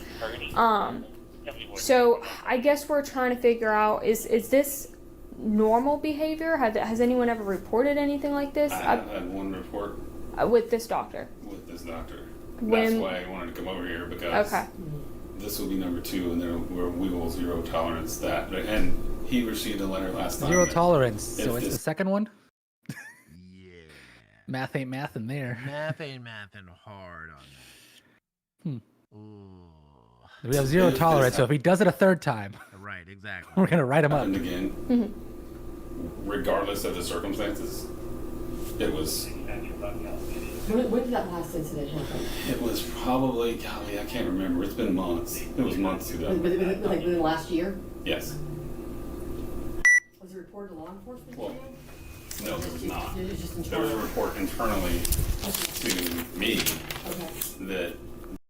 that you didn't report to law enforcement, that you didn't encourage your staff to Aren't medical professionals like mandated reporters? I'm going to lock it in here real quick. If you are a medical admin, it is not your job to talk your staff out of reporting crimes. I understand shareholders think that's the case. Hospital ownership might think that's the case. But your job should be to advocate for your staff's safety. End of lecture. Nothing pissed me off more than me watching an ER nurse get punched in the middle of just trying to do her job. I mean, straight up, probably going to cause a black eye. And watching a hospital administrator rush over to be like, she doesn't want to press charges. Be like, last time I checked, you didn't get punched. So if you don't step out of my face right now, I'm going to charge you for interference. I need to talk to that nurse. She's on break. Then where's that break happening? Because I have an offense I'm investigating. You can't do that while you're here. Ma'am, last time someone told me what to do, it was my mom and maybe God. You're going to get out of my way so long as I'm a sworn officer and I'm investigating. That is a real conversation I've had with hospital administrator. It was that confrontational too. Fortunately, her boss was like, you need to maybe get out of this way. And they sorted it out. Specifically, the charge nurse that was there was like, oh, no. She needs to shut up and go away. This is my ER. And we ended up talking to the lady. And she still refused to press charges because she's like, well, hospital admin said I'm not really supposed to do that. I was pissed. Go ask any nurses out there how many times they've likely been the victim, of felonies, right? Boob grabs, punches, getting spit on by patients. And they're like, well. Yeah. There's currently a TikTok account that's talking about all this because apparently there's a hospital in Plano where this is an ongoing problem that they've been having for a while. Yeah, I threatened to arrest. Bro, I got a phone call from my sergeant. Golly. So the phone call from the admin was, your officer threatened to arrest me for no good reason.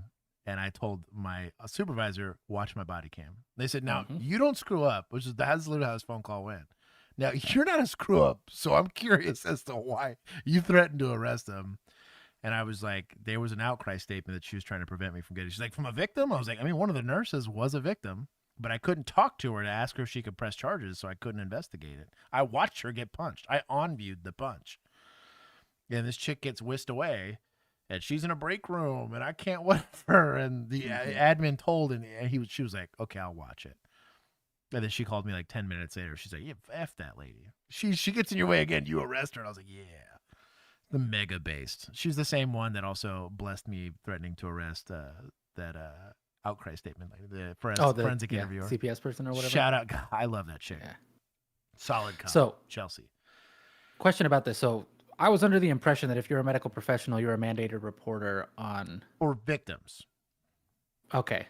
So you got to imagine, a patient comes in and tells you of a crime. Yes, you have to you're a mandated reporter for others. You are not a mandated reporter for yourself or for other staff. You can't get in trouble if your coworker, something happens and you don't report it.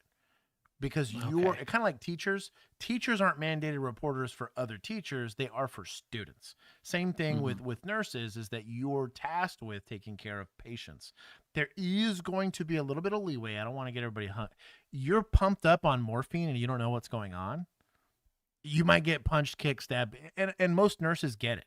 Same thing with EMTs. Yeah, I've just ketamined the hell out of this dude, right? This guy has no idea what's going on. I get it. I'm forcibly poking this guy with needles while he's on ketamine. He's probably not going to have a good time. I'm going to let that one slide. I got assaulted all the time, and I let it slide. On some of them, these people were either too small to hurt. Well, it was me. Bill, so I mean, or it was Bill. Bro, I just tuned this dude up and he hit me back. Well, okay, let's have you know what I mean? It's a lick for a lick. I can't be too mad. I just ripped him out of a car and whatever. I'm not upset. I'm using force. The likelihood that some level of force is going to get used back on me. I didn't get hurt. They didn't get hurt. We're just going to call some mulligan, right? But, yeah. But So then, if a patient reported this to him about this doctor, then So I'm assuming he's saying it was staff. It was internal. But if it's Okay. staff, he's not a mandated reporter. He's just a scumbag. There's a difference. Being a mandated what about reporter, the staff that got told? What do you mean? So if the person that it happened to told the staff, That's what I mean. Oh yeah. If the patient told staff, then Mhm. yeah, there's a Right. problem. There's a problem there. Okay. Yeah. There's some potential legal issues there for sure. We ruined his eye. That's funny. Frag says in many states there is no general requirement to report SA of a competent adult unless they are present with injuries that suggest a crime or in cases involving elder or dependent adult abuse. Okay, so in they're that case, you're gonna responsible get for reporting themselves. some level of implied consent because they're unable to advocate for themselves. But if they're of their faculties and they tell you something, they still get to choose or not choose to be victims, technically. But it's in. Notice he said in many states, not all states, but many states. This patient was uncomfortable, and this is what she said happened. And so internally, we spoke to the patient, and then he received a letter that said this is and his story of what happened, and that he was on a stool and fell in towards the patient. And it's fishy. I mean, Yeah. I fell off plenty of places, and no one's ever accused me of. Yeah. You know what I mean? Like, yeah, like that's. I'll write down that email in just 1 second. I'll give you the case card with that as well. I appreciate it. Thank you so much.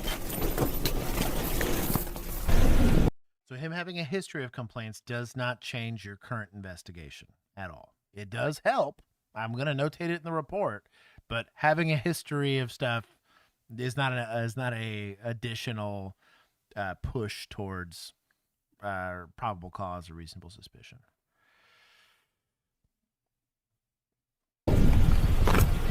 We're still working on it. Give it just a few more minutes, okay?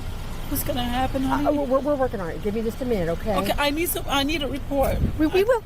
And I want to press charges. Oh, okay. We got you. Okay. We got you. Just bring it. I'm okay with this, trying to calm the lady down. This is a female officer on a female victim. This is going to be okay. This is a de-escalation. This is the old Southern de-escalation technique of I don't want to say bless your heart because it's got a different connotation, but like, yeah, she's trying to do her best. This is an older lass here trying to help out. But the fact that we didn't say it earlier, at the very minimum, I'm taking a report of this, and we're going to do everything within our power to make sure that we're doing what's right by you here as the victim. You can tell this was not clearly articulated to the lady, so she's kind of stuck here waiting to see, especially because of the whole it could be a cultural difference discussion. She's sitting in a situation where she believes she was unheard. It's evident in her behavior. Now, can some people just be difficult? Yes. Is it very hard to stay in a mindset of being a victim advocate all the time? Oh yeah. You can get super jaded. I've had completely baseless reports done where I have to spend an hour and a half interviewing somebody just to find out, oh yeah, I videotaped the whole thing. Oh, let's see that. And she was an absolute monster. Yeah, like I've had those calls before. And that definitely erodes your sympathy. But until you can prove otherwise, you go based off the facts. Oh, Brett said happy National First Responders Day. National First Responders Day? Oh, Wow. shout out to them. Good job. Dude, Frag, dude, I know. I was about to say, Get her somebody, yeah. dog. Get her a freaking Brett, victim advocate. Tell me whose Something. points you want to skew for no reason at all. And then Mac, since I can actually read your name on this one. If the doctor is right about the mental status being impaired, does that make her a vulnerable person requiring such mandatory reporting? So yeah, you would imagine if because he's claiming lupus and rheumatoid arthritis, and that might and then like generalized anxiety, all of which are bullshit diagnoses. But I can get into that later. But we don't know, but you're in pain. But here's some medication. But let's say, and this happens sometimes. I have had a call where we had somebody that had a history of diagnoses for schizophrenia, gave a wildly detailed and very vicious outcry statement to me about. I was like, man, I'm about to go bag a monster here. And then I met the person and was like, this is kind of odd behavior for somebody that did what was described here. And he's like, oh yeah, we have cameras everywhere here. It was like a care facility. say, an adult care facility, and the entire interaction was there, and he was like cowering in a corner, like, "Ma'am, please calm down, like, don't hit me." It was a weird thing to watch happen, but she, in her mind, believed what had happened, and obviously we treated her with respect to the whole thing, but like, there's times where, one, it can be complicated because people being impaired might be an issue, but them being impaired, again, they're no longer a conscious, like, fully facultied adult. Maybe they do have to be a patient advocate here and do a mandatory report. It wouldn't have worked for the previous complainant because I don't know that was, we don't know anything about the previous victim here, but we do know that the doctor is making claims about this lady's history, but that would be in medical charts, and the burden of proof is going to be on him that she doesn't know what she's talking about. We still doesn't change the criminal investigation here on whether or not he actually touched her or not. Okay? Okay. I need to use the bathroom. Oh gosh.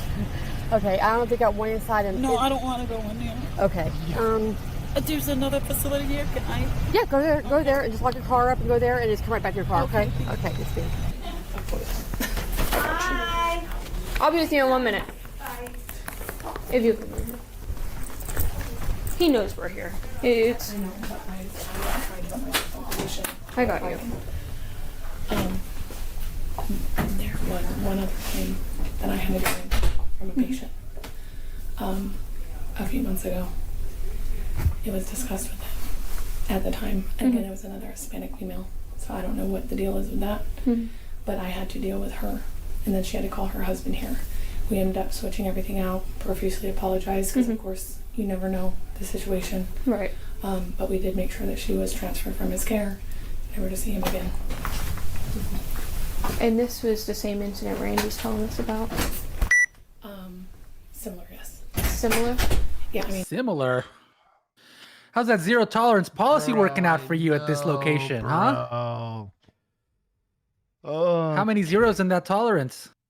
So Nick, typically for a kiss like that, we're not going to be doing a full-on SANE exam. She'd still have to consent to it anyways. Am I saying that you're not going to be able to get some level of DNA on for sure? I'm not that you could or maybe you couldn't, but that's typically not the way that goes. SANE exam or a DNA examination of a patient's only done in very specific circumstances with very specific elements of the offense. Getting epithelial cells on somebody else, Juan might have some of my epithelial cells, and I haven't seen him in person in a hot minute. I keep him in a jar. It's gonna be 0 days since last. Easy. Golly. Did somebody say where they wanted points? I don't think so. Lisa wanted points from admin and society. So I'll take it. Why not? Yeah, Why not? I don't really know what happened today. So, but I know that there was. But no, like, to your knowledge, no employees that have came forward and said he makes me employees. uncomfortable. He's only here 2 days a week, and his nurse is Sarah. So obviously, he's not going to make anything towards her because she's not a heterosexual woman. But he's never with her. He puts things up where he's on like Facebook pages and stuff, like with like women over 50 and stuff like that. So I mean, there's been some red flags, but like I said, I don't compromise my position here. Yeah. At my job, I've been here since 2011. I'm a manager. No, I totally understand. But yeah, I was involved in the last incident with that female. She was a much younger female in her 40s. Said that he went in to kiss her. She left, called her husband.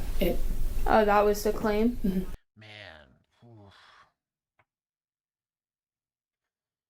Try that in Houston. Golly. I wouldn't be worried. Watch this be in Houston. That would be even worse. Give me points. I said the opportunity to interview the other staff members. I'll give it to staff. Good job, Brad, pointing out the basics of an investigation. Yes, no problem. Way to go.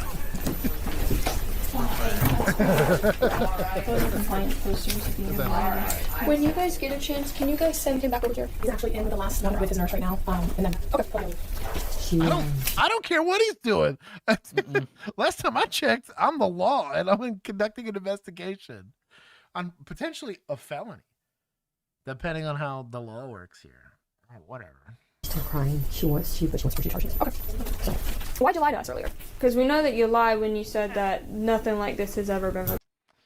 Solid tactic here. I'm pausing it right here because this is a great example of, so I collect information, you confront the suspect here, right?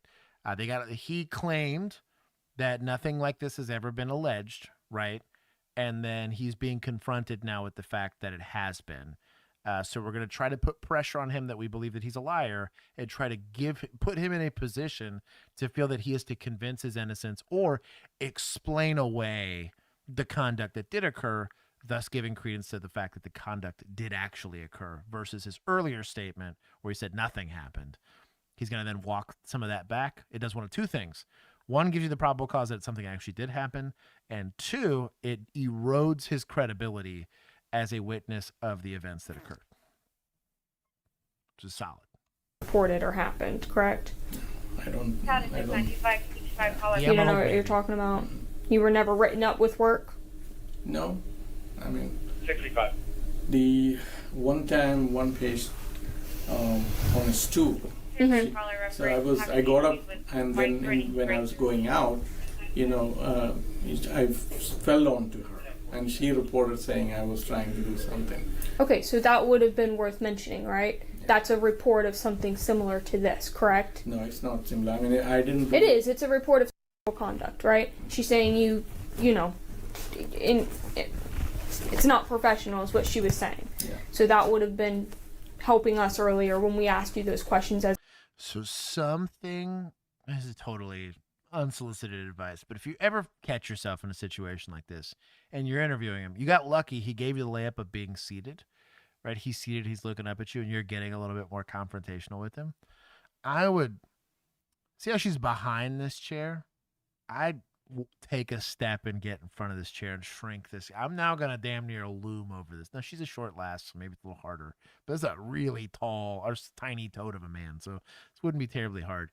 You want to give, this is a great investigative technique. You see detectives do this all the time with how they sit. They will almost intentionally invade your private bubble here. Not touching him, but damn near touching him just to apply a little bit more pressure on him. He's clearly already starting to backpedal some of what he's saying. Get a stab in there. Come on now. Be a good interviewer. Go and... Yes. So my advice would be you specifically need to be careful because you're Hispanic and apparently he's into that. So if you're getting closer to him, he might fall on you. If I can get it on body cam. Well, he's going to press it against himself, so there will be no visualization of what happened. I get assault on a peace officer and whatever force I get to use against him. That makes it easier, if anything. But anyway. Essay on a peace if officer. anything like this has been reported before, right? You can understand where I'm coming from? Okay, so why didn't you mention that earlier? Because I didn't think it was inappropriate on my side. I don't believe your exchange whenever you left is accurate. Okay. So there's obviously reports of this prior, right? There's prior incidents that are kind of similar. Hispanic female, 50s, reports of kissing on the mouth. So what actually happened? Yeah, that was reported earlier, and you know that. I know. You don't need to act dumb. You know that. I didn't do that. Listen to me. You know that because it was reported to you. Good job also not letting him try to he's using distancing language. Oh, no, that never happened. She immediately shuts all that off. I'm not going to let you finish the statement of saying it didn't happen because I know it did happen. Very, very good investigative technique. Why wouldn't staff report to the state medical board? Bro. I mean, the nurse said it earlier, right? She's like, I've been here since 2011. I don't want to jeopardize my position. Welcome to office administration. They are, and like, so on one side of the fence, they should. In general, they should. I think there's a lot of ethics that get into that if you're getting a doctor that's getting, especially substantiated ones, that's a him problem, right? Maybe conduct yourself in a way that these accusations don't happen. Or what happens a lot of times, if I had to interview, let's say a female, right, about this type of thing, I never did it by myself. Because let's say she's the one that likes to lie, and I'm now going to be in a room alone with this girl. I have a body cam on, which helps too, right? But if I could avoid it, I always did that. If I was a doctor, I'd hire an assistant, and she'd always be in this room with me all the time. So at the very minimum, I got a witness, right? I can attest to nothing inappropriate happened. But conversely, on the flip side, if that nurse doesn't feel like she has the support, like if I say something and report it, I not only lose my job, every single time they call my job as a reference, they're going to say I'm some drama queen and I'm making up. If she feels like that's the end outcome, of course she wouldn't do it. She's going to jeopardize her own job. I like to believe that they would advocate for the patient no matter what. They like to act like that's the case, but truly in the medical profession, it's about making money. It's not about patient advocacy. If it was about that, we would have a much less contentious relationship with them. Kind of the same thing with a lot of people when we talk about law enforcement. It's about doing the job and the prestige of the job and less about service. If it was always about service, you'd be proud about all the times that a hard time fell on an officer and they sorted it out, right? You would condemn more often when you felt like officers were being selfish. You wouldn't be so defensive while we were asking about why some guy has to live in Idaho while he's working in California. You would ask the question, well, that's a kind of erode his ability to do service, right? But that's not the culture currently surrounding law enforcement. It's the same thing with a medical professional. She worked a lot of her life to get that job. It's a very human experience to be nervous that that same system and that same job can be stripped from her. And now complete change in lifestyle. Maybe she's got kids that are relying on that income, whatever. I'm annoyed either way because it's the wrong thing to do, but it's a very human thing to be in, right? If you've been in any major, like large organization, this is extremely common. Hell, even small organizations, anything with a hierarchical structure. I think the difference is people expect, because these are considered noble professions, that the people in them are going to be more noble about it, but people be people in. But let me put it this way. Because of marketing and because of how good of a job administratively the medical field as a whole, and they got an easier thing to do. We save lives, right? They kill more patients through negligence than any law enforcement agency on the planet collectively has ever done. Period. And they interact with far less people than law enforcement does, right? In far less compromising situations, in far less stressful situations, due to malpractice. And we know this because lawsuits come out, maybe they get unsubstantiated, but they have these very robust legal protections against everything. They lobby a ton at the state level because these are huge multi-billion-dollar organizations. They can get away with that, right? But that's all marketing. In the same way that the Thin Blue Line would market to you that all cops are heroes or whatever, they're clearly not. This show proves that. There are some absolute animals that work here, and I love them. There's some absolute angels that work in the medical profession that are wonderful people. You can even go to stuff like holistic medicine where, yeah, some of them are absolutely gypsies selling you snake oil, and some of them are like, hey, parasites are bad. like there's a very real spectrum for all of these professions. Assume all of your conceptions about this are incorrect, and they're just as bad as everybody else because they're filled with people. But anyways. As a misconduct, and you signed off on it, and they're going to provide that to us. You understand that? So now would be the time to be honest and tell us what happened today. That did not happen, ma'am. Because we're going to find out. Yes, you can find out. Okay, we're going to find out because we're going to talk to the other victim. Right. So if you're not telling us the truth today, you understand that that's going to look really bad, right? Yes. Versus just being honest. I didn't do that. So, you can say what you want. You can provide any stuff. I'm not accusing you. I'm telling you I don't believe you. Yes. Because clearly you're not telling us what happened. And we have no video surveillance, and then now we have a victim crying in the parking lot, and you're sitting here shrugging your shoulders saying, no, nothing happened. I'm sorry, I didn't... Well, don't apologize to me. I'm not the one crying. I'm sorry, I didn't... looking back, I don't think I did anything that would make someone cry. I was only trying to comfort her. Okay, well, we'll figure that out. Give her the courage, as a physician, give her the courage to face what she's got going. That's all I did. So, if that's wrong, and I don't know what to tell you. Okay, so you're sticking with that story. That's what happened. You shook her hand. Mm-hmm.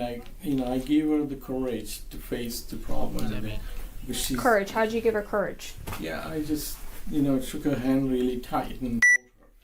But I never hugged her or nothing like that. What do you mean by hold her? Can I do that with you? I can go ahead. So like this, I said, like that. Okay. Yeah. You don't understand how that would be pulling someone into you?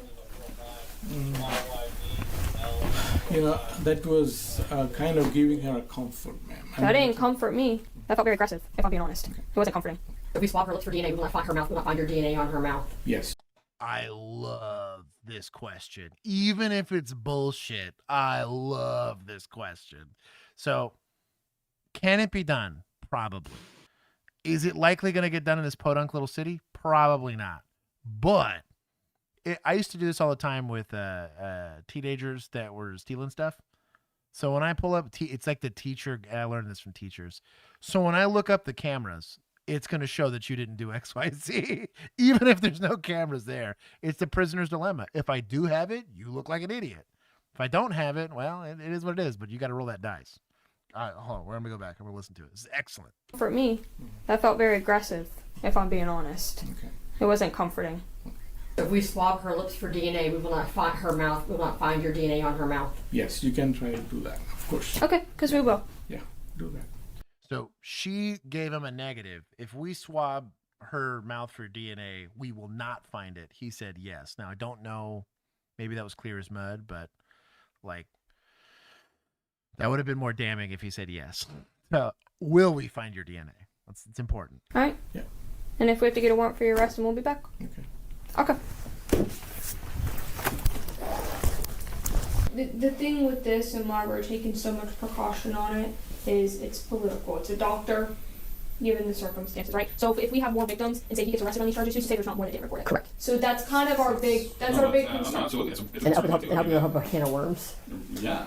And that kind of gives, and just like we had an incident a little while ago, where as soon as he got arrested, a trail of reports came back, saying, yep, this happened to me, this happened to me, because people Usually know. when something like this happens, it's not isolated. I mean, Correct. this is a pattern of behavior that. But I thought you had a zero tolerance policy. This is pissing me off every time. The only reason we know about 2 of them is because they said something. 2 people said Zero something. tolerance to reporting it. How many didn't? I don't know. So okay. Yep. So. All right. We appreciate your help, like really do. So, but we'll let her know, and then we'll go from there. I don't appreciate your lack of zero tolerance policy. Sorry. All right, and if you guys have my contact information, so whatever you guys need. Okay, thank you. Appreciate it. So do you have enough PC already for an arrest?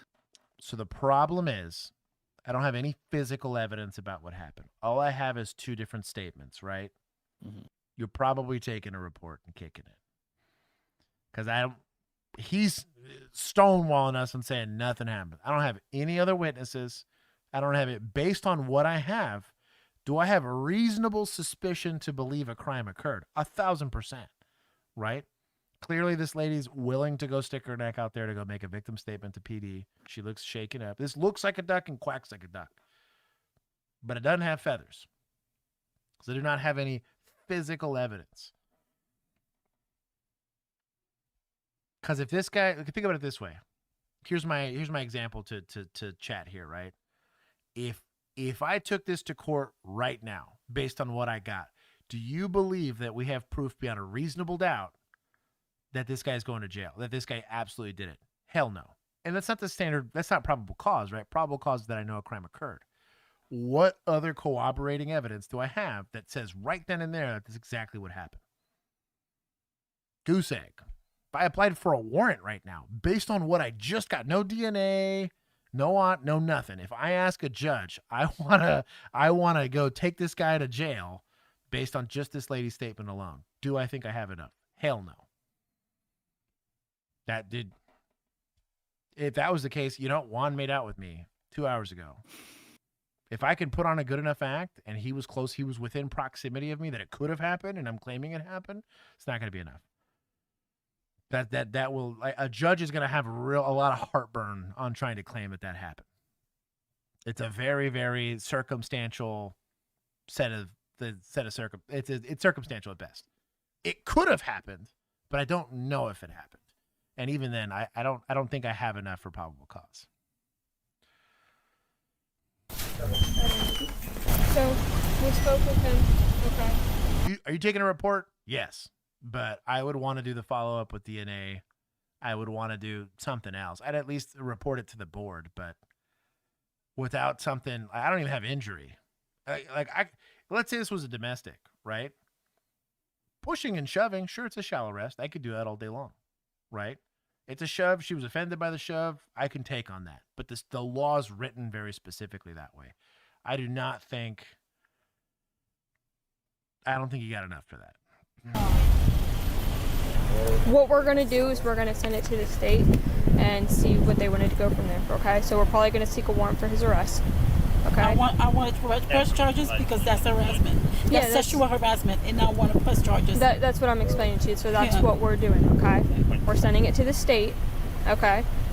They're going to decide at that point in time if they're going to prosecute on that. If they say yes, then a warrant for his arrest will be issued, okay? So what's going to happen now? What I'm going to do now? What's going to happen now is it's going to get documented, okay? We're going to document it, send it to the state.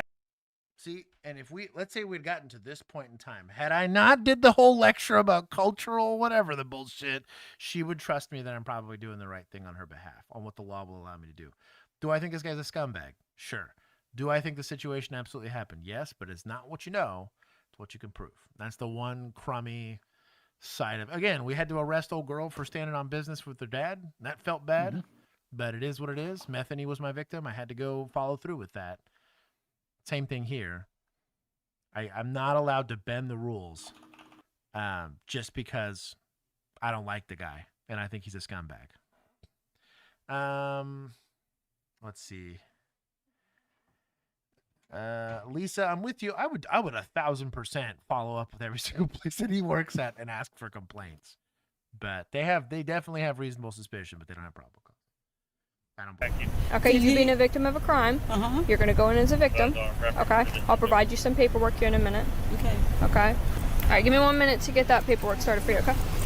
On the complaint alone, you can also request an EPO, an emergency protective order for the uninitiated. This happens more oftentimes with a domestic situation, right? So even if maybe if either I did have enough for the arrest, or you could always apply. I could decide, I touched Juan on the shoulder. He hated me for that. It's maybe offensive and provocative contact, so they just either cited and released me, or they took me to jail, but I'm going to get released like in 2 seconds because the offense is it's like a Class C misdemeanor, right? We're not in a domestic relationship. We've never been roommates, so it's not domestic, right? It's not getting the enhancement. He can, because they know I'm going to get released very, very soon, apply for an EPO. There's going to be some conditions that probably have to be met there. It's kind of up to the judge's discretion as to whether or not he grants that. I think in this situation, as a police officer, I can give some statements and where I get to bring in, hey, there's been multiple complaints against this guy. We don't know where he works. Clearly, he has a thing for Latinas, right? My victim feels uncomfortable until the state decides whether or not they're going to take these charges. I would like to serve him with an emergency protective order to make sure that she leaves this victim alone, or it's going to make it very easy. If this dude shows up in a cafe where she's there, I get to hook him up right then and there. Super easy. That is another route you could go, that even though I can't arrest, I can provide some level of protection or trust, earn some trust with the victim. He was later arrested for his actions and then charged with battery. Investigators urge any additional victims. Now, notice they only charged with battery because they could prove that whatever the contact was, it was likely some sort of offensive thing. They didn't go all the way up to SA because it's going to be very hard to prove that in court. The DA's office says, this one I think I can win, and if we can get a conviction here, we can get rid of his license. Right? You get a conviction on something like that. The arrest by itself kind of suspend your license. It's probably not going to get it revoked. Revocation of the license is likely going to require a conviction. So I think it's actually pretty smart on the prosecutor side of it. Like, it sucks that we don't get the full McCoy and send this guy to prison for forever, but I'm okay with that. Good job on. I talked about this with when they arrested old Neon Neck Boy up in Minneapolis. They tried to do first-degree murder, and I was like, that's scummy, because that's going to be so easy to beat on first degree versus if they did second degree or manslaughter or whatever it was, it would have been less complicated. And they ended up changing it later, but I was like, you guys are either idiots or scummy trying to let the guy get off. Froggy had a super chat. Oh, I got to scroll back up. Oh, yeah. He said points to good boys because everybody else is pissing him off. That's funny. I'll allow it. There it is. Points to good boys. Froggy, thank you. We love you, dog. And Mando. Mando, you can let me know where you wanted me to put him. Old Neon Neck. The way you wrote it. That's my Texas coming out. We're going. We're chugging along. If somebody had texted my son saying that he was going to come and find him and touch him, I think is how he worded it. It's pretty serious. Are you serious? Yeah. I'm definitely not a smart one. Go get your phone down before I strike. Okay, calm down, please. On September 25th, 2025, a concerned student reports his 12-year-old classmate after receiving a threat in a group chat, along with photos of his knife collection. That would be considered a terroristic threat. So the Texas is going to be unique. I'm going to need very specific elements of the offense. An articulable threat that's also going to be like an actionable one. So like if I'm out in Alaska threatening to stab you and I've never left Alaska and you're in Texas, good luck. But if we go to school together and I get easy access to you all the time and I'm threatening to stab you, you could talk about terroristic threat. I'm showing pictures of the evidence. This is showing that I'm not only saying I'll do it, it's not in jest, I'm actually showing you a very real threat. Brett, what was Brett saying? Yeah. Honestly, the lady had no business getting victimized. Had they just gotten rid of them on an actual zero tolerance policy, that she would have never had to deal with this. Good night, Lisa. Sheriff's office. Contact. Sheriff's office. Hey, how's it going? Are you? The police. The police are here. Sheriff's office. Are you speaking to his parents? How's it going? Hey, how's it going? What's up? Are you his father? Yeah. All right. So the reason we're here is someone called about some threats that made. I was just curious. Are you aware of his number? You know his number? Yeah. Okay. It's pretty serious. Are you serious? Yeah. Is he here right now? Yeah, is he here right now? Oh, he has a collection. Mm-hmm. Yeah. Yeah, he collects. He said, I'll send you already. And he said another time, I'll send you an order. And who is this he's talking to? Stab your blank with all this illegal blank. I'll stab your... Yeah. He said he's not his friend, but... What'd I miss? So cops showed up. He asked for the parents, came out with the parents, asked the parents, do you know his phone number? And they tell him the phone number. So I guess he can confirm it against the phone number he's got. And now he's showing them the picture of the knives, and they go, oh yeah, he's got a collection like that. Gotcha. And then that's about where we're at. They were all in a group chat together. Oh, okay. So, do you guys mind if I speak to him? At first, the parents don't realize their son's threats won't be taken lightly. We may end up seizing those knives as well as evidence. Has he ever done anything illegal before? Never been in trouble or anything? Not a little bit of trouble, but it was last year.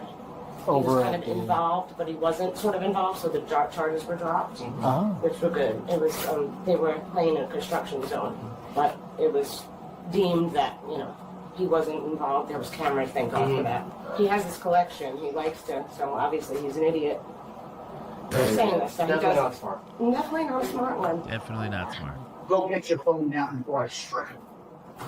Okay, calm down. Oh, he's got a great home life. This is totally. Yeah.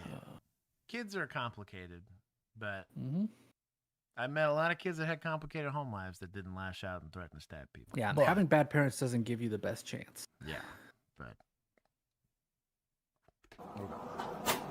You'll compensate the stuff if you have to. If we get the photographs of what he sent, so that way that's evidence. Yeah. That way I don't have to take the phone, or we don't have to take the phone. Oh, because I'm nervous wreck. I have like No worries.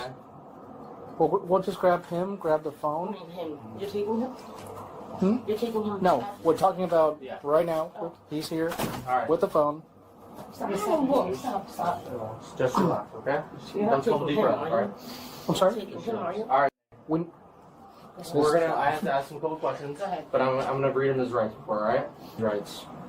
With these rights in mind, are you willing to talk to us? Yep. Is it consent all around? Okay. So, what happened today with the text messages with your friends? You can't be doing stuff like that, okay? That is completely unacceptable. they're skipping through, not me. And nowadays with people making threats and all these schools, it's something that we take very seriously. Okay? Careful, Homer. So, what made you want to write these things? Was it in anger? Okay. And what exactly did you say to them? Fight them and what else? Because I saw everything. No go. You can cuss them out and anything, even though that's something I don't agree with, but you can't make threats to our people, alright? And then what was that next collection? Is that yours?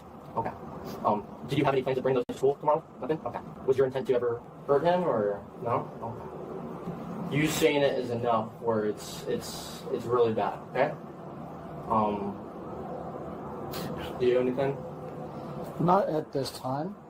I say that we'll figure things out as they go.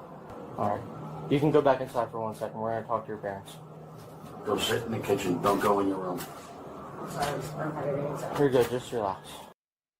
What's Mando's? I saw Mando's. He just wants points to vigilantes for Halloween, but was that from his super chat, I guess? Mando. Also, our good friend, the doctor, they uncovered prior complaints, including a 2017 case in North Carolina where he was accused of similar misconduct. So, good thing Zero Tolerance doesn't do background checks either. No kidding. What's coming? Or apparently there's a bunch of places that just are zero tolerance for reports as well. That shit pisses me off. Anyways. Yes. What does yes mean? They're telling, I think they're either, I don't know if they're applying to Brett or if they're telling you to yes vigilantes. I don't know. No. You don't just get points for asking for it? No. All right, so like nowadays when people make threats, Not they on the Halloween yet. news, like we don't terminate the one just because kids. We have to take action because it's a felony. The rent arrest kill is the charge. Whether it's to saying you're going to commit a mass shooting, bring nice to people, and That's the very first arrest, the first time that I ever put handcuffs on a human being, it was for this very charge. She was a deaf 12-year-old. Hey, this was a 12-year-old. Man, 12-year-olds. Bro. Oh, it is a 12-year-old. That's hilarious. Mm-hmm. Wow. But yeah, it was a bad time. anything terrorist or even to if you're going to say you're going to harm like someone. Our supervisor, he wants us to make an in-person arrest where he's probably going to go to DJJ tonight. Has he ever been to DJJ? No? Okay. Right. We have no choice. It's a felony, and it's our supervisor wants us to be done. I'm not sure. Just relax. He's a kid, so it's not really soon. It won't be soon. So let me just bring it all back and give us an idea of where this is going for tonight. DJJ used to, way back in my day, score the incident and juvenile on a matrix and make a determination of an arrest, if it would be made or not. Nowadays, they partner with Resource Center in Volusia County. So what happens is, an incident such as this, the Family Resource Center is kind of a holding area. Provide some resources to the parents as well as the kids. While the kids, it's almost like Scary Straight.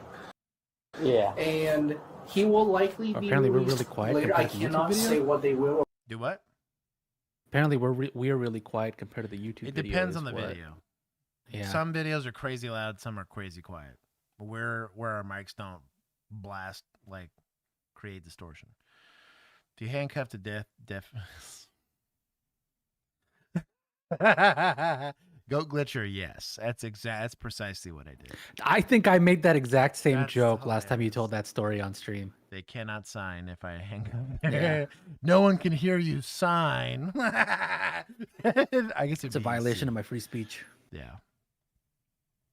We don't need pit points. Okay, if everybody else can hear us fine, then Complaints. it's just Or will not do. Likelihood is he's going to the Family Resource Center on LPG. Yeah, International. I think it's LPGA.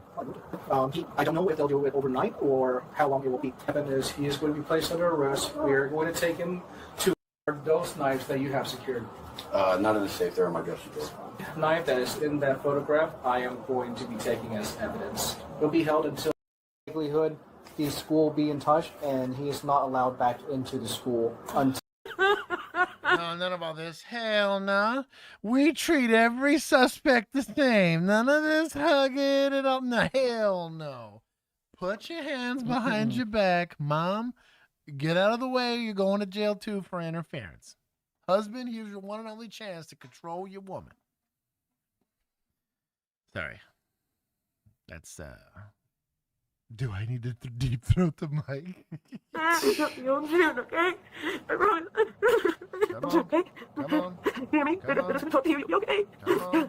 Don't worry. Nope. You're stupid. You made a stupid mistake. Everything got to be here. You're fine. This is taking far too long. Come on. Be done you're with it. stupid, you're dumb. Hold on. You'll never be able to do anything with your life. Hands behind your back, knuckles Mommy and together. Daddy love you. Oh, yeah. What did we learn? And we have one Whiskey Mike Juvenile 1015. Cuffs are in the shape of ovals, so if you start twisting them inside the cuffs, they will hurt. Best way to do this is either knuckles together or palms together. Alright, you good? They don't hurt? You do that, right, buddy? The knife that were in photos, apparently they privately belong to him somehow. and I was thinking of taking them as evidence. They're okay with us. I think they were told that late, so if you want to just turn them over to dad, they're willing to do it. He's taken to the station, where he's processed. Rap music? Yeah, okay. You're good, buddy. Just relax. The big things are from any drug to alcohol. Don't worry about it. Going, guys. He's juvenile, written threats to kill. The hook. The boy faces felony charges for written threats to kill. I'm not being rude. There you go. Written threats to kill. Was it supposed to start at this timestamp? I don't think so. To deputize, I'm only giving 10 because it took you far too long to arrest this kid, but good on them for doing it. We're going to take some points from society for raising this child in a situation where this had to happen. Children's behavior, especially under the age of 15, can be a lot on the parents. That is mostly the monkey see, monkey do phase of life. Could they be in a bad, they said no. Could they be in a bad home? Sure. Could they have bad friends at school? Absolutely. Can they be watching weird, sussy stuff on the internet? Sure. All of that stuff can influence their behavior, but it is the sole responsibility of the parent to take care of all of those things. It's called raising a child, not having one for a reason. Possibly intoxicated, driving a silver Hyundai. Deputies immediately began searching the area for the driver. This sticker is legit. Yeah, I do love that. I also love, what was it, Mando's, I like NWA, the 12-year-old. That's top tier. I like the NWA. And quickly spotted the Hyundai had crashed through a wooden fence at a nearby home. Here's what the deputies did next. I'm sorry. I have really bad anxiety. I don't know where I'm at. I have literally, I don't know where I'm at. More importantly, have you had alcohol tonight? This afternoon. It's this morning. Wait, it's 0800? Yep. What are we doing? You don't know where you're at? I was trying to drink, but I spilled it all over my door. Dude, I think that's vomit.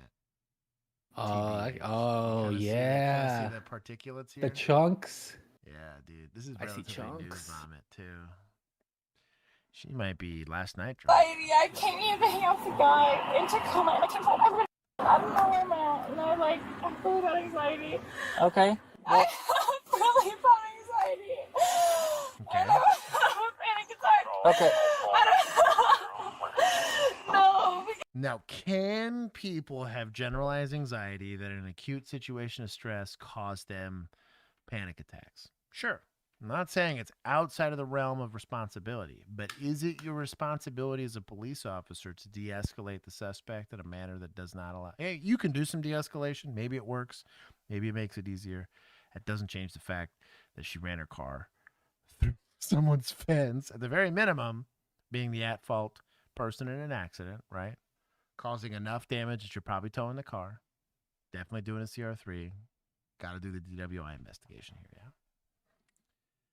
As someone with experience, that's vomit. Michael, welcome. It's really bad. And Okay. nobody is listening to me. No, I got you. So what? Now so many people have not listening. So what? I'm trying to go home and nobody's listening. I'm trying to go home. I hear you. live in Who's everyone that's not listening to you? Are they here right now, or is it just you and me? Good question to ask. You don't live in. You live in. I'm trying to go home. I live in Seattle. I'm literally at home from out here. I don't know my area. Okay. Do you have your driver's license on you? 152 if we can get you. This is a 13, and I'll take a second 13. She's extremely worked up. What is going on? I'm going home. Can you take this? Oh, dude, she puked all over this car. Oh my god, that was her friend. Oh, she's actually still trying to get home from the bar. Hey, shout out to trying fuel for 6 efficiency. hours. A Hyundai out there with the fuel. She must have had a full tank of gas. Josh, she just needs a shoulder to cry on. That's a gift card. I have an actual identity See, if you would card hug suspects more often, somewhere. I'm looking for it. I'm they'd so behave sorry. better. I'm looking for it. I'm just like. Yeah, your driver's license is underneath. And then, do you have insurance on the car? I don't right now. Nice. I'm literally stressed. For sure getting towed. I don't even know what's going on. I literally. Well, you were in a collision. You hit someone's fence. Do you have the registration in the car? What happened at the waterfront park? You had other people in the park? I got into a fist fight. I left. Why were you fist fighting? Sounds like Because MHID. they fist fought me and set me up. This sounds like undiagnosed irresponsibility right now, to be honest. There's not a lot of not to judge people's disabilities, but typically people that are experiencing a panic attack struggle to even speak. You'll start to see hyperventilation, stemming, real easy thing, kind of like quick, rapid movement of the body in some way, shape, or form. Also, they'll tend to shut down a lot. You see kind of like the referring to like a more childlike state. They'll use very simple words, simple sentences. I can't breathe. I can't breathe. They'll get stuck on like a loop like that. I'm not seeing a lot of that. I'm not saying she's not experiencing this. I'm not a medical professional or a psychologist, but this does not look or sound like or quack like a duck at all. So, but yeah. Baby daddy's crazy. Snack, welcome. No, my baby daddy's crazy. Okay, I hear ya. No, because... Do you want to keep looking for the registration? No, because why is he doing that? Is handing him a gift card an attempted bribe? Okay. It's not a terrible question. Kimini, I like the question. Potentially. Where is crazy? Off. Like, what is my baby daddy telling you? I have not talked to your baby daddy. You can't tell me everything. I don't believe that. Okay. So you don't have insurance on the car though?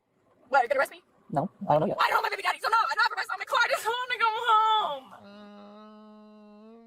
Maybe MHID. Okay, well that's not an option right now. Okay.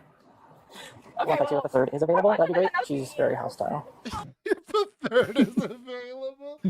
Shout out to them. Whoa. They're being mean to me. Stop crying. That's her mom on the phone. Sure. I haven't said anything to them. They're being rude. I haven't said a word. No, the cop. I haven't said a word to them. I haven't said a word to the cop. They're being mean to me. Because you're probably drunk. No, because why are you like, no? Okay, you're taking the side off. 159. Shout out to mom for snitching. Because you're probably drunk. This is not indicative of bipolar behavior. A lot of people will mistake like odd, like immediate mood swings with bipolar. Bipolar takes days, if not weeks, to kind of have swings in. It's a general misconception. That's back from the hard R days of not understanding anything, right? Same thing with like schizophrenia was often slapped on a bunch of different things when really like having. People think schizophrenia is dissociative identity disorder. It's not. Right. It's not. You have a bunch of other identities. So could typically when you're seeing big mood swings like that, it's more on the anxiety side of the fence. Not that it matters from a law enforcement perspective, but just so you know who you're talking to, right, and what you're talking to is experiencing. Could you see it with maybe somebody that's got borderline? Maybe. Yeah, I was gonna say BPD potentially. Yeah, but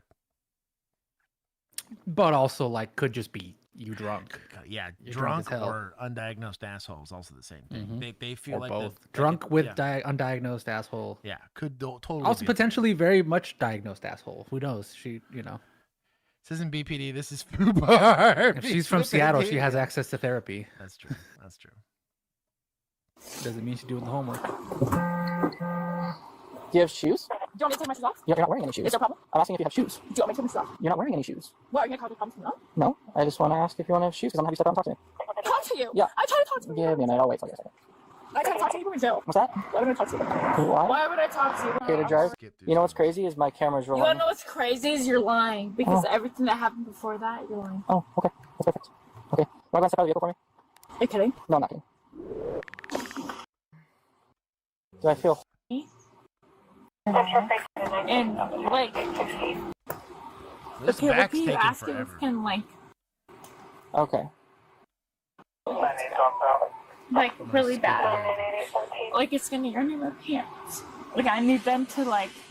I don't even care what they say. I need to go. Well, we're gonna wait for my second. Are you kidding? I helped you. How did you help me? I have to go so bad. What did you want me to do? Pee on you? Pee on yourself? Okay. Dude, Okay. Oh no, she peed. Oh, she did. Oh no. That's a whole. Really like that's in here. I literally pissed. Are you Okay, good. Look at him. I want gloves. I want to jump because What's that? I want to jump on the ground. I told you I was paying Bro. You let it all go, man. on the ground, dude. Okay. Are you kidding? And I told you probably shouldn't do that. Big Sarge with big brain ideas. Let's take the weapons away from the crazy lady we're about to have to fight. Nothing but argumentative. Raising your voice. You didn't. Can we please take my money? What was that?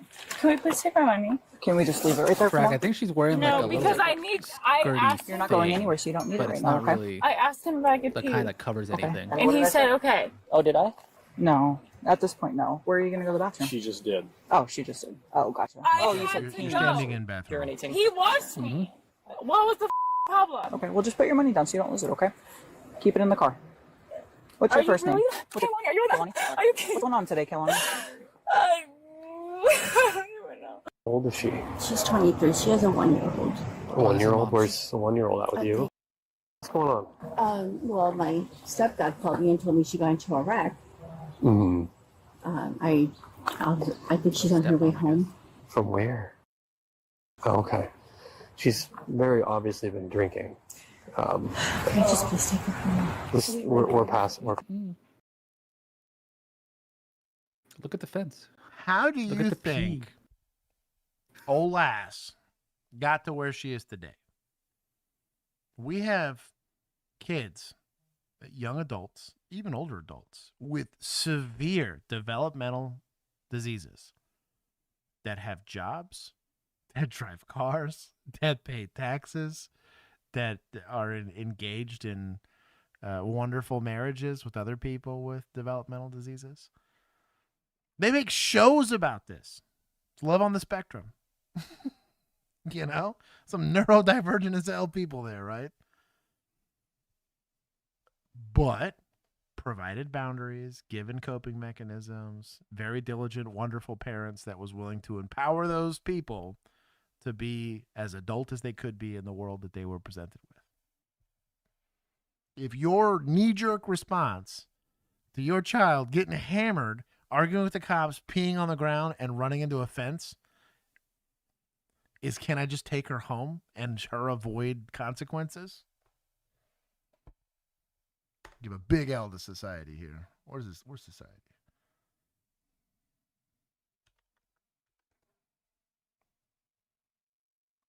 Wild. Past that point. Like right over there. We're past that point. How old is she? She's 23. She has a 1-year-old. A 1-year-old? Where's the 1-year-old at with you? Daycare. Daycare? Let's get out of the She's street.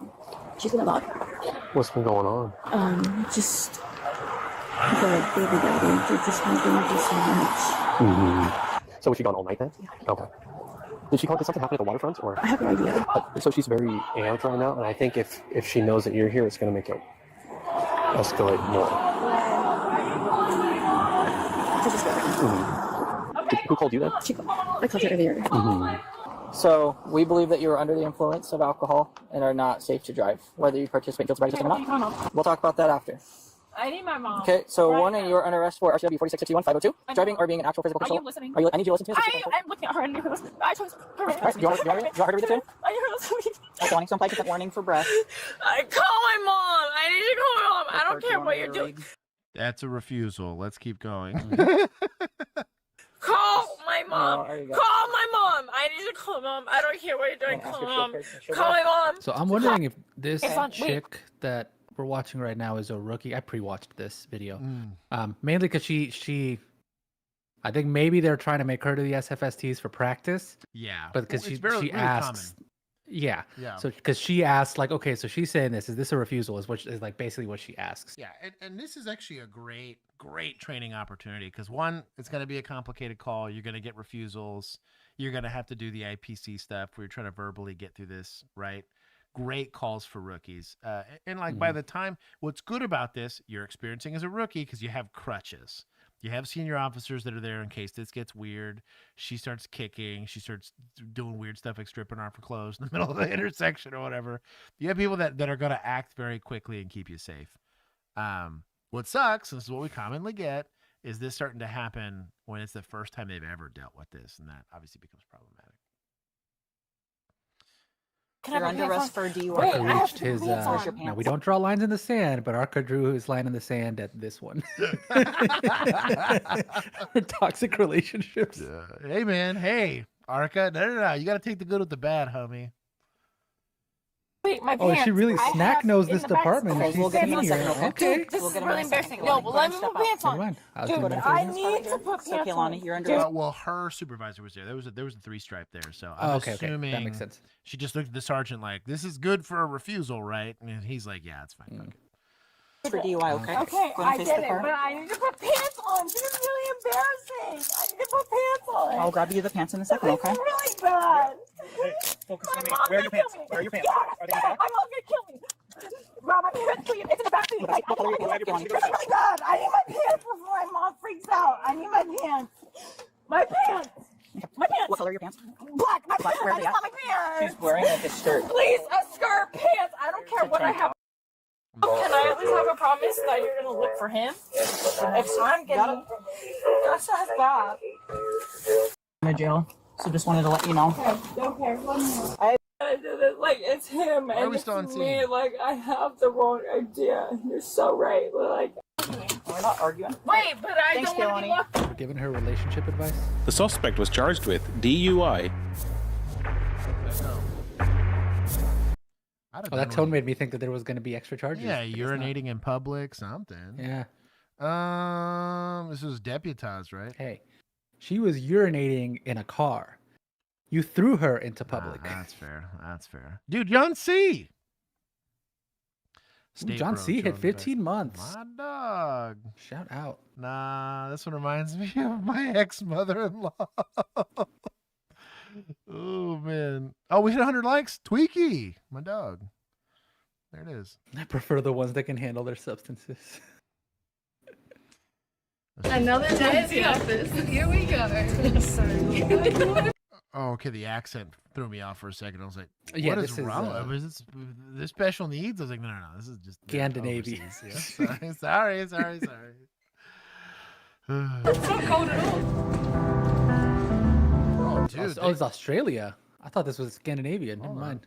I just saw blondes and immediately thought, oh, this must be Bro, the Sweden or something. The IFACs back here. It was like a big IFAC too. Like this is like they probably have chest seals and everything like on their belt, which is kind of rad. Because normally I didn't keep a full IFAC on me. I just had a tourniquet.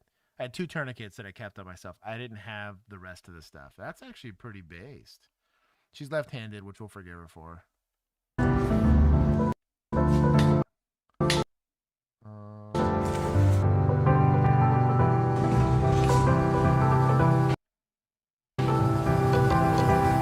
Getting iPro for red guns? What are we doing? Hey, just to Hearing practice the protection for red reps guns? of. Honestly, as goofy as these Ear Pro look, some of the best out there. They're like really, really oversized, and they have like this enormous band on them. But like for indoor shooting, it kind of sucks for a rifle because they kind of get pushed off a little bit. But like for handguns, like it is like. My tinnitus would be worse if it wasn't for these. They had the foamies that you could just stick in your ears that Yeah, the little- eventually 3M's getting sued by some veterans from forever ago or whatever. But I always picked these because they were so much easier on your ears. Oh, they're guns. Oh, they switched to real guns. That's hilarious. I guess it's probably like a range rule or something, right? Where they just have to do Yeah, it. I'm going to send them for 1 set of handcuffs. And I guess this is like a baton.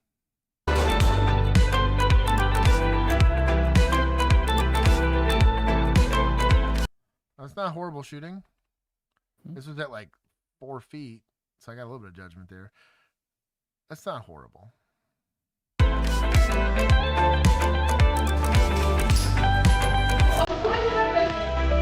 That's funny. Let's see. I got like a ball cap down here.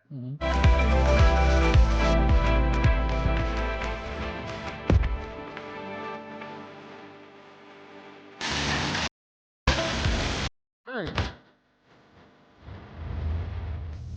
So they're recruits. Late in the night on April. I guess points to international cops, I guess, here. They look squared away at least. Like they look very squared away. I have no complaints. So would a recruit be? Is recruit still an academy? I'm guessing. Yes. So you're a applicant through the application process, a recruit through the training process, a rookie until damn near like 5 years, and then it's the ranking system after that.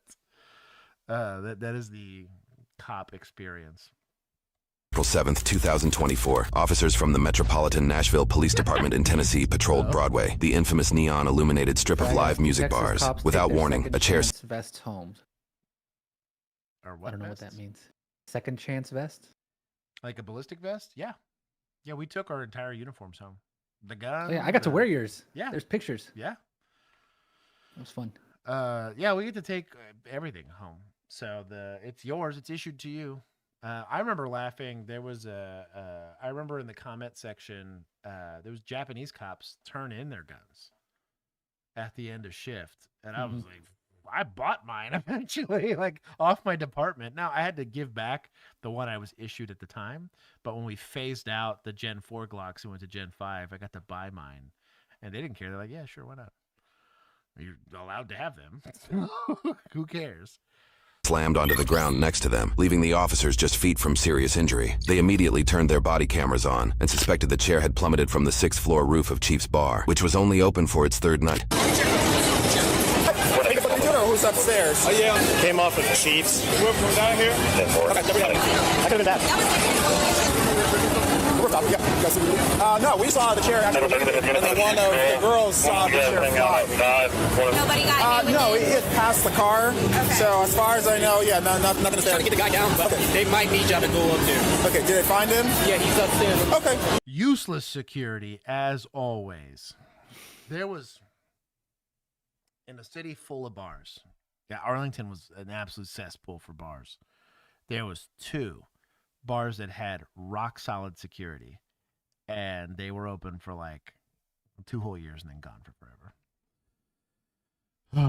All of them suck, bro. And part of it's like their legal authority is pretty limited, but like, yeah, man. Do you think they ordered the AG? Little duck, I'm here for it. You don't see anybody throw anything. You don't have witnesses. You're accusing. So what you do is you go to staff and you say, do you want to criminally trespass these guys? If they say yes, cool. We're taking people to jail, right? If they say no, you leave. Cool. They're your problem. Since you don't want law enforcement help, F off. Free advice from a cop that had to deal with this a lot. I get that, but he didn't throw nothing. The second they get outside, you arrest them for PI. Because they threw a chair. You can't really do it while they're in here because this is like this is private property. But you can the second they hit that sidewalk. He didn't throw nothing. I'm his bodyguard, so you have to leave. Okay. I don't know what happened. I don't know. You don't know? Hold on. Right, stay right here. I'm Chris Brown. What? I don't. I didn't. I didn't touch the door. I'm his bodyguard. Okay. I didn't see him throw nothing. We weren't doing nothing up there. He's got nothing on it. He didn't say nothing. He's being aggressive, and so is that one. If you do anything wrong, you need somebody, please. Yep. If you can go check. Let's go. No, stay right here. You're not leaving yet. You're not free to go. So we're detaining him, I'm assuming, on like littering? Maybe potentially. You do like criminal mischief or something? Yeah, because on like the destruction of property or the substantial inconvenience of having to go. I don't know that you can get him for like obstructing a roadway or something like that. That'd be kind of. That'd be funny though. Kind of petty, but. Let's tell him, hey, can you just stand right off this curb right now? Pedestrian on roadway, get him. Hell yeah. We're investigating the situation. Arrested for PI. Tweaky, I love it. Okay. Watch him, I'll go look. Okay, let's go. What's your name, man? Morgan Wallen. Morgan Wallen? I'm Officer Treese, please. Recording my body camera. Officer Treese. Treese? Yeah. Nice to meet you. You as well. Officer Smith. Hey, nice to meet you, man. I don't really know a whole lot of celebrities and stuff. Who the hell's Morgan Whalen? He's some country singer, I think. not important enough for me. I to know remember who it is. him for. Was he the one that was like that yelled slurs or something? I forget. It's not that important. I don't know. Who this is. Does anybody know who this The is? only reason I know is because he's gotten in trouble a couple of times. Oh yeah, it was okay. Yeah, in 2021, he was dropping slurs in like a college party or something. I don't know. He's got problems. Really? Mm-hmm. Country singer. Interesting.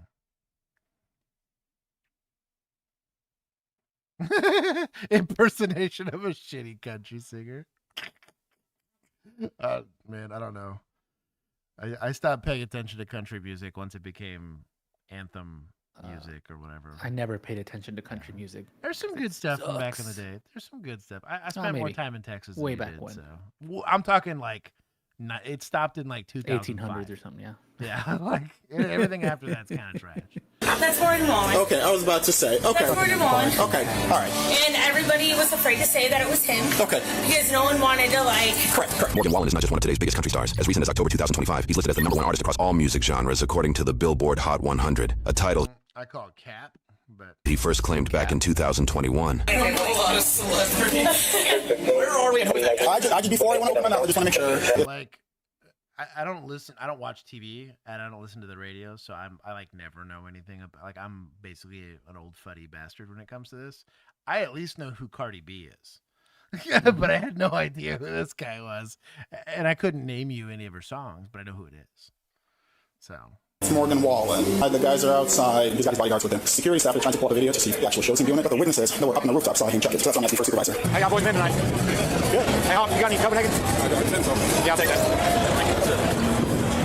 We've not tried to cause no problems, man. I don't know what they're. I don't know why. Well, a chair came flying off the roof and landed right next to my patrol car over there. So we're just trying to figure out what happened. As you should.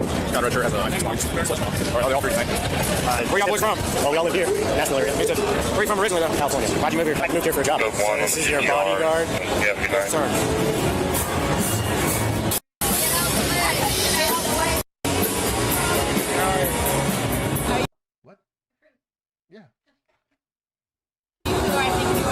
I don't know.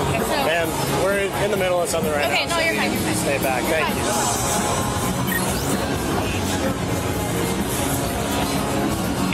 Oh my god. In front of our Yeah, like. How's everything been going on here? Good so far? I'm gonna get behind here.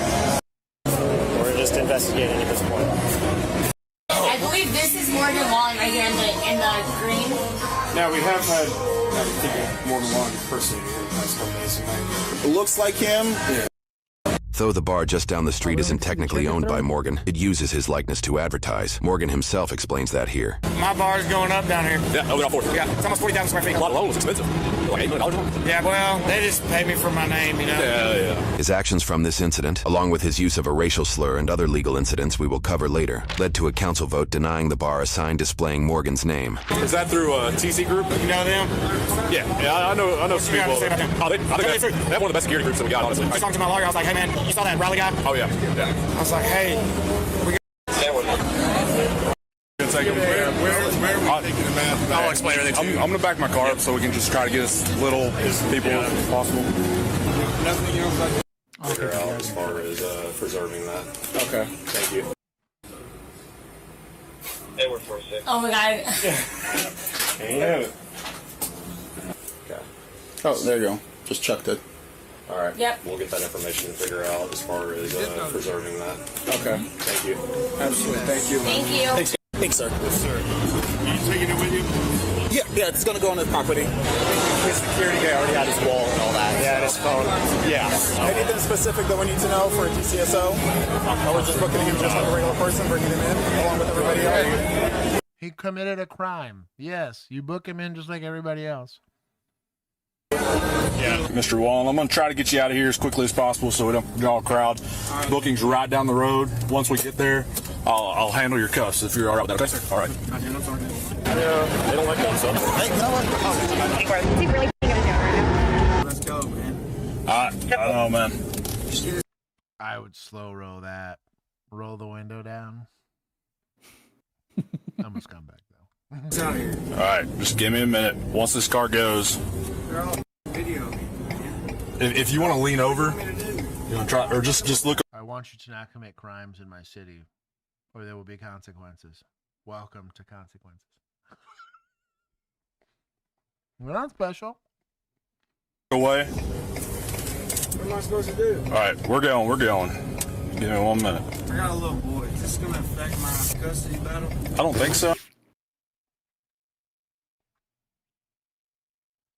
There are NFL players that grew up with terrible upbringings, got lucky that they're just God-gifted athletes, right? Knocked up chicks right as they were in college or whatever, that are still with the mother of their children, of whom they made honest ladies out of, right? You know, the opposite is true as well, but you mean to tell me you're a multi-platinum guy? Yeah, you're still having child custody issues? Like, come on, Doug. Sorry, I'm being judgy.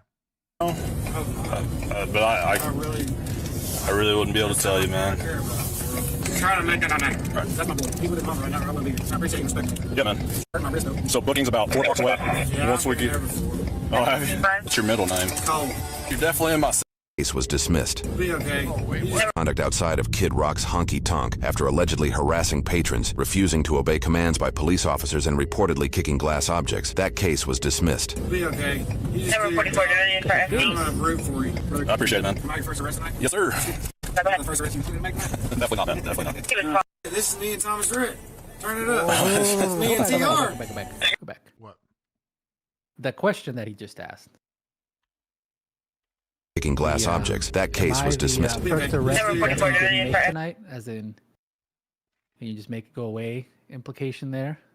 And I'm going to root for you, brother. I appreciate it, man. Am I your first arrest tonight? Yes, sir. The first arrest you make tonight? Definitely not, man. Definitely not. Okay. Nah, I don't think there's anything there. I'll tell you something funny that every song you hear is going to be. What? What if I'm petty? No. You can't. What if I really don't like country music? The truth. No. You, because I had a playlist going. Really? TR is one of the best walks of life of all time. The top 3 of right now. Okay. That's a lot. Maybe a little bit more comfortable. So like that. They're not meant to be comfortable, child. You're good. I do it the other way because they'll start ripping. Yeah. Like this. So if you put your hand back. No, I know. I'm just letting you know that. We'll just put your side so that way. Give it just a sec. I'll let you know in a sec. So just slide all the way back as far as you can, so you're not sitting on your wrist, and then just hang tight. There you go. You see if they're all this nice. Say you have been arrested? No, they might be.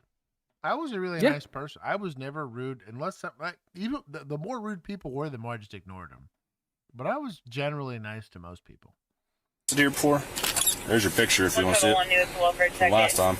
Do I gotta take another picture? Yeah, they'll probably take an updated picture of Make it. sure I got my hair looking decent. The taint looking here.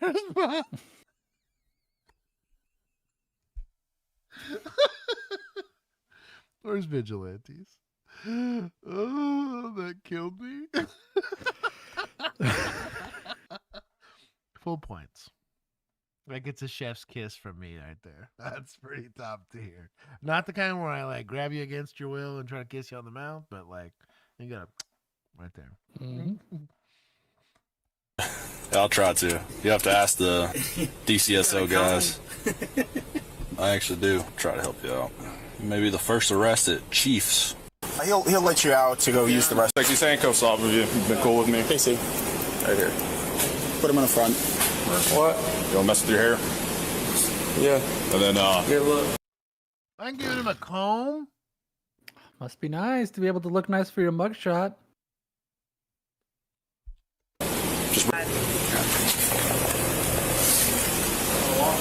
Oh, we'll take another seat. Just enough time for us to get this done. We'll go. All right. Taking it. Whenever you're ready, we'll try to make sure there's nobody else will limit the amount of exposure, and then we'll just bring him in. Yeah. Why? Nope, he gets brought in just like everybody else. Like, bro. You limit everybody's amount of exposure, or you perp walk them like old Florida sheriff? Right. Is if we thought there was a threat to his safety that was different than everybody else. Because, again, this happens a lot of times. Like, I knew when I had a gang-affiliated guy, hey, do we have other, like, people that are in the jail banging? Maybe we wait. It doesn't mean they're getting special treatment. I just don't want to fight on my hands. Same thing if I arrested somebody that was, like, politically controversial, right? If I had to go take someone like Ben Shapiro to the jail or something like that, where I'm like, okay, so likely I just don't want to fight on my hands. But I'm not treating him any differently. If it's just Cracko and somebody else that he's going to be in there right behind him. If I'm not stopping for potty breaks and I'm not doing all that, equal application of the law and standard operating procedures are standard, as the name would imply, which means they're done all the time. Unless you can articulate a safety thing, I don't want to see any change in that. I'll just go ahead and put a brief synopsis. Thank you. Yes, sir.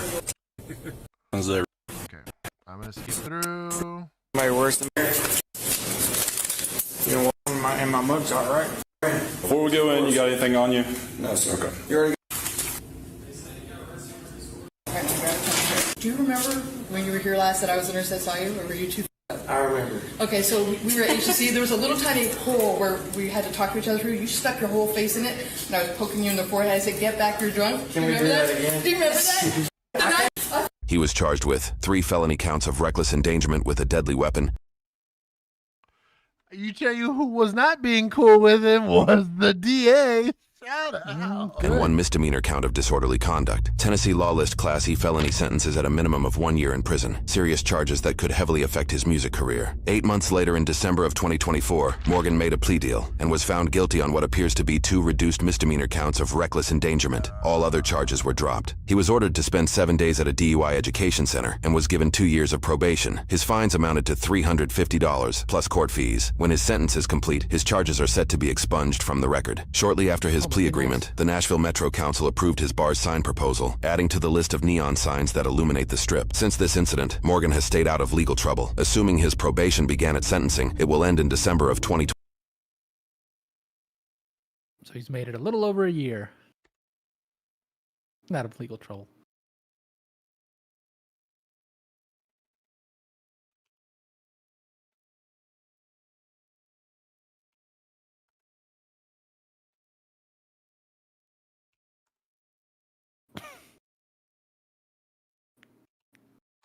Okay, I'm done.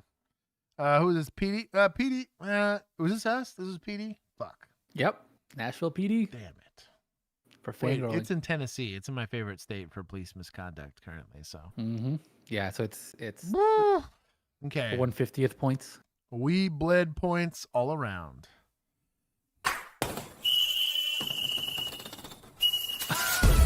Spicy time!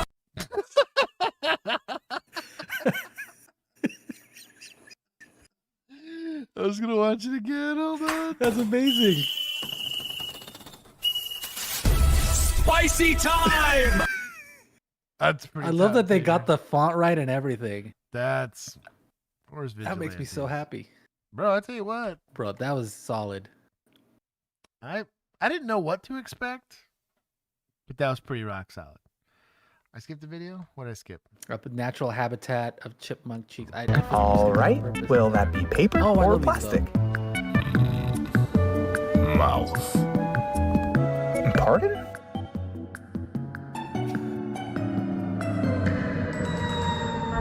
Mouth.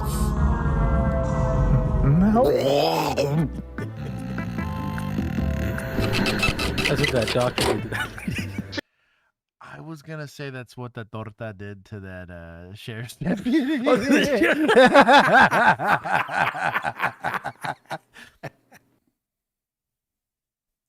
I mean, yeah, she didn't get wifed up for nothing. Is all I'm saying. That's true.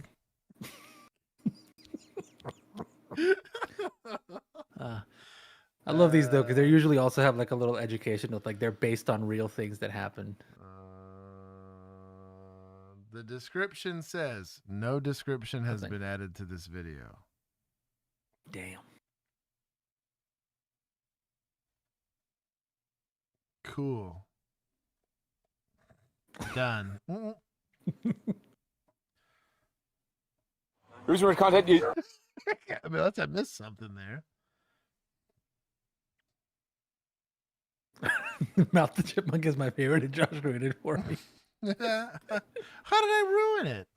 Oh, never mind. I know how I ruined it. Never mind. Sorry. It really shouldn't. This is teach. Oh, never mind. I shouldn't go down that road. No, we'll move on. We're You spicy knew where I was stream. going with it. All I'm saying is, if old girl can find her a respectable Yeah. man. Remember, inside thoughts do not have to become outside words. There's hope for us all, okay? You're double parked here. Is this your car? You have some on you? Okay. Yeah. Oh man, okay, we're good. I've collected my thoughts. We're good. We're good. It was a good Christian friendly show here. Have some on you? I can shoot you. Stop! Stop right now! I can shoot you. Do you understand me? You're gonna get shot. Okay, hold on. I'm gonna go right back real quick because I feel like I missed something. Mm-hmm. Reason we're in contact, you're double parked here. Is this your car? He's indeed double parked here. Clue. So here, something to talk about with pre-attack cues. This is looking for a escape plan. Is you're being contacted by a police officer. Normal behavior when they get sketched out by police is you tend to look at a threat, right?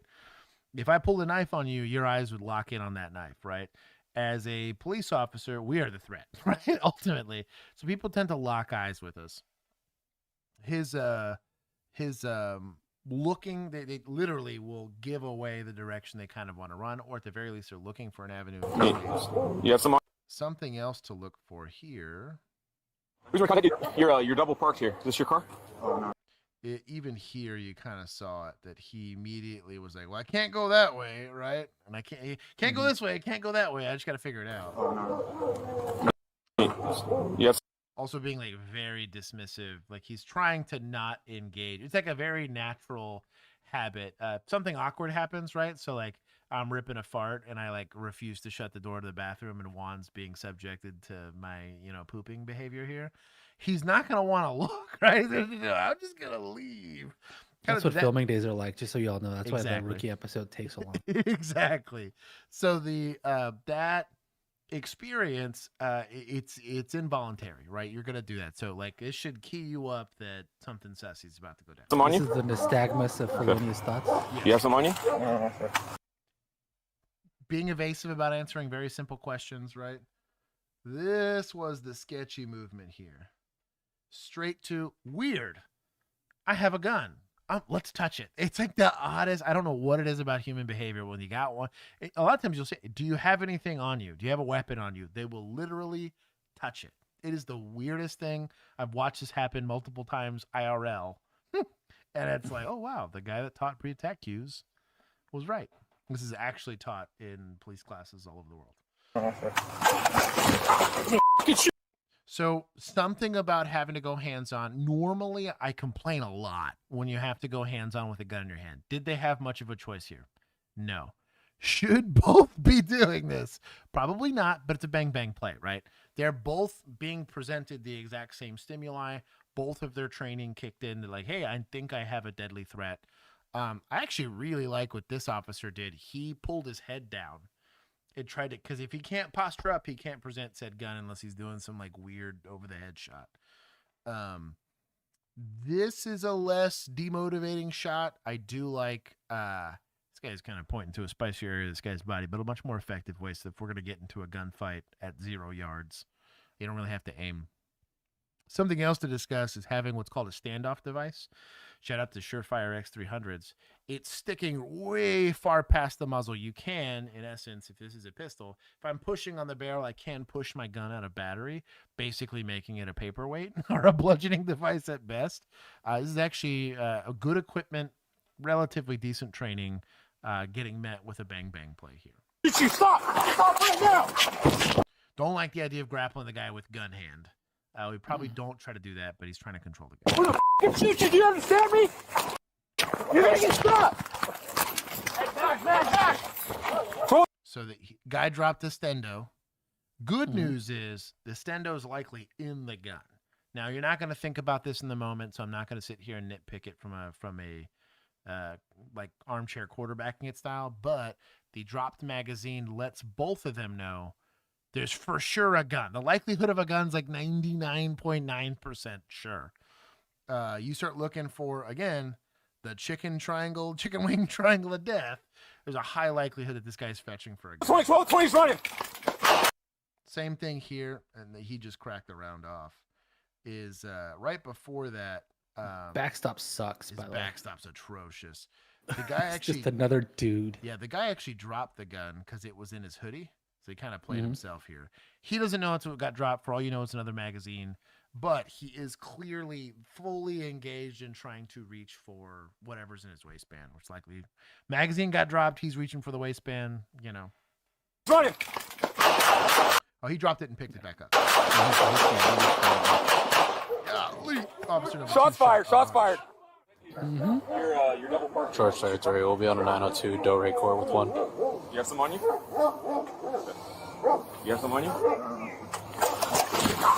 Fucking shoot you! Stop! Yeah, see, it's what I thought he did. He literally grabs the hoodie, drags his head. Wrestling, they do a good job with this too. They'll teach head control movement. If you ever get stuck in a kind of a like messed up situation, you can actually grab the nape of someone's neck and drive it to the ground. It literally, they have to fall over. Your body's gonna follow kind of where your head's going. It kind of works the same principle like a trip would. My foot needs to land on the ground for me to be able to stand upright. Staying upright with only one foot engages very, very hard. If you interrupt the running motion, it's a good way to get someone to fall. Very good body control. Stop right now! I'm gonna fucking shoot you. Do you understand me? Crazy. Again, are they muzzle sweeping the hell out of each other and their backstop? Yes. It's a bang play. It's a grappled situation. You're going to bless this. They're at least doing this kind of finger discipline. So we're doing good. You're going to get shot! Hey, mag! 20's running! He had a better backstop, to be honest. So George 33, shots fired! I'll wait for the arrest plan. We'll do the arrest. I don't know where the gun's at. It's right there next to his arm. Yeah, I got it. That was a gun. Let's see. Dante, what happened with your sponsorship meeting? Stop. We'll see what comes out of it. Please read out your contractually obligated Raid Shadow Legends ad. If you don't want to get smoked like, oh boy, they decided to pull a gun on two cops, you need to play a Raid Shadow Legends. If you use code OnlyCops, it will give you articulable, reasonable suspicion to upgrade your characters to the always based and enforceable shall issue clause of damage to your opponents. Anyways, there you go. Raid Shadow Legends. That's probably a better ad than they've ever gotten from any. I completely made up absolute bullshit off the cuff. Schrodinger's bullet. You committed more to that than I think I've ever seen in a Raid Shadow Legends ad. You're welcome. I mean, I'm not going to give again. Fatal shootings are never a good outcome. I think they handled what was a very foobarred situation. That's a short stick. It was messy. They didn't do anything that I thought was unsafe based on the level of training they demonstrated. Good equipment. Got P2s on Glocks with that's a very expensive pistol setup. But it wasn't for show. Didn't have any malfunctions. Clearly the stuff is tested.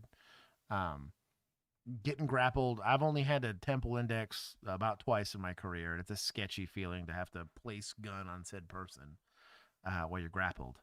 But it's a bad time. We'll take some points from suspects because he could have just been UCW and maybe sitting in prison. Instead, he's sitting with probably not Jesus, but he got to meet him for a second. Or he could have just not double parked. No kidding. There's so many. That's so avoidable. The dumbest way to get caught with whatever the hell you were doing. Yeah, the whole thing is avoidable. Is there any issue with the officer mag dumping him after he's already... No. So you shoot to resolve the threat, right? So there's a lot, and this is, I guess one of these days I'll become a subject matter expert and go testify in court for this. 9mm, I've said this a billion times on the show, is very bad at killing people. I know it sounds counterintuitive because pistols are the most used guns in mass shootings and shootings in general. But it's because just they're the most prolific. They're cheaper than rifles. The ammunition's cheaper than rifles. They're easier to conceal. They're easier to do a lot of stuff. That's why pistols are the most used. obviously law enforcement, the most active. Well, actually, technically, we're not the most active in shooting. That's just the ghetto. But we tend to carry them. Most statistics have people surviving pistol gunfights. I've seen people get shot 14 times and survive. And 14 times, like, not in inconvenient places. Like, wasn't in the toe. It wasn't in, like, the hip. Like, they were shot, like, in the chest and the hips and the leg.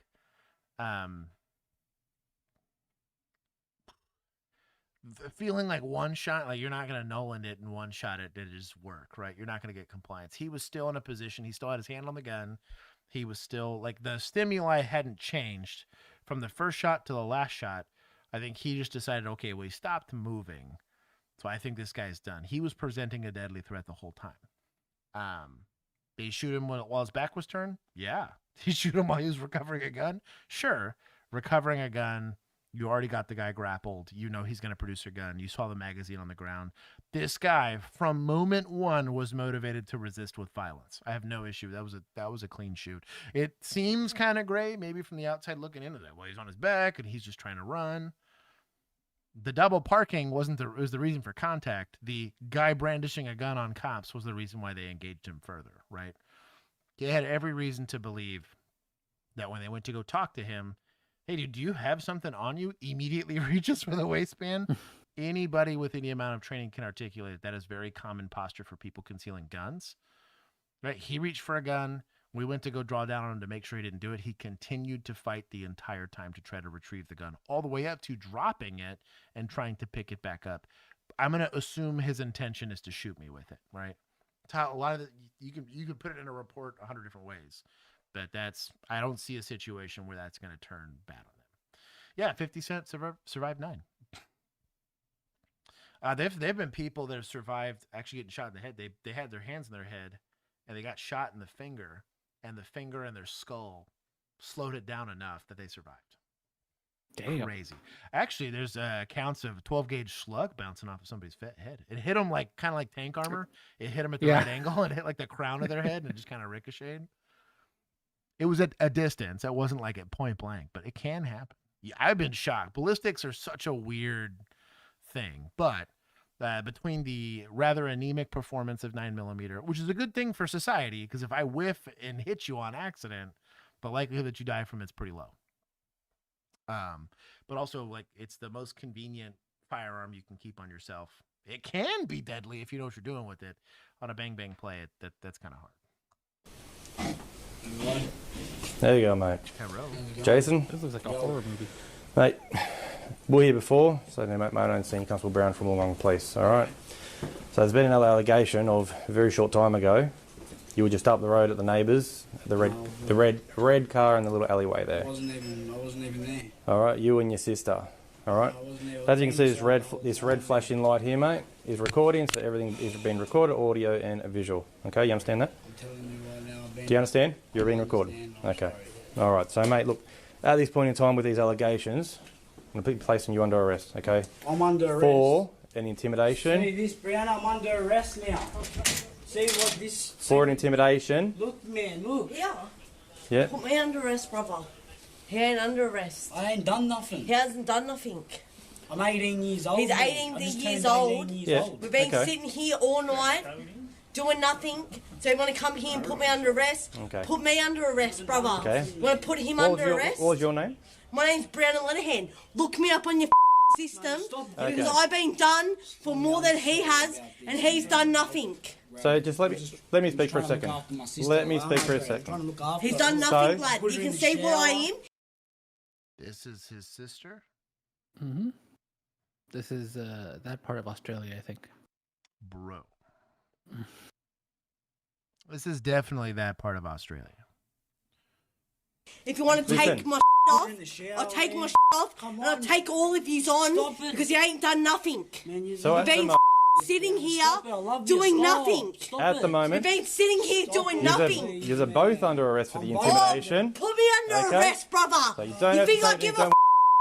a You think I give a I will record. Put me under arrest. Can you let him Yeah, can use everything on, alright? So Do we let the lady that we're taking to jail for intimidation with either a weapon or whatever go back inside of the residence in that period, regardless of her demeanor? If she's going to arrest, we let her go back inside. I don't know about in Australia, but in Texas, hell no. Not no, but hell no. It's a good way to retrieve a weapon and a good way to get shot, stabbed, blown up, whatever you want to call it. Not letting this lady back inside the house. But now, that was easy to articulate before she was being aggressive and threatening to mess us all up if we go to arrest her, right? But, yeah. Would you have told homeboy he was under arrest while he's still behind that door? No. I like to surprise people with that. Surprise, some fries. Because he also went back in there. Yes. And he could have gone further, just sister came out. Right. He decided to yell. My family's from Perth. Protection. There's a reason why. It's raised in America. Oh, so Perth is sussy. I get it. Yeah, from a scene security standpoint, if this is like your 18th call of the shift, I could see you maybe being lax. I'm not saying I've never taken gambles with my safety like this. It was just generally frowned upon where I was at. And if there was an officer that wasn't on his 18th call of the shift, he was going to check that immediately. Cover officer should have been like, oh, she's not going anywhere. Especially because they gave it to you. They're all right in front of you. They're going to jail, go to jail. And you had a hold of her. Yeah. You just decided to let go so she could run away. Yeah. Fine, mate, but you're both coming back. Simple as that, all right? Why are we arresting them inside the house? Hey, put the knife down. We've got a knife. We've got a knife. Get out. Ain't gonna taser me, dog. Ain't gonna taser me, dog. Get out. So a taser is not an appropriate response to a knife. Now, I realize I'm in the land of burning it down, right? America apparently has got, well, listen, there's a couple countries that beat us at smoking civilians, but yeah. They're typically not first world. Exactly. But we have a free people, and they're free to make decisions, and they tend to show the level of ignorance that does exist in America on making decisions as free people. But this would require retraining. I truly, if I was the sergeant, right, and I'm evaluating this use of force, they're both getting retraining. I'm not saying it's not a brave and courageous thing to do to try to take this lady into custody unharmed. I think that should always be the goal, right? You got Nolan, this last episode, he dusts out the baton. He's going to go roll a 20 on dexterity, right? I'm not saying don't do it, but you got to be that guy, right? And you're gambling with your life when you decide to be that guy. If that's who this is, fine. More power to him. It's his life. He can make that decision if you want. But as a general rule of thumb, we do not meet deadly force with less lethals. Period. Full stop. We don't do anything that requires some level of deadly force getting used on me. I'm using deadly force on them. Just as a good rule of thumb. So if you could take anything away from this video, somebody pulls a knife on you, you do not point a taser at them. Anyways. Get out! Drop the knife! Clear! Not secure? Good on you. Oh, he got nothing. Get your shit. I've done nothing. Is that hand? I've done nothing. All right, roll this way. I've done nothing. I've done nothing. Why did you arrest my brother? Why did you arrest my brother? Why did you arrest my brother? I'm fine. I'm fine. Somebody got help a boy that got stabbed? Jail for life, you idiot. Go to jail for life. What do you mean, mate? What do you I need medical, dog. Help me. I've been with PTSD. You will get in trouble. I've been done with PTSD. I've done nothing. I'm not even resisting. I'm not even resisting. I'm Aboriginal. Did this guy get tanked? Is this guy just tanked getting stabbed? Aboriginal. I'll get you done. I've done nothing. He is I've not. been in my house the whole time. I've done nothing. I've done nothing. I've done nothing. I've done nothing. I've done nothing, you dogs. You You dog! You're dog! You're dog! Seems like You're a dog! You're dog! You're Hey, where's Arca with the crazy ones? There it is. It's number 4 or 5 of the stream.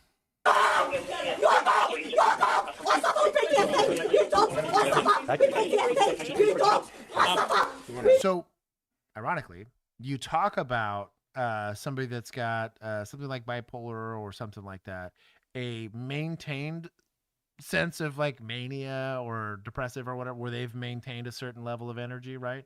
Maybe you could start to, again, I'm not a psychologist. I don't do diagnosing with people, but she's not doing a lot of deviating from her behavior. You are very likely dealing with somebody with an intellectual disability, because that's typically how these things happen, or someone that's neurodivergent, right? They're suffering from some level of mental illness from the moment one that we've interacted with her. He's not done nothing. You know, the whole thing. She's very locked in on this very elevated, agitated state. Now, she could also just hate police, right? And be argumentative, just an undiagnosed asshole, right? But understand you're probably not getting an ID off her, probably not getting a lot of good, like, back and forth. She's probably going to refuse. When you try to read her Miranda, she's probably going to spit in your face. Stuff like that, right? And so just understand who you're talking to. It's probably some level of either undiagnosed or underdiagnosed stuff with her. Arc. She's perfect. God bless him for consistency. Thank you. Yeah, my taser's down there. I'll get it. I'll get it. That's all right. You all good? Yeah, it's all right. They got it. Yeah, I was going to stab him in the hand, but you do? Yeah. You're gonna stab in the hand. My boy did tank getting stabbed. Hey, donated the hand though. That is the way to do it. Free advice from somebody that's faced a handful of edged weapons in his life. Predetermined in your mind, your non-dominant hand will be the one that gets donated, right? You want to keep a strong hand for strong hand needs. In the moment, it's for skin of the smoke wagon, right? But in long term, I don't know, you want a back scratch, you want to write or anything like that, you do most of that stuff with your dominant hand. So if you're going to permanently ruin nerve endings and all that stuff, do it with your non-dominant. Could potentially lose a finger, lose your hand. You could lose a lot of stuff. Also, applying a tourniquet to your non-dominant arm is a lot easier than doing it the other way around. Try brushing your teeth with your non-dominant hand. Some people are ambidextrous. It's not that big of an issue, but they don't have Miranda rights. Oh, wow. Must be nice. To be a tyrant for free. I'm gonna give points. Is this municipals? Wollongong police? Is that Fed Boys or what is this? Wilgowney, let me see. Okay. From Wollongong. Yeah. Let me find out. Wollongong police. They have Shelby rights. Grab my strong hand. Local police officer. Wollongong it's international. We have a solution. Sorry. That's true. Yeah, we do. I'm an idiot. I'll give them points. That was courageous of them to go in there and handle up on the crazy. It's the North Southwest Australia. North Southwest. But it's good. That's a great outcome. You didn't have to harm the lady. You got stabbed, which is not a good outcome for you, but that is theoretically what you signed up for. Shout out to them. It seems silly. I'm not disappointed that they didn't smoke this lady, right? I'm happy that they got that outcome. I think it was a very big unnecessary risk. And you got lucky because she was not good with that blade. Somebody would have died if she was either more motivated or more skilled. And we don't want to be in those situations.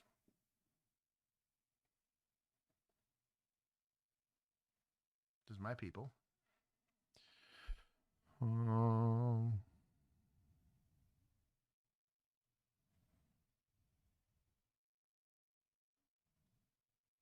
The patch is 3 inches by 3 inches for everybody asking. Made straight out of Academy patches. What patch? 3 inch by 3 inch. It's straight out of Academy. Oh. In the style of Straight Outta Compton. That's hilarious. Our merch. I'll drop the link again. Is he gonna ram this car? Oh no, he's gonna gently tap it. Boop. That was a cute little boop. Oh, gonna go for another one? Or just flee the scene. Just hit and run? People that have unsecured lots. Is this the police station? There's gotta be. Yeah, there's a lot of cops here. They're Or all that other having- donut shop. They're all having lunch. Must be nice. This guy doesn't even know his car got hit. Mm-mm. What's that weird looking shape thing on the top of the patrol car? That's lights. More modern Oh, LEDs. that's their They light have- bar? Yeah, it's pretty cool. Oh, okay. Oh no, he's gonna get road trigger warning for car accidents. He went for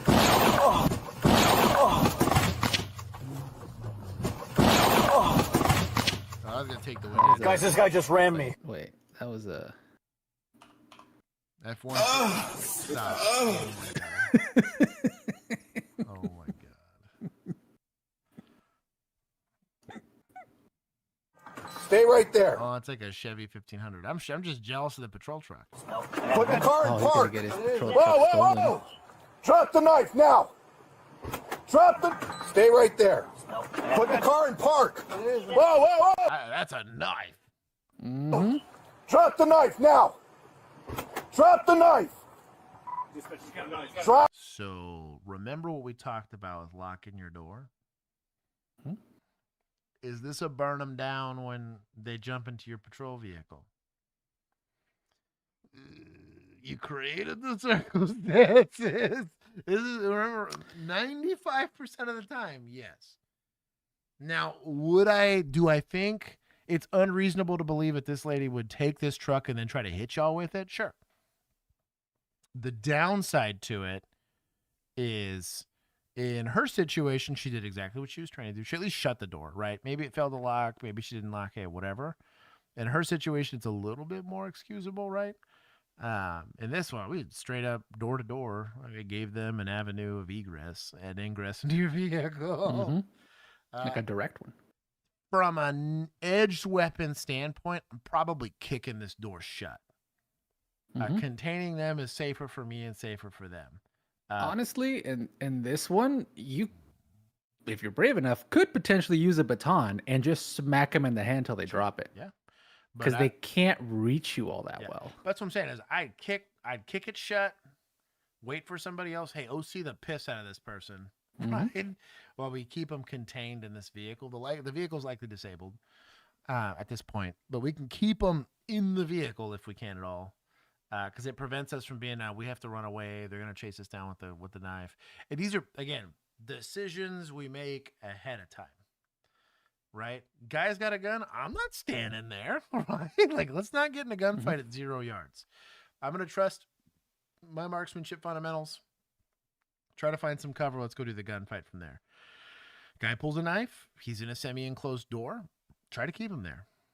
Right? That closed door is what's going to keep you from having to kill that person. Now, if that opportunity is not there, it's not there. It is what it is. But it's kind of why these mind games help a lot. Guy in car with knife, kick the door. You might even do it when it's not even opening. Just kick the thing, right? Keep him from getting out. Drop the knife. Drop it! Drop it! Drop the knife! Drop the fucking knife! Drop the knife. Good idea. Guy's he's got lethal cover. He's doing taser. Connor, close my door. No, fuck the taser. Drop the knife. Oh, no. He said, fuck the taser. We want to get into a shooting with crossfire. Literally, that's what I heard. Drop it! Drop the knife! Also, Drop the fucking knife! Drop the knife. Drop the fucking knife! Connor, close my door. No, fuck the taser. Drop the knife. Totality of the circumstances, so that split second of you went from open door where the guy doesn't see an avenue to come stab you to closing door. Now he sees you and can run you down. Some conversation. Drop the knife! Drop the fucking knife! Drop the fucking knife! Drop the fucking. Yeah, I mean, it was a bang bang. Also, make yourself a backstop for everybody else. Yeah, I don't hate the hey, shut the door because we're trying to prevent him from stealing the truck, right? Maybe don't leave your truck there to be stolen. It would help, right? Man, holy crossfire in that one. The guy that did the door shutting, it's kind of on him, to be honest, because yes, he tried to cut off the car. No, not a single person yelled crossfire, not one, because none of them realized that they were in that situation. It's a bang bang play. You were just having lunch, circle jerking, or doing whatever it is you were doing at the coffee shop or the station. Guy randomly rams the car. You guys are having to just react instinctively. Like, I get it. It's going to be messy. But once we start skinning smoke wagons, we're starting to get into a shooting. We got to think about that. At the very least, guns out. I know what I got. Look at the target. Take a split second. Look behind the target. What's back there? Or even conceptualize. I'm on a street.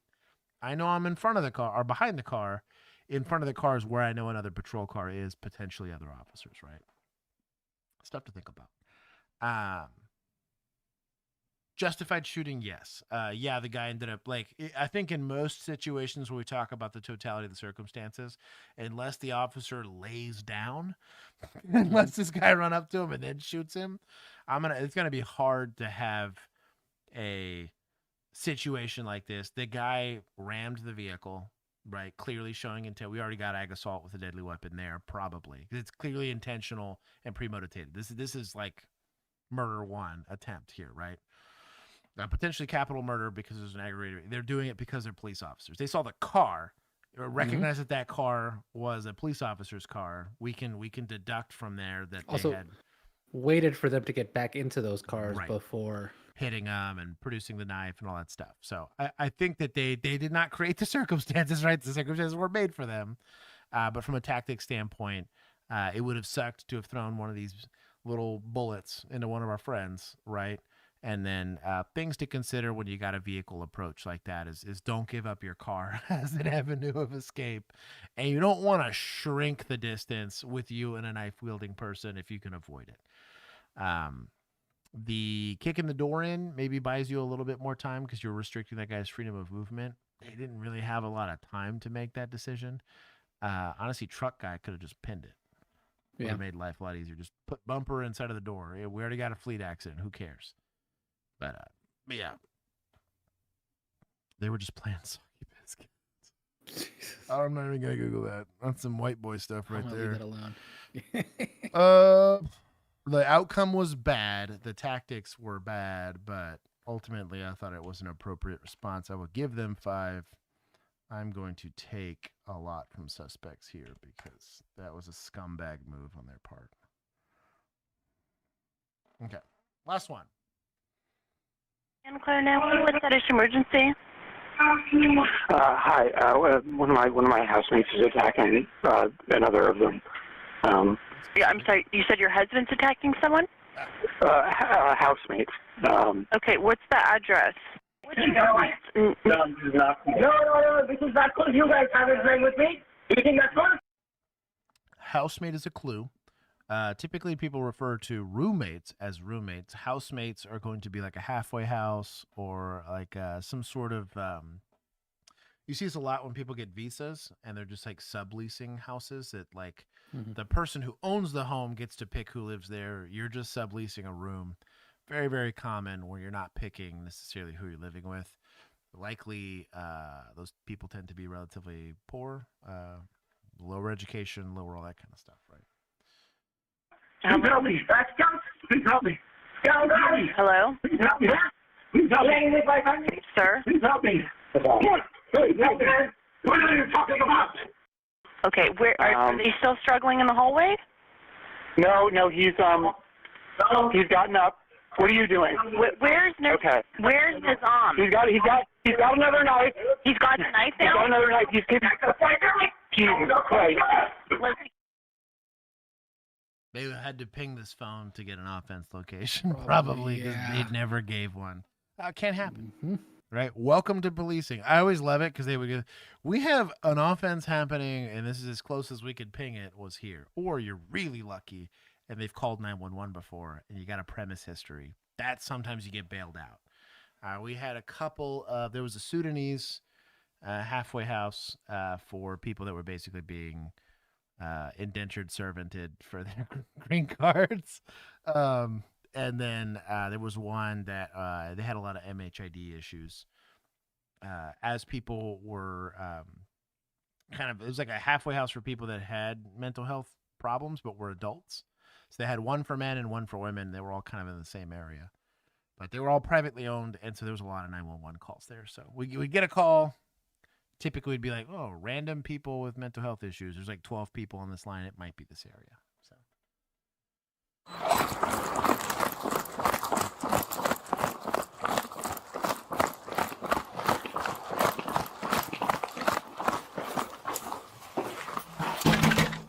Please open the door. You're kicking that. So you knock.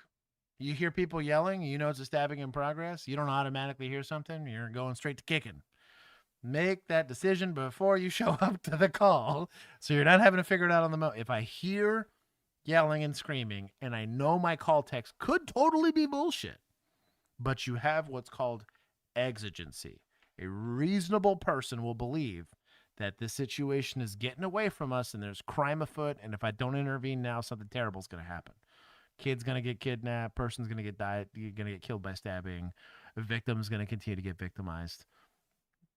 For now, qualified immunity and your gun and badge empower you with the ability by the state to intervene on behalf of the victim. Even if it's like a welfare check and someone's screaming, I've fallen and I can't get up. Kick that door. Let's go. You know what I mean? That's what you need. Open the door. Kick it. Kick it. There it is. No. Nice. Your knees are up. Get your hands up. Hands up. He's dead. Who is it? He's dead. Bottom or top? Now, I don't hate that he waited to ask. We've seen this where we think we see something, but we really don't. He said, who's who? And they were all like, top, top, top. Okay. I know what I'm dealing with here. Not upset about that at all. Now, please get out of my backstop. So in this situation, it's going to get a little morbid for Chad here, but if you're a cop and you're stuck in this situation, so I got no good backstop here. I got nothing but rooms and everything. You got to temple index and handle up here, okay? It's got to be quick. It's going to be a bang-bang play. But you make the backstop basically the other side of this person's skull. That's kind of what I'm saying. You want to pick also kind of like a meatier part of them because 9mm got to have time to slow down. Also wouldn't hate the idea of kind of doing a through and through. Typically, you're going to have an exposed kind of fatty part of the chest. You can kind of double lung them like you would a deer. Not a terrible idea, but do it as a contact shot. Don't do this bullshit where you're shooting from like half a foot or something. No, just guarantee a no miss, right? Unless you're that guy. Put the knife down. Okay, sure. Put the knife down. Sure. This guy's definitely MHID, but Get your hands up. Hands up. Who is it? Bottom or top? Put the knife down. Okay, sure. Put the knife down. Sure. not a fan of taking that many shots at that distance with old boy sitting in the back, but it's better than nothing. Now, you also don't know what you got going on, right? Don't like the idea of closing the gap when you got all those other people there. They could try to grab the gun for all. You're by yourself. This is the worst case scenario for a responding officer. You had to kick the door by yourself. You're in a bang-bang play all by yourself. You don't have anybody to help you and consult. For all you know, the Amber Alert creepy dudes with a mask behind you about to stab you because you're fully locked in here. That's how sucky this situation is. But it is what it is. We'll see what happens. Get back, everybody get back. 706 shots fired. This is precisely what I thought it was. All of them are MHID. This is a halfway house for special needs adults. Oof. Out here. Get out. Everybody get out. Out front. Now, food for thought. He's in the middle of a thing, so I'm not going to judge him. But for the sake of discussion, right? Do I want people with diminished mental capacities being outside of the house, kind of left to their own devices to go wander off because they're freaked out and nervous about what just happened in front of them? Because they're going under stress too. They're going to have to process what just happened. They might run and not be at all related to this call, right? In this moment, I'm going to give this guy a lot of leeway. That was a very tough spot to be stuck in, and I think he did what he could. Yeah. Move! I don't hate getting them in the backstop. Can you walk? I'm trying. I'm getting stabbed. Get away from the knife. Sir, try to walk your way out there, please. Is there anybody else in the house? No, sir. No, sir. Everybody get outside. Subject sat down to go outside. Okay? Skip forward. One for the neck for our victim. I'm code 4. There's a knife right by his left hand and then another blade down by his leg there. I've answered this call. Shields do nothing for knives, in case you're wondering. But whatever. Oh yeah, tell that to the entirety of human history, Josh. Yeah, it's just I don't know. What was the survival rate for frontline shield guys? That's all I'm trying to say. Hey, it's not about her in the front. It's about everybody behind her. You know what? I don't hate it. Now they need to have pikes. That's my criticism. So it's in tough enough. Give me a grenade. We got that here? Yeah. Well, that's a bang bang play. Good on identifying that he had to kick the door pretty fast. Like he tried and he was like, well, I was hoping somebody would bail me out. But if you don't got it, he made a decision relatively quickly. The outcome was bad, but we did preserve life here. We stop no, I'm not gonna say caring. We stop prioritizing your life the second you stop prioritizing others, right? That is the rule of thumb, at least here on OnlyCops, and that is a relatively good principle to live by, both literally and then from a law enforcement perspective. It makes the use of force decision much easier. Are you doing things that are conducive to other people's well-beings? No, you get force. If you're not, well, then what are we doing? Let's de-escalate. Right? You're not doing anything to harm anybody else or yourself. Let's de-escalate. Shields work for wives? If you got bad news for him. Jeez. Dougie G, welcome. The role of the shield is to be a sponge for the rest. I guess. I don't know. What is she sponging here if this guy's shot and laying on the ground dying? The stabs. Okay. Man catcher. I don't hate the idea here for man catcher. I wouldn't do it without lethal cover in this situation, because if he could like parry the man catcher stab, and then hold on to it, and you're kind of foobar. You have to just drop the thing and use your gun at that point.